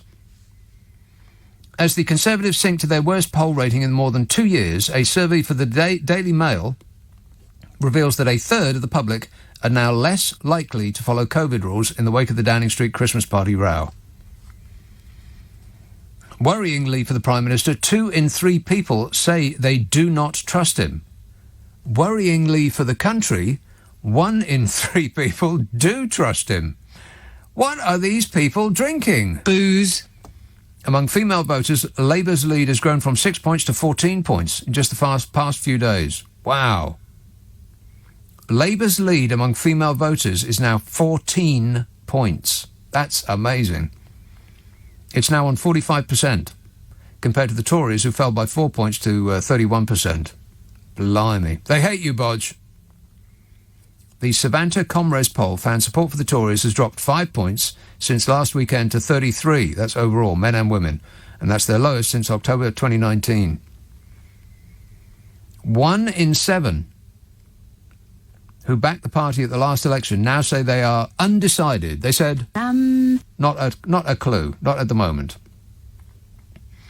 6% have switched to Labour, 14% undecided. Undecided. I mean, what, they're going to wait to see what Boris Johnson is really like before they make a judgment? Sir Keir's party, which has been 1 point behind the Tories in a poll conducted by the same organisation last weekend, is now 6 points ahead. In 1 week. Wow, they do say it's, a long time in politics, a week. It's an eternity. The parties, by the way, are almost neck and neck when it comes to male voters. Huh. The Tories are on 35% and Labour on 34% with male voters. Isn't that terrible? Men, eh? Dreadful. According to the survey, many voters are concerned about Boris Johnson's integrity. 2/3 say they don't trust him. More than double the proportion who say that they do. 31% trust him. Really? What, you trust him with your wallet? Or your dog? The festive bash on December the 18th, one of many apparently, which allegedly involved staff and aides drinking alcohol, eating cheese, and swapping Secret Santa presents, was in breach of lockdown rules in place in London. Eating cheese. It's the details that are so delicious. I mean, what kind of cheese? Was it on a cocktail stick with a piece of pineapple? What is it? Was it in a fondue? And people were sticking parts of themselves in it for others to lick off. Disgusting. What were the Secret Santa gifts? We must be told. I bet that some of those Secret Santa gifts were bought in a shop that uses plain paper bags. And because the distractions that they tried on last week, the war on drugs thing and the crackdown on crime thing and the new baby, of course, and the new mask mandate, none of that stopped us talking about the criminality and the odiousness of the regime. Now they're planning to ruin Christmas again, because that will definitely take our mind off it all. I betcha, betcha, betcha. As ministers consider plunging the country further into lockdown measures, the poll found that the public are against shutting down hospitality venues and stopping people from seeing family members. Well, of course the public are against it. That's what we're looking forward to. Weirdly, the people with the most information, whole buildings of scientists and personal advisors and experts, those people, with all that to hand, they did not think that the danger was enough to not have parties. Why on earth would they think that we would think any differently? I mean, they're the ones with all the intel, right? And if they're not worried, why are they instructing us to be fretful? Around half of people who expressed a preference said they were opposed to closing pubs and restaurants. 31% were in favour. That's not too far off, is it, really? A half said that they don't want pubs and restaurants to close, and almost a third said that they do. There isn't going to be any pubs and restaurants if they keep closing and opening and closing and opening. Around half said no to banning people from meeting other households indoors. 47% against, 30% in favour. There's a lot of numbers here, Zaphod. And one, two... Exactly. More than half said that they would support the government introducing limits on the number of people who can attend indoor gatherings. Why? I mean, if you're going to have a gathering, what difference does it make how many people are there? Cases are going up at the rate of 50% a day. I mean, we're all going to get it, aren't we? Chris Hopkins, Associate Director of Savanta Comres, said that the results showed that the Downing Street party row has cut through to the electorate and caused a shift in the polls. However, he said that it still does not appear that the 2019 Conservative voters are abandoning the party en masse. And Labour need a much bigger poll lead than this to be able to govern without SNP support at the next election. And you know what? As usual, the right will jettison Bodge just as soon as they think they'll be better off doing so. And the same Tories with the same beliefs and policies and doing the same things will present themselves as an all-new party. And the left-leaning parties, Labour, Greens, Lib Dems, SNPists, will size each other up, declare that they're not perfect, and refuse to work with each other, and so take votes from each other, allowing the Tories to flounce into number 10 again for another 5 years. Oh, fabulous. Here's the voting intention for this Savanta Comres poll. Labour are on 39, Conservatives are on 33, Lib Dems... You remember the Lib Dems, don't you? No. They're on 9. SNP 5, as ever. Greenies on 4. Groovy. And that is all the information that I have to hand. The Reform Party also on 4. That wasn't the only poll that came out today. There's a much, much worse one from Opinion. Even worse than that, if you can believe that, Bodger. Yeah. Millie texts, Nick, just looking at the Christmas quiz picture, which you can find on the Mirror's website, at least they had the hand sanitizer on the table, but what is that bin bag doing hanging in the window? I haven't got the picture in front of me at the moment. Open link. Let's see if I can dial this up. Oh, yeah. Looks like there's a bin bag hanging in the window. I bet it's an extremely expensive silk curtain. Paid for by us, I bet. What? Exactly. That looks like the world's worst party. I almost feel sorry for them. Almost. Well spotted there, Millie. Rebecca texts, hello, I work in dentistry. Right. Hello. Yeah, hello. There are some conditions that are linked with mental health and can cause dental pain. For example, I've got no idea. Trigeminal neuralgia. Trigeminal neuralgia. Who doesn't know that? So, yes, some patients are given a mental health questionnaire to help with the diagnosis and suitable treatment, says Rebecca. Rebecca says... Hello. Yeah. Hello. Paul says... He also says hello. What's with all the hellos? Hello. Hello. I'd just like to thank you for giving me the inspiration to live a better life. That doesn't sound like me. This year, I've refused any offers to socialise or spend time with my family and will instead be spending Jesus' birthday as he intended, with a giant pizza and Koyaanisqatsi on Blu-ray.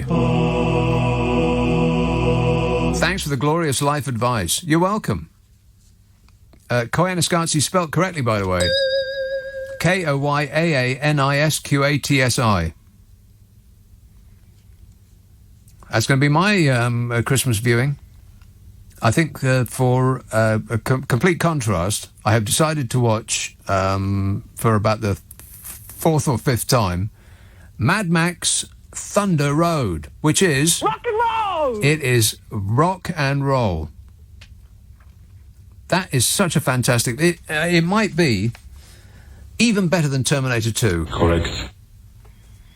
As the greatest action film of all time, Mad Max Thunder Road. Not the first one, not the second one, not the third one, but the one that they made after a gap of many, many, many, many years, Thunder Road. It is great. It's bigger than great. There's no love scenes. There's no emotional scenes. People don't talk about their feelings. Boring. It's non-stop carnage from start to finish. You'll love it. Jason says, so they passed that bill allowing Priti Patel to remove the citizenship of someone with 2 passports, and it's masks and vaccines that are creating a 2-tier society, says Jason. Tom tweets, seeing as Johnson likes hosting a quiz, maybe it could be a future TV career option for him. What quiz do you think he'd be a good fit for? I'm going with the weakest link, says Tom. Stepney Green. Hello, Pat. Hello there. Hello there. Yeah, I mean, there's really no one to vote for. I mean, you kick Boris out, you get some other sick psycho like Savage Javid and Michael Gove and any of them. I mean, you'll be in worse trouble because these people, they're probably as bad as Johnson. Right. Well, just before we go any further, I would like to dissociate myself from the opinion that they are sick psychos. But I do agree with you that the direction of travel of the government won't change, dependent on who is actually at the helm, because the people who are paddling furiously under the still waters are not Boris Johnson. They're and they will all remain in place. And so regardless of who it is that replaces him, I feel that nothing is going to change. it will just seem as though it's less corrupt without necessarily being so. But thanks for that, Pat. I know you wanted to say more, but I'm just, bells are ringing in my mind. Warning, warning. Thanks for that. Sue emails, there's talk in the US that Donald Trump could become Speaker of the House. I don't know about the speaking thing, but I'm sure he'd do his best to get the business of the House in order so that he can get extra points. And it was 30 or 35 questions. The first questions are very easy. The last questions are much more difficult. Like a memory question, it's like you'll go person, woman, man, camera, TV. So they say, could you repeat that? So I said, yeah. So it's woman, camera, TV. Okay, that's very good. If you get it in order, you get extra points. Okay, now he's asking you other questions, and then 10 minutes, 15, 20 minutes later, they say, remember the first question? Not the first, but the 10th question? Give us that again. Can you do that again? And you go, woman, man, person, man, camera, TV. If you get it in order, you get extra points. They said nobody gets it in order. It's actually not that easy, but for me it was easy. And that's not an easy question. In other words, they ask it to you, they give you 5 names and you have to repeat them, and that's okay. If you repeat them out of order, it's okay, but it's not as good. But then when you go back about 20, 25 minutes later and they say, go back to that question. They don't tell you this. Go back to that question and repeat them. Can you do it? And you go, camera, man, person, woman, TV. They say, that's amazing. How did you do that? I do it because I have a good memory, because I'm cognitively there. Approximately how many extra points do you get if you get it in order? Maybe 4? Oh, it's got to be more than that. $8,737,540,000. Yeah, that's more like it. Paul emails, I'm coming to the conclusion that Johnson knows and always has known that he's going to get the sack. It seems his aim has always been to squander as much public money as possible till the inevitable happens. Well, he's doing a bang-up job. if that's the plan. Excellent work, Bodge. You get extra points. Alexandra says, Cressida Dick does indeed seem to view the Met as a protection force for the Tories. A senior Rosa phoned Ian Dale the other day, stating that an investigation into Partygate was a bad idea, as it would only give Starmer, Davey et al. Ammunition against the government. Wow. I don't believe it.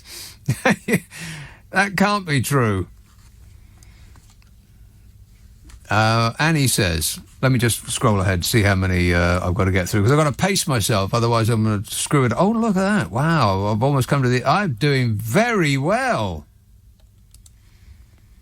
Cressida Dick doesn't... No, I've read that one. See, that's how far ahead I am.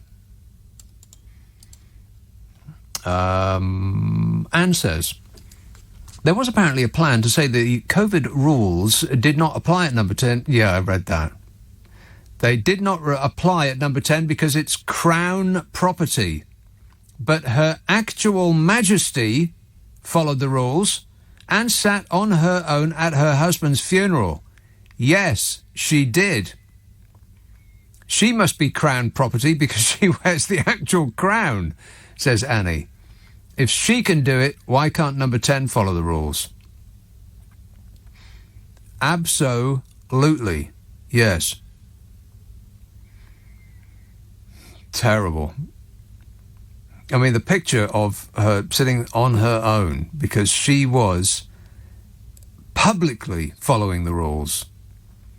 She did not want... I mean, she's the bloomin' queen. She could do whatever she wants, right? But she didn't.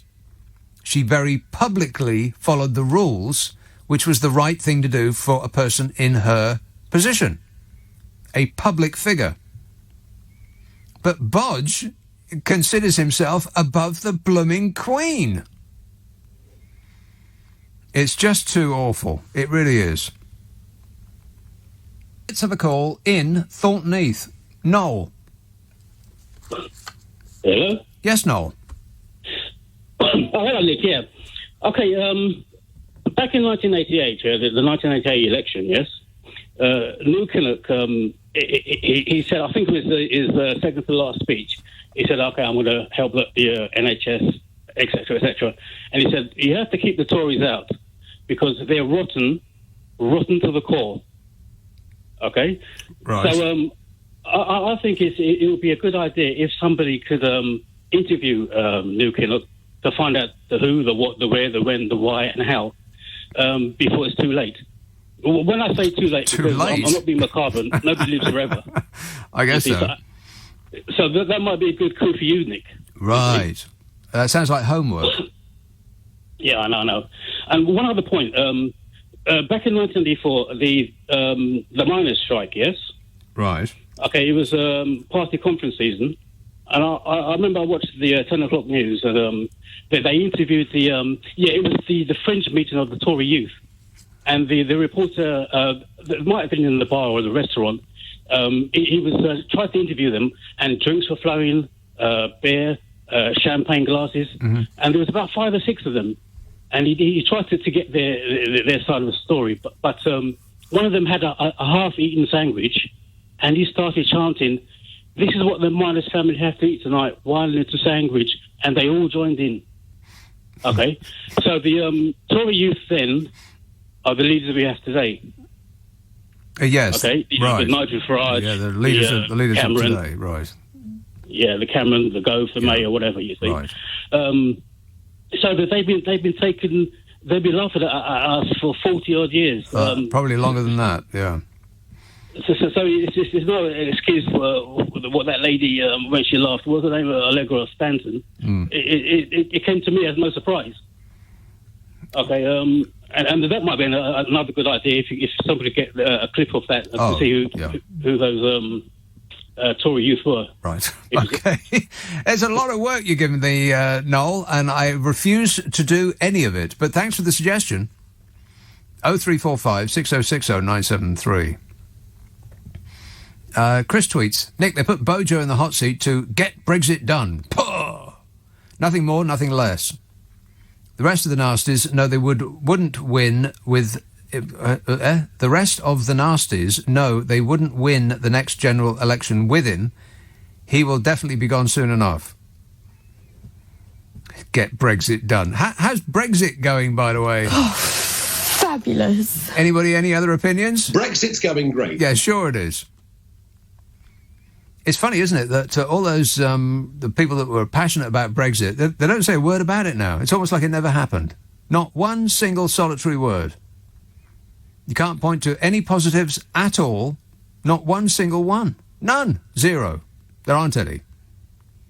It's almost as though people weren't telling the truth about what might happen after Brexit. Almost as though they knew what would happen after Brexit because, after all, they were told over and over and over and over and over and over and over and over and over and over and over and over again. And they pretended that they didn't believe it in order to get Brexit done. Andrew texts, Nick, Mad Max Fury Road is a terrible film and it's the worst one of the series by far. What? The hero spends half the movie imprisoned, doing nothing. Your love for it confuses me deeply. Andrew, I want you to know that I don't mean this in a negative way, but you're an idiot. County Down. Michael. Yes. Yes, Michael.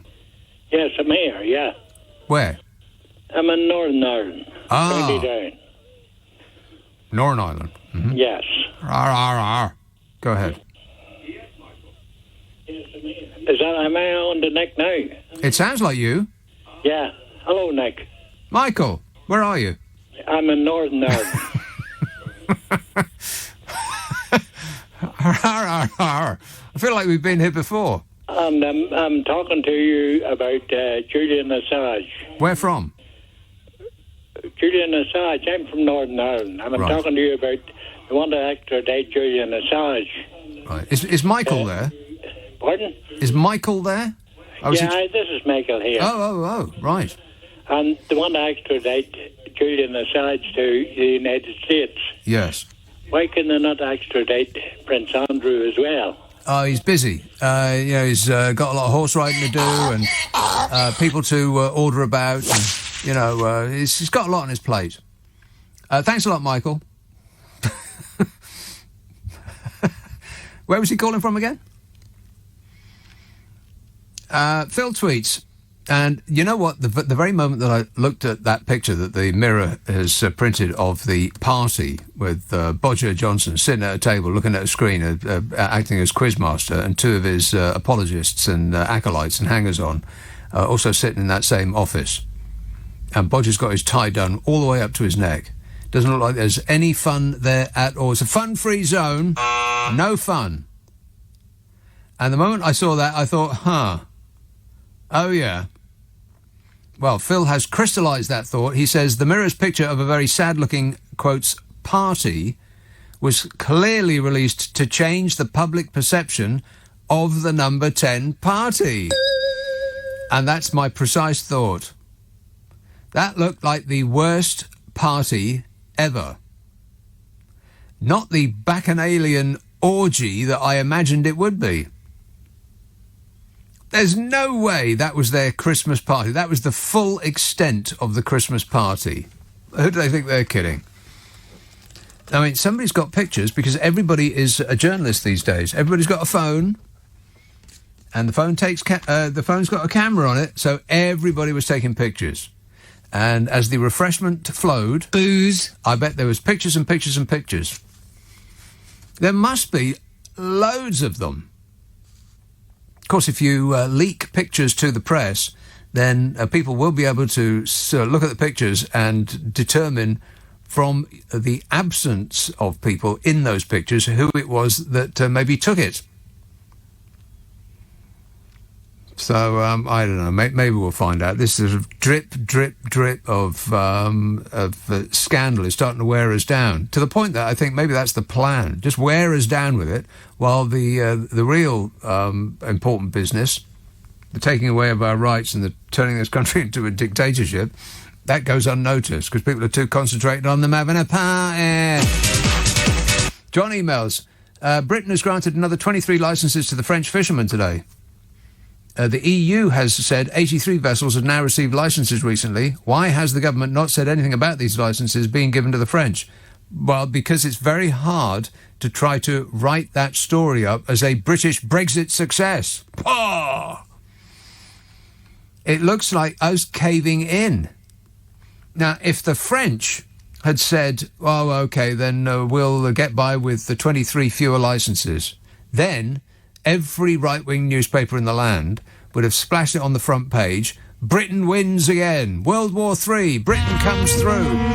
We've beaten those insidious French Europeans once again.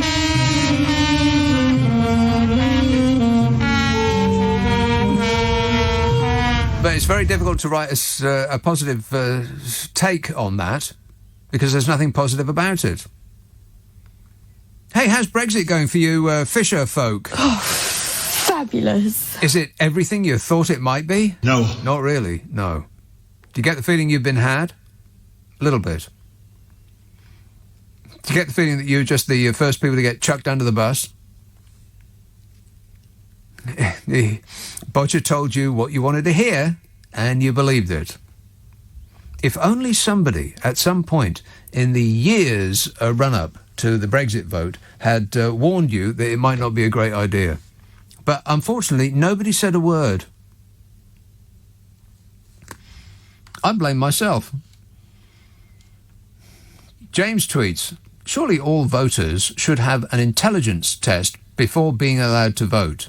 Well, I can't remember the amount of times I've said that.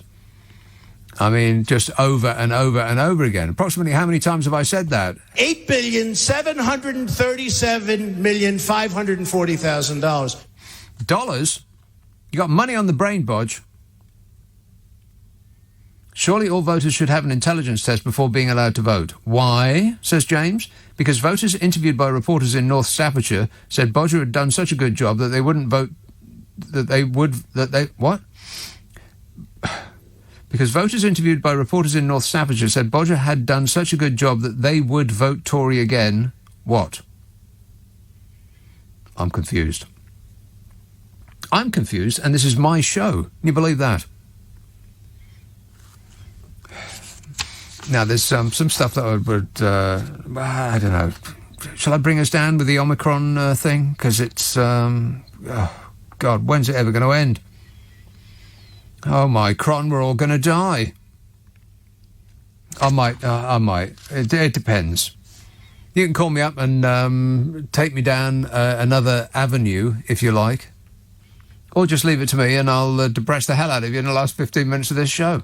Government sources have revealed that it's worse than you could possibly imagine.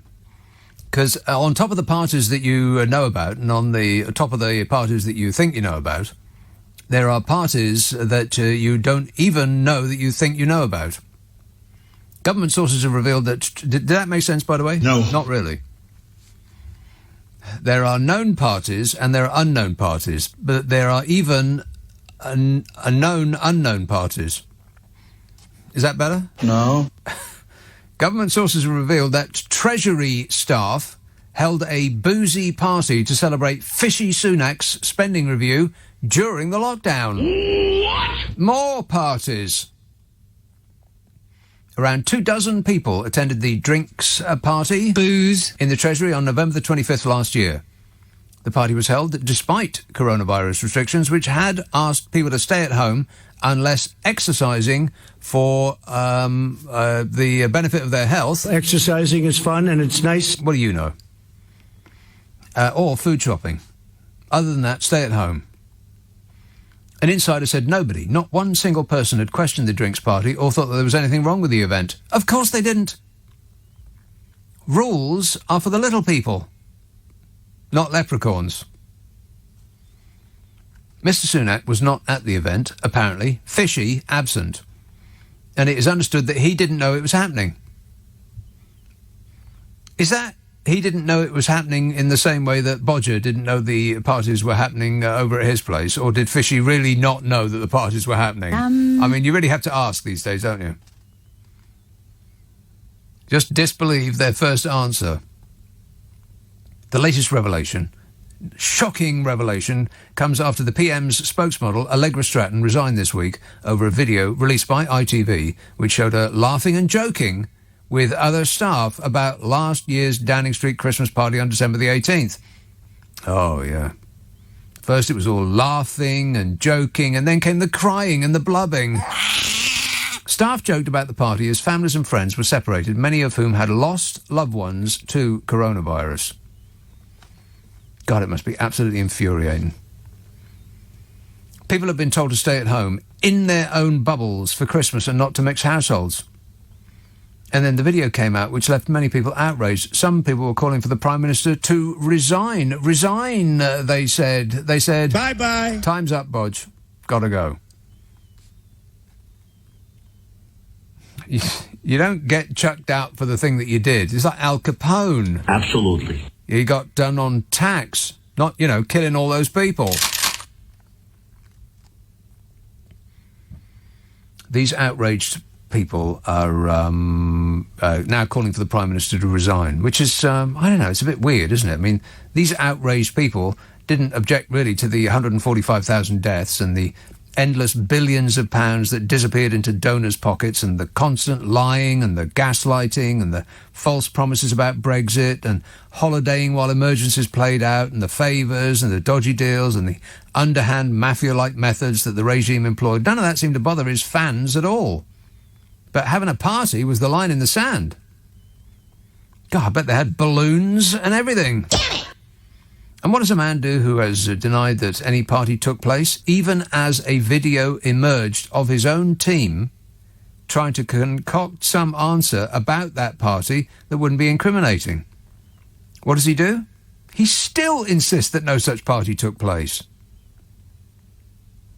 So Bodger is in the position of a man who has accepted the resignation of a person for making light of a party that he says didn't happen. Can you wrap your head around that? Allegra Stratton, his spokesmodel, resigned, and he accepted her resignation for making light of a party that Bodger says didn't happen. Does that make sense? No. And now we find that there were so many parties in and around Downing Street that the people working there could have overdosed on cake or Coke. As far as, the evidence of every horizontal surface in and around Westminster would suggest. I mean, they were laughing while we were instructed, under pain of fines, that we must not do as they were secretly doing. A spokesman said of the Treasury drinks party, in line with the guidance at the time, a number of staff came into work on the Spending Review 2020. We have been made aware that a small number of those staff had impromptu drinks around their desks after the event. An inquiry is set to take place into the 3 parties that came to light before this latest drinks party was revealed. An inquiry. It's okay, everyone. They're going to have an inquiry. Oh, fabulous. Simon Case, the Cabinet Secretary, is leading the investigation into last year's Downing Street Christmas party on December the 18th. And a leaving event on November the 27th. And an Education Department party on December the 10th. That wasn't you, wasn't it, Gav? Yeah, maybe not. I wonder if, after looking into the matter, that he finds that there is a lack of evidence. Simon Case, the Cabinet Secretary who is leading the investigation, I wonder if, after he looks into the matter for a good long while, he finds that there is a lack of evidence. Wouldn't that be incredible? No. If he discovered that? Photos of the Downing Street party exist, some showing staff wearing Christmas jumpers. That's Christmas jumpers that do not exist at a party that didn't happen. Simon Case, the Cabinet Secretary, will also access WhatsApp messages which organised the event. The messages are believed to reference the alcohol available at the event in large amounts. Booze. I bet there was large amounts of it. I mean, my single experience of being in the Palace of Westminster, it was, and I have said this many times, it was the drunkest place I've ever been in my life. And I've been in student union bars. I've never seen anything like it. I mean, it was really like these people had been introduced to alcohol for the very first time in their lives, and they were just going nuts. Staggering about the place they were. I was really quite amazed. And it was, I think it was a Thursday, maybe a Wednesday, a Thursday. They were reeling. I mean, just the steam of alcohol pouring off them. These old geezers being propped up by their youthful assistants. Looked like a really rum show to me. It was very odd. I mean, really just bizarre. Like, you couldn't have imagined such a scene in any other place. If they had exhibited that measure of drunkenness outside of the Palace of Westminster, then people would be calling the police. They'd have been arrested by the law. So, if we're being led to believe by the release of that photograph of Bodger soberly staring at a screen and chairing a quiz show but on Zoom, and that was the nature of the party, oh, please, do me a favour. So photos of the Downing Street party exist. We ain't seen them yet. Some people showing staff wearing jumpers. That's Christmas jumpers at a party that didn't happen. Jack Doyle, Boris Johnson's Director of Communications, offered to resign before the party happens, but the Prime Minister did not accept that resignation, which is apparently not allowed. You can't not accept the resignation. According to the Tory, the sort of insider, Bodger wants to make Mr. Doyle the fall guy and is good at convincing people he is looking after them, like a mafia don. Absolutely. I'll take care of you. Anytime that Boris Johnson says he'll take care of you, run to the hills. I mean, first off, does anybody believe that they won't have a party of some sort in some place? Oh, I've skipped the headline. It's been confirmed by Mr. Johnson's official spokesmodel that the Treasury and Number 10 have cancelled this year's Christmas parties. Anybody believe that? No. Not really. I mean, come on. We may be gullible, but we're not totally stupid. I mean, they won't be able to help themselves. Their own sense of superiority will make it happen. And by the way, what kind of advice is that they're giving us now? Work from home, but go to work parties. I mean, if you didn't know any better, you'd think that this regime was deliberately trying to infect every last one of us. If that is the plan, they're doing an excellent job.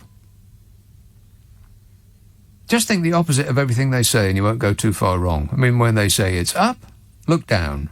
When they say it's left, look right. And when they say they are working hard to protect us, run for the hills, drop everything and flee. What a way to run a country, eh? Dreadful.